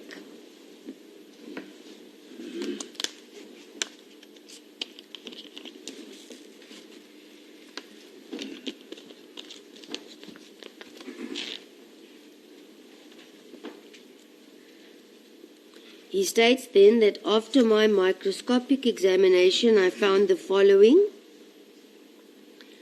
However, there was no finding noted under that heading. The witness then explains the process of microscopic examination and that there are several surfaces which will leave microscopic marks on a fired cartridge case, the firing pin, breech face, ejector, extractor, and chamber marks. The finds made by the witness pertains to the firearms tested by him. In summary, and findings that all firearms he examined with serial number SPA were manufactured by Norinco, a Chinese-made product, and these firearms are M16 copies. In essence, in evidence in chief, he testifies as follows. A question was asked from the witness as to whether the conclusions marked in court charts marked 1 to 7 were correct. The witness explains as follows. Count 1 and 2, both photos depict some comparison visually found, the only difference being the cartridge is slightly tilted, but it is the same mark. It indicates that it is the best possible match viewed by Colonel Mgwadleka. However, one can clearly see distinctive striata that could have been used for a comparison chart. 2 and 5 depicts the same mark again as depicted in photo and indicates a possible match viewed and appears to be similar. But the angle of the marks are similar and is therefore subclass characteristics, and further that the difference in size and depth are not considered or used, and that subclass marks should be considered and also to be eliminated first. Chart 6 illustrates a striated mark, which is caused by the feeding of ejection process, and the test cartridge depicts a second striated mark, which are visible but absent on the test cartridge. He testifies that the striate marks was matched, however, due to manipulation, as the cartridges do not line up. Chart 7, he describes these marks to be striated and impressed marks that appears to be similar. Further, that one must consider class, subclass, and individual marks. Using the tool is a fatal flaw, and since 1989, he needs to follow up, but Colonel Mgwadleka used one tool / area, and he had to find something else as well, and he only used the standard neck marks, and therefore positive identification is not possible by just using neck marks. Firing pin, extractor, ejector marks, and breech face must be considered. A video clip was then viewed in court as conducted by Mr. de Klerk. It shows him shooting 9 times 22 blank cartridges. This test was conducted using a blank firearm, and also a photo of a person and firearm was presented. There was no cross-examination by Advocate Hodes. Cross-examination by Advocate Caesar, the following is noted. The witness did not examine CN SPA 24914, and he has also not seen it. He examined all the other firearms that were available to the ballistic unit except for the SPA 24914. The witness testified that he is able to draft a report with regards to the said firearm, although he had not seen it or examined it. He is able to do so by looking at the court charts that were submitted as exhibits before court. He confirms that he drafted his report based on the court charts before court and also based on hearing the evidence in court by Colonel Mgwadleka. The witness disagreed with the statement that drafting a report regarding an exhibit he has not examined or tested or seen was open for criticism. He confirmed that he has 9 years' experience at SAPS at the Ballistic Science Unit, but 35 years as an expert. He had undergone one proficiency test a very long time ago and confirms he had done one proficiency test in his career. He also agrees that it is needed to do a proficiency test once or at least biannually. However, since he is alone and his partner is in America, the chances of retrieving an exhibit from a crime scene is never. The witness explains that technology is advanced, but yet the standards and protocol and science has not changed, and subclasses only started after he left the service, and it still remains about striation, physical matching. And the witness then explained his understanding of the microscopic examination process. He also concedes that he did not shoot or fire the firearm in question. He had only used or compared the said cartridge himself. He compiled his report on 28 June 2024, and he had done so after hearing all the evidence that had been presented in court. He confirms that the mark he identified using the cell phone is the ejection port. When asked as to what will cause such a mark, he replied that it appears or looks like it can be an ejector mark. When asked that he is not sure if he uses words like looked like, he disagreed with the state and stated that he is 100% sure, and if he had done all the other tests, he would be able to confirm his opinion in this regard. He confirmed that it is not protocol or usual to use a cell phone to take a photo of an exhibit and then to compare the set exhibit, and if he had the set cartridge, he would have taken it for macroscopic examination, and confirms again he did not examine any of the exhibits to arrive at his conclusion or result. Further, that a cell phone is not as clear, but he, however, has the ability to do so. He confirms that the purpose of microscopic examination is to see what the naked eye cannot see, and the purpose of using his cell phone in court enabled him to see the marks, and he continues to say if he had a microscope, he would be able to see the individual markings. He proceeded to explain that the object used by him was part of a microscope and enables him to turn the cartridge, and he uses it as a mechanical device. Since the microscope he uses at home is not at court, he used the court chart he was shown to compare and come to a conclusion, and testified that Mr. Wolmerans was present when he did the comparison and when he photographed the exhibit using his cell phone. He confirmed that he did not look or examine the SAP 24914 before or after the alleged incident, and he replied that he would not know whether the bolt carrier was changed before the said firearm was sent for ballistic examination. He confirms that if the breech plug has been changed, it would have an impact on the cartridge and the marks left. He was asked that if or since the breech plug was removed, it will result in a negative finding, to which the witness replied that it is a possibility.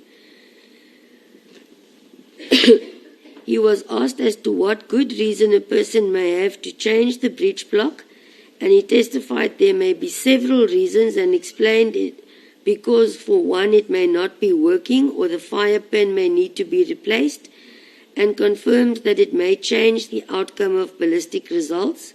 However, he cannot say, as he does not know that it was changed. He confirms that the pressure inside a cartridge will push into the cartridge for marks, and that it can influence the marks on the spent cartridge, and the 2 live rounds, when fired, the pressure should remain the same. Confirms that the hammer hits the firing pin, as shown or viewed on the video he presented. Again, he did not examine the 4 spent test cartridges fired in CNSPA 14. In fact, he testified he had examined none of them. It was asked from the witness if he was aware that all 4 test cartridges examined by Colonel Mgwadleka was marked positive, and he replied only one was presented in court. It was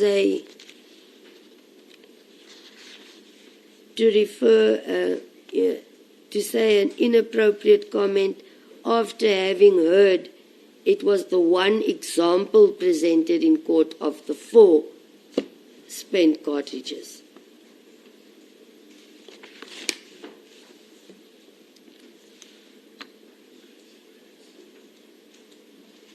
He confirmed that the marks described by Colonel Mgwadleka was found at the neck area, and the neck area is part of the chamber, and the chamber forms part of the firearm itself.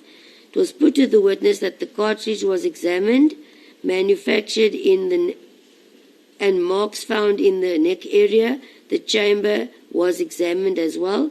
The witness replied that he should have looked at the ejector marks as well and compare it. The evidence of the witness on this aspect is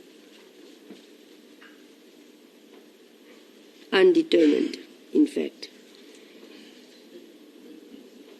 It was put to the witness that Colonel Mgwadleka went further, in fact, and noticed the bolt carrier had been changed. The witness replied that it is what Colonel Mgwadleka determined, so he cannot testify to that regard, and confirms that he indeed did go further because in his view he had to. The witness testified that to change a breech block is very quick and takes less than 2 minutes to change. On being questioned regarding the amount of forensic cases he had dealt with compared to the amount dealt with by Colonel Mgwadleka, the response of the witness was quite uncalled for by saying, well, good for him, consider his years of experience, I'm quoting from my mind, and my years during South African police services. It was an inappropriate and a non-committal of any answer or reply. He testified that his report was subjected to peer review, but it was sent to America, but it was not signed. He was asked, since he compiled the report the previous day, when did he send it to America? He testified the day before, and he only signs once he receives the peer review. The person who works with us in this regard resides in America, is a South African citizen and his friend, and argues that even though he is a friend, he is more qualified than anyone else in this country. He was asked why Mr. Wolmerans did not assist in this regard, and he explained that Mr. Wolmerans stopped doing this type of work, and he trusts Mr. Koberstale, and he has new technology, and he would rather trust him before anyone else in this country. He was questioned about the time involved, in that if the report was drafted the previous day, which is quite comprehensive in volume, when would the peer in America have read it, discussed it with him, and the witness still time to amend if they do not agree on all aspects, since that is the normal procedure they follow? He replied, I quote, "It was done. I have no comment." He was asked if the report was signed. The witness replied that in his view, he considers it as being signed. However, it just does not appear on the report that as signed, as that part was cut off. and the report is not his own opinion, and insists that it was signed by his peer. On whatever he had insight into the reports of Colonel Mgwadleka, he replied yes in respect of all 9 reports, but disputes that the work of Colonel Mgwadleka was subject to peer review, and with regards to his own peer review, he did not check if he had received a reply the previous day or the morning before court, and that he should have done so, but he knows that this peer does agree with him. In the essence of saving time, I need to highlight that it is on record that 2 senior analysts reviewed the work of Colonel Mgwadleka. Why are you shaking your head, Advocate Matthews? Why are you shaking your head? Yes, sir. No. You can allow yes, sir, if you want to. Yes, I am going to. No, I'm going to. It was also the...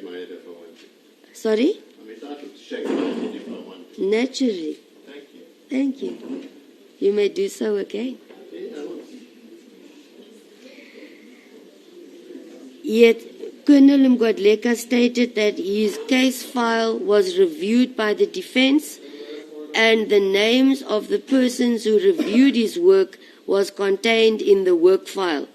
It is a given fact that the work file was not supplied to the defense, but they were definitely given access to the work file.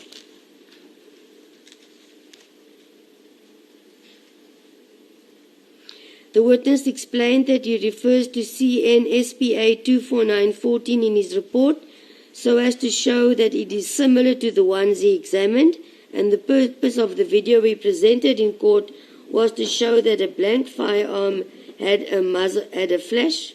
Therefore, he had also switched the lights off as Colonel Mgwadleka had done during his task. He testified that the firearm he used does have recoil, but not as much, but that the muzzle flash, as depicted on the video footage during the incident, is similar to the flash he displayed in the video.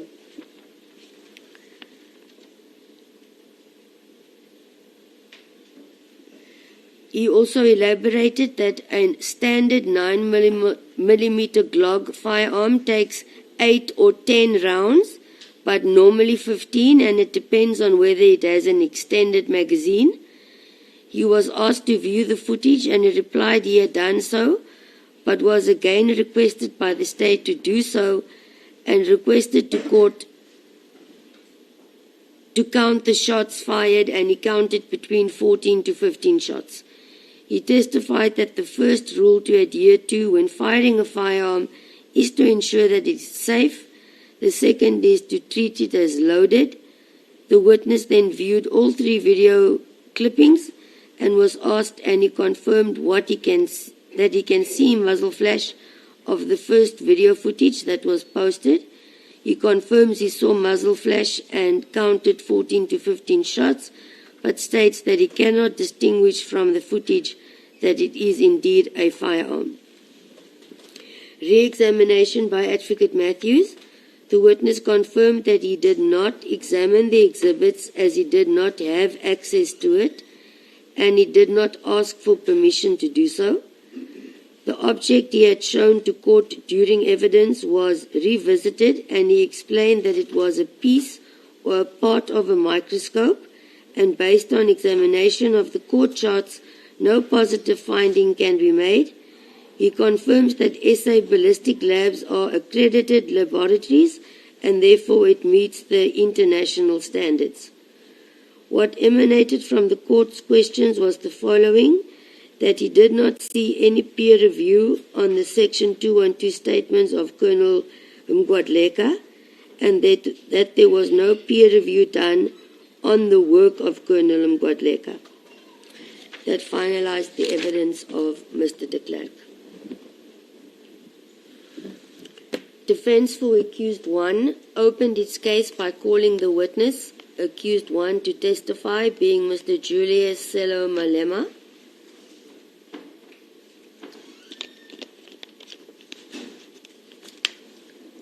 During his evidence in chief, he testified that he is aware that he is accused number 1 in this matter and that it relates to an incident that occurred on 28 July 2018.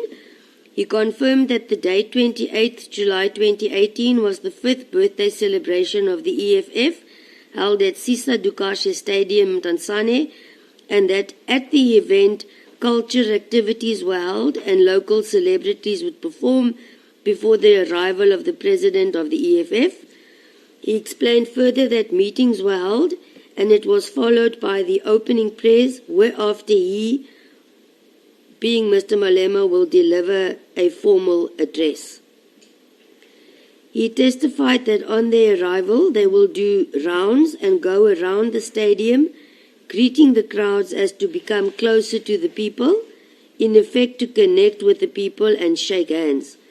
Thereafter he will deliver the main address as the key speaker of the event there, after the general will deliver a note of thanks. He testified that he had 4 VIP protectors, 2 from the Eastern Cape and 2 from Pretoria head office. The VIP protectors are also referred to, and I quote from Mr. Malema's evidence, as close protectors, bodyguards, and they are to, quote, look after the body, unquote. He testified that it is required that they must be close to his body at all times, and this is very irritating. And he explains that if it goes to the extent where he has to visit the bathroom and wait outside for the body protectors to check before he may enter. The members from VIP were provided to him by SAPS, and he had no private security as it was not allowed. The stadium had to look after the EFF, so the Secretary General will know more about the logistics or administrative arrangements in place, and it is also required that an accredited security company should take over. He usually delivers his formal address between 2 p.m. to 3 p.m. as it allows time for the artists to perform for entertainment. He also testifies that there were no less than 20,000 people present at this event. He was asked to comment on the charges he is facing and stated he never used a gun and he never used a firearm or a firearm that uses live rounds of ammunition.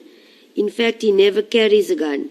He did not have a .223 rifle in his possession, and it is not for him to assist the state or to help the state in this matter, as no DNA was found on the firearm, and he was also not searched and also not his house, and no weapon was found in his house. He clarifies to say that no witness testified to say he carried a firearm. He is the only witness and also the only eyewitness, and he did not have a firearm in his possession that could shoot live ammunition, and no one can say so. With regards to count 2, on the same day he testifies that he did not possess any .223 ammunition. Count 3 testifies he did not discharge any rifle, and he requested to show the court on the video footage where the VIP protector is on the stage with him, and if he had fired a rifle, these police officials would have acted against him. He also pointed out that the pocketbooks of the body protectors are endorsed by the members and they record everything in their pocketbooks. He testifies that they travelled in the same car with him, the members from Pretoria, and that 4 of them were next to his body on that day, since it is a high security risk event. Count 4, he explained that the stage is called a dome, and if one would fire shots from the stage, it will damage the covers or the sail, and none was damaged. No live ammunition was fired on the stage. He took no precautions because he never fired any shots. Count 5, reckless endangerment. The question asked by the witness was who from Gearhouse When I say the question asked by the witness, I'm referring in the evidence in chief. Mr. Malema asked, who from Gearhouse came to court to testify that their lives were endangered? Which case am I answering to? Are these people who were endangered even available? And this case was like watching an episode of Muvangu.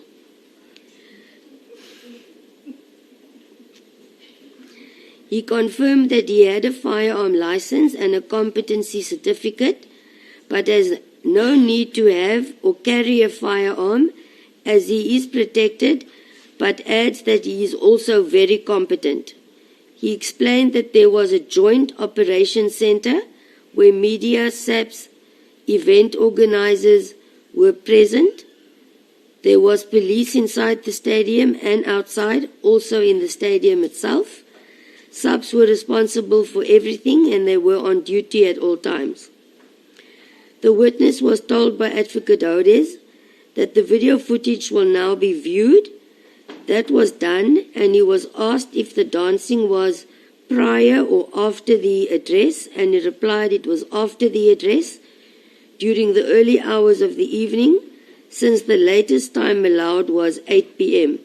He also commented to say that if one looks at the reaction of the people, it is clear that police were there, as their job is to anticipate a shooting, and no person was reported that they were scared at any stage, and now he must answer to prove his own innocence.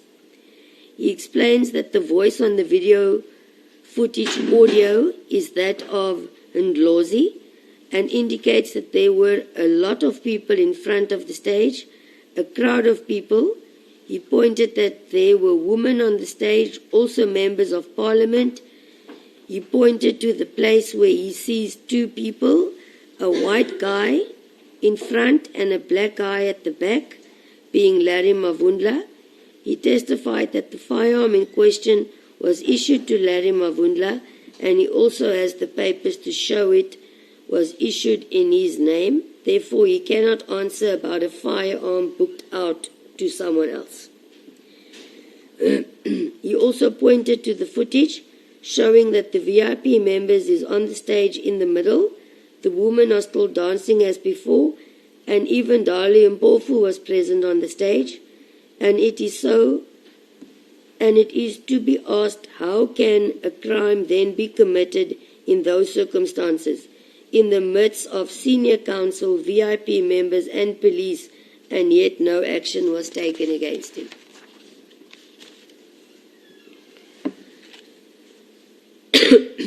Apologies.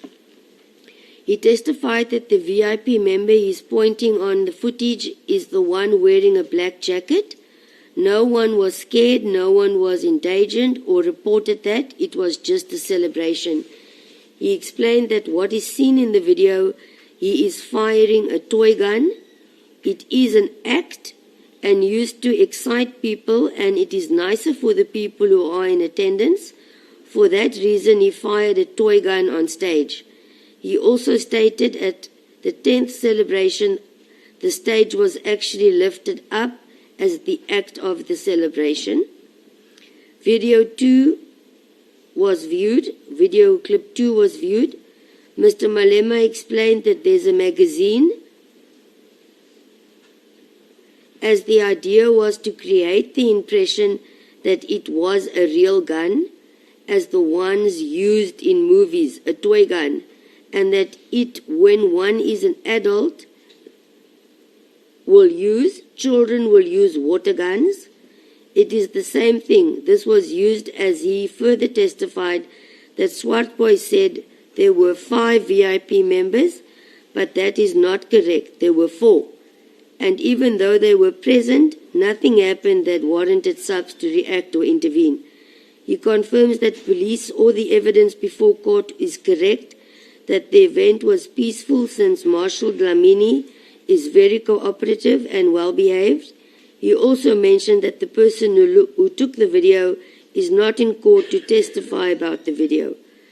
Colonel Swartboy never spoke to him. It was only Governor that spoke to him at the office of the Hawks in Pretoria, and he told him about this and asked if he wanted to depose of a statement, and he said no, he does not want to do so.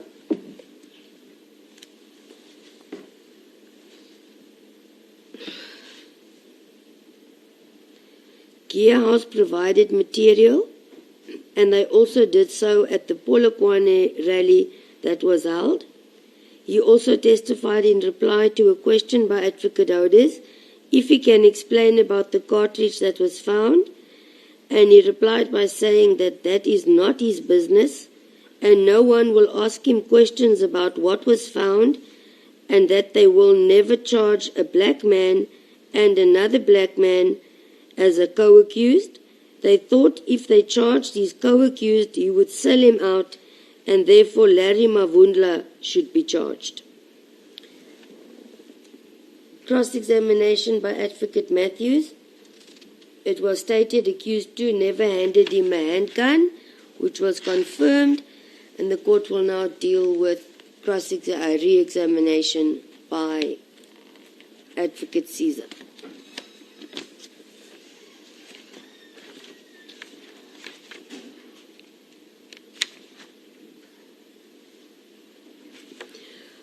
He confirmed that there was 4 VIP members and that they were with him from his arrival at the stadium and remained until he left at about 2 a.m. the following morning. Accused 2 did not arrive with him as part of the group. He last saw accused 2 on 27 July 2018 as he inspected the site, and then the night before again, being 28 July 2018. Confirms he has known accused 2 prior to the event and explained he had known him since 2008 and described the manner in which they met. He was asked in what capacity did accused 2 inspect the stadium, and he replied he won't know, it has nothing to do with him or as to what he was doing there. He confirms that he or they do a simulation of a firearm, meaning explaining that at any political revolutionary event they do a gesture where their hand demonstrates a gun and saying, yeah, that is us, it is a gun gesture. On being questioned whether it was a wooden firearm, he replied he was trained to use firearms at the age of 9 years old as part of the Young Pioneers, and they taught them how to use firearms, but at the start of the training, wooden firearms are used for the beginners. Thereafter, they graduate to using real firearms and to train against the apartheid struggle. Therefore, you will never see a leader using a wooden gun. Confirmed that since the start of the inception of the EFF up to the event, he had never demonstrated using a firearm like the one he presented in court. The event was the first time for him to do so. The decision was made to do so as it would be the first time to do so, and new concepts are always needed, otherwise the event becomes boring. The decision and idea was arrived at by all of them as they work as a collective, and that whatever happens at the stadium where the EFF was held was a collective decision. Advocate Caesar asked whether this was discussed with Jock, as represented by Colonel Mkwali, and the witness replied that he will not know and the question must be asked from Colonel Mkwali. It was further put to the witness that Colonel Mkwali said it was not discussed with him or approved by him, and the witness replied that the EFF is not managed by Jock and a toy has no security risks and therefore requires no approval. It was put to the witness that if it had been discussed with Jock, it would have been easily resolved that it was a toy gun. The witness stated clearly that there is no need for Jock to know about it. There is no license needed for a toy gun, and it is not the business of Jock. He confirmed that the VIP members were always present and explains that Sergeant Kara, as one of the VIP protectors, and Chauke, but does not recall the name of the others present. The state then placed the following on record, being A65, which in essence reads as follows: Andile Chauka.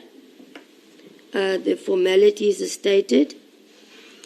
One of the VIP protectors stated in his statement that he and his colleague waited at the airport for Mr. Malema, and Sergeant Collins was present.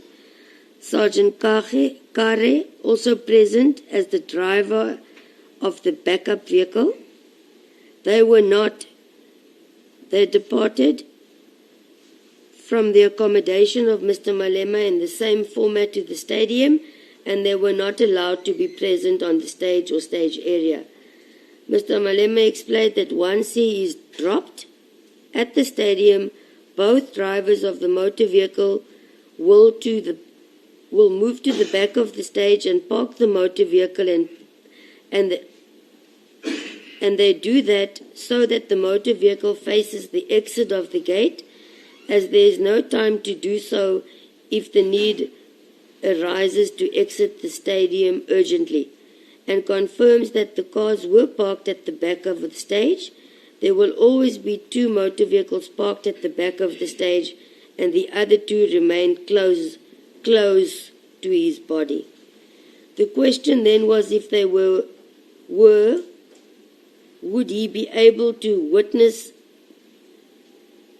be able to witness the shooting incident, and accused one reply, I quote, "Police have ears like a dog."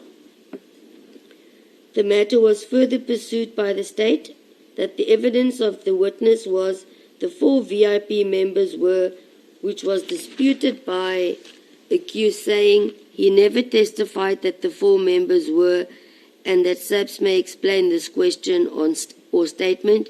He was informed that SAPS will be present.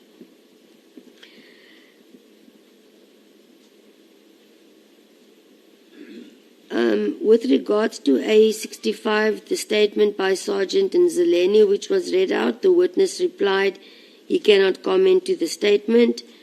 Same with A67, Sergeant Kare, the same reply stated. A68, Sergeant Chauke, same reply.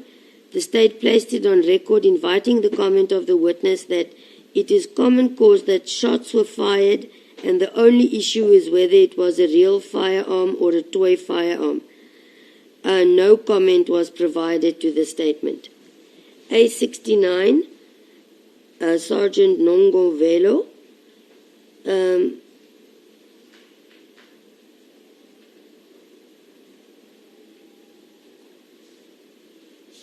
the same reply was elicited.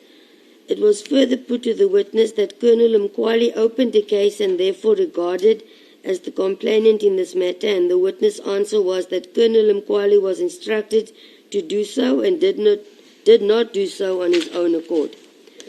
On being asked as to who brought the toy firearm on the stage and handed it to him, and was informed that it was brought by the Secretary General, and that the firearm brought to court the previous day belongs to the EFF, and that Larry Mavundla handed it to him, and also that it was handed back to Larry Mavundla, since Mr. Mavundla was also part of his security, and confirms that he identified him on the footage he viewed the previous day. Further, that Colonel Swartboy never visited his house to establish that it could have been his firearm.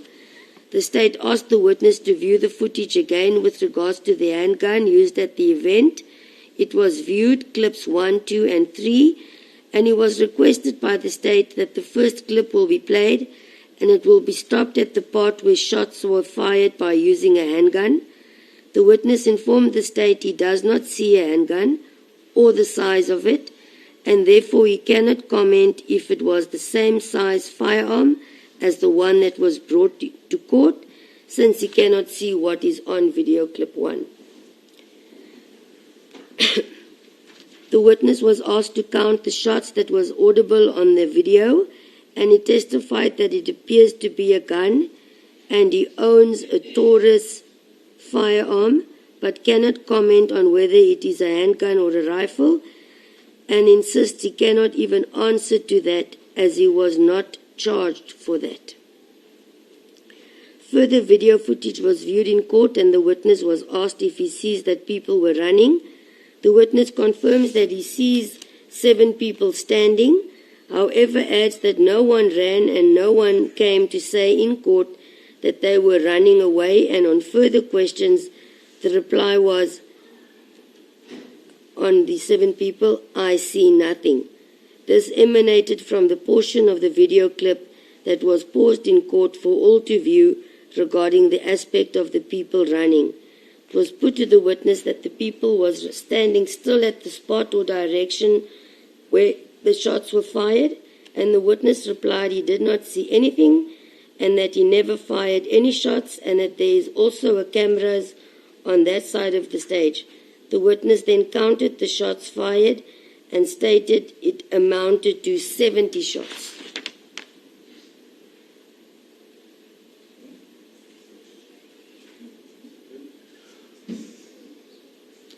I'm just checking if I made a typo here and if it's still coming to the 9 mil.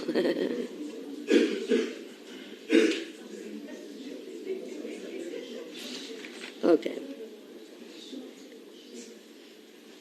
All right. Indeed, then, it was said that the shots fired and stated it amounted to 7 shots. It was put to the witness that he indeed fired a real firearm, and the witness replied that it was the evidence of the prosecutor and it is an abuse of NPA. Further, that the members of parliament that were on stage are members that were nominated by the EFF, and testifies that he has no close friends when asked whether the members of parliament were his friends or close friends, and that the EFF supporters are not friends, they are comrades. The witness replied to the question asked by Advocate Caesar that it would be unlikely for them to report him. The reply was, I quote, what stops them? The witness confirmed that the reason to fire the toy gun was to entertain the crowd. It was put to the witness, which he agreed to, that all videos viewed in the court moves away to the far right of the stage. Therefore, why would he move away from the crowd to the side of if the purpose was to deliver an act to the crowd?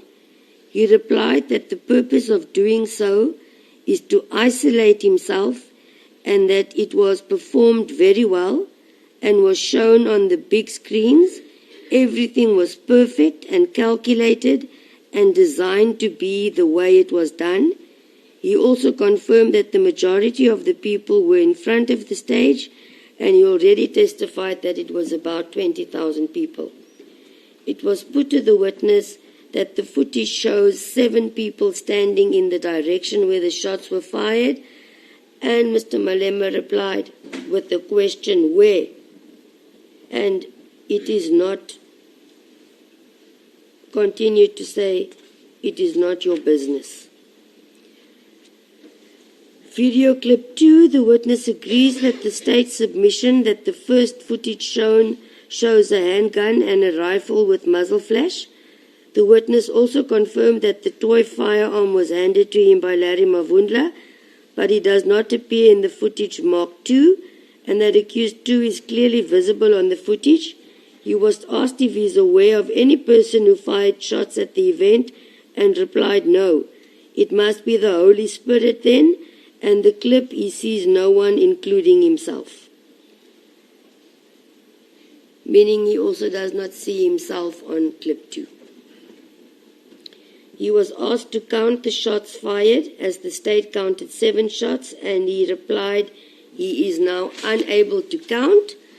And during the viewing of the footage, the witness explained on a question posed by the state as to how he views the footage, and he pointed Mavundla and Chauke. He confirms that the rifle or toy rifle used ejects small blanks and confirms that it looks identical to the CN SPA 249/14. He was asked how he knows that Larry handed him a toy and not the SPA 249/14, and he replied that he works on the principle of SAPS and Mavundla. In conclusion, the state made the following statements to the witness: that he indeed fired the CNSPA 249 and that he should have checked if it was a real or toy gun handed to him. The witness replied that with regards to the firearm, put that on my DNA, and there was no need to check as Mavundla had the instructions I wanted him, or that he must do. Re-examination by Advocate Odes, the witness repeats that he did not fire any firearm and that in video clip 1, he does not see himself in the clip, and the reason why the 5 VIP members not called was to persecute him. That finalized the evidence of accused number 1, and therefore the defense requested that the statements of the 5 VIP members be submitted, marked as Exhibit A 65, 66, 67, 68, and 69. Just want to put my finger on them. I'm not going to read the formalities. We're all aware that 2 of them are from the Eastern Cape. They are in employ of SAPS at the VIP protection unit. I'll merely refer to the contents and as far as it is relevant to the incident dated 28th July 2018.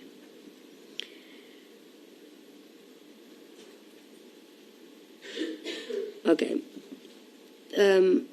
Andile Kuma states, my colleague and I, known as Sergeant Nzeleni, also stationed at the Protection Security Services East London, was at the East London airport on the 21st.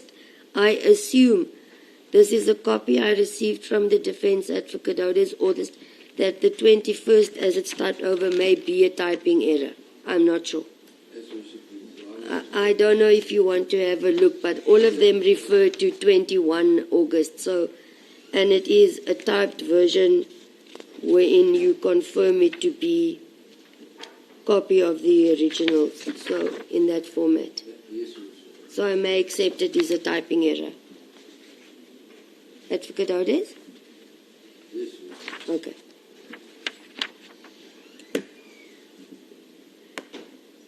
Therefore, I'll see it as that on the 21st of July 2018, awaiting the arrival of Mr. Julius Malema and his dignitaries, 3 colleagues from the National Protection Security Officers, known as Collins, Chahuka and Gari, joined us at the East London airport on the mentioned date. On the 28th of July, I was the leading vehicle, alone, with Collins driving Mr. Julius Malema and Sergeant Nzeleni and Gari at the back as the backup vehicle.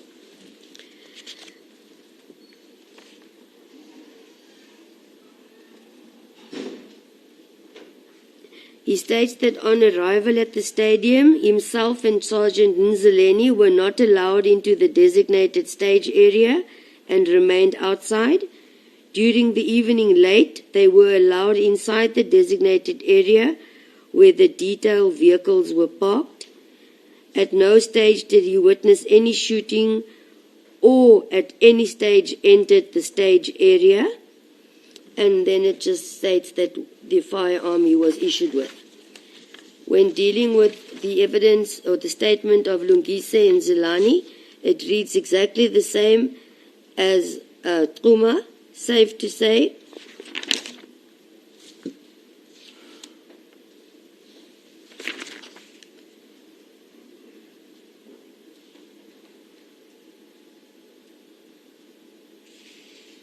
He states that he can state that Collins from the National Protection Security Services drove Mr. Julius Malema's vehicle. Sergeant Kuma from East London office was the leading vehicle, and the LAC vehicle which he calls, or the back vehicle, he was alone. I was the backup vehicle in a Ford Ranger, white in color, and Kara from the national office. Okay, get to the actual event. My colleague and I was not allowed into the designated area by the tents. I was. Here we go. Sorry, let me rephrase. Myself and Sergeant Kuma was not allowed and remained parked outside the designated area. He confirms that during the evening of the event, himself and his colleague were allowed into the designated area by the tents to get food. Later, they were allowed to enter the parking area to align the vehicles for the escort. At no stage did he enter the stage area, and he did not witness any shooting taking place in his presence. Then Pia Kara, I will refer to the incident itself. During the incident referred to in paragraph 2 above, I was on the stage with my back turned to the crowd.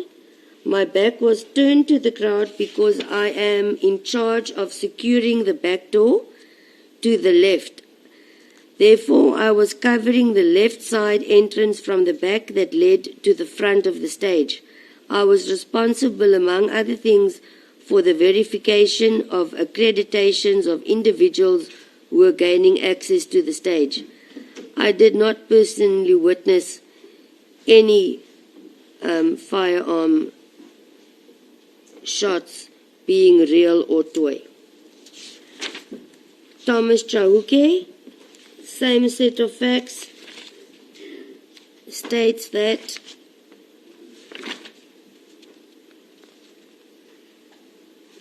during the alleged incident, he was on the stage with his back turned to the crowd. My back was turned to the crowd because I am in charge of securing the back door to the right. I was covering the right side entrance from the back that led to the front of the stage. I was responsible, among other things, for the verification of accreditations of individuals who were gaining access to the stage. I did not personally see Mr. Julius Malema discharge any firearm, being real or toy. Final statement, Mbulaleni Nengovela. During the alleged incident referred to, I was at all material times stationed in the primary motor vehicle that was utilized to transport Mr. Malema as the primary subject of my VIP protection duties. I was never on stage during the alleged incident. Therefore, I did not personally see the discharge of any firearm during the event. That concluded the evidence on behalf of the defense and defense case in respect of accused 1 and 2 closed. May I ask, I'm not sure, I've seen that defense is not willing to or not comfortable to discuss aspects in chambers, but this revolves around continuing further for this day. And for that I need to know your departure times, etc., and verify the time I've been given as suitable to you. We will return immediately then and continue if it is arranged for your schedules.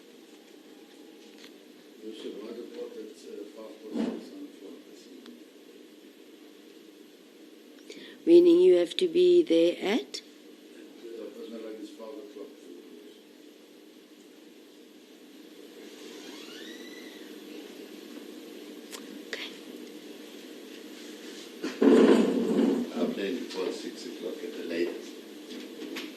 So you also need to be there at 5 o'clock. Well, not really, because we have a private day, so... May I shake my head now. Why is it viewing? I'm entitled to do so. It's my right to do so. Okay, may we just please, we won't delay, and you may obtain the consent of your clients if you so wish, but I'm not inclined to discuss on national TV the extent and time. So if we can just have a 1-minute discussion and return immediately. In the interim, accused 1 and 2, whichever officials, if you want to take a bathroom break, now would be the perfect time, because we won't, in essence, then stop anytime soon. Court will briefly adjourn.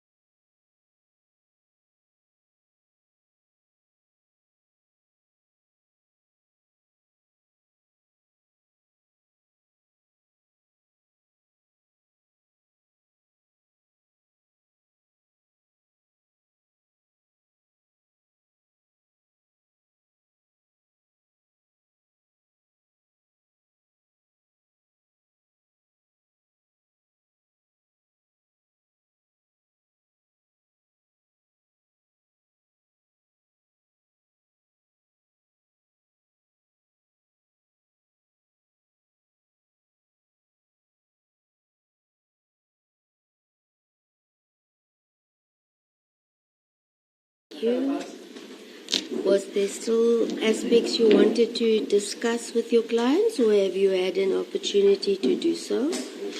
Okay, we'll just wait to go on record then.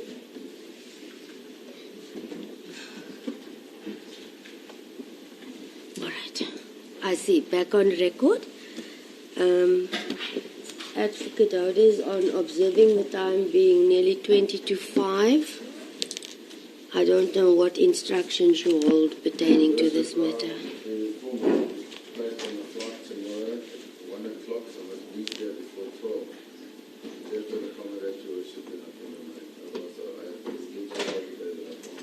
Look, I can safely say yesterday and today dealt with the summarizing of the entire case, including all the exhibits, and that consumed 2 days. I could not do otherwise in that regard. So what is left is the evaluation, the law findings, so that I cannot see that it can be more than 2.5 hours max. So, and you suit your client as well. Advocate Matthews? Thank you. Advocate Caesar from the state side? Suitable to me as well. Thank you. Hey.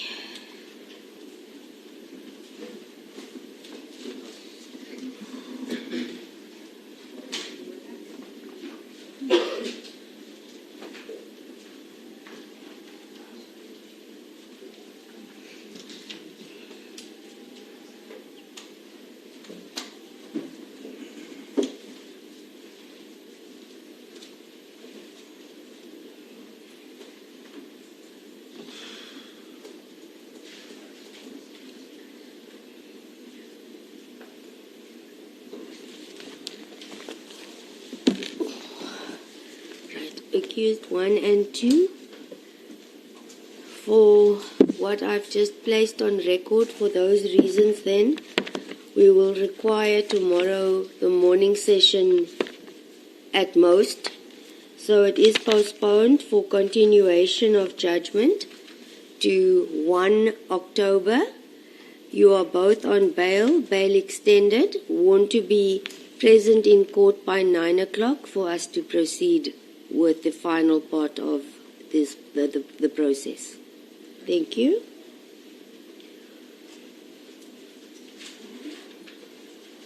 Thank you. You may be excused. Everyone may start packing up if you so wish. I just have to endorse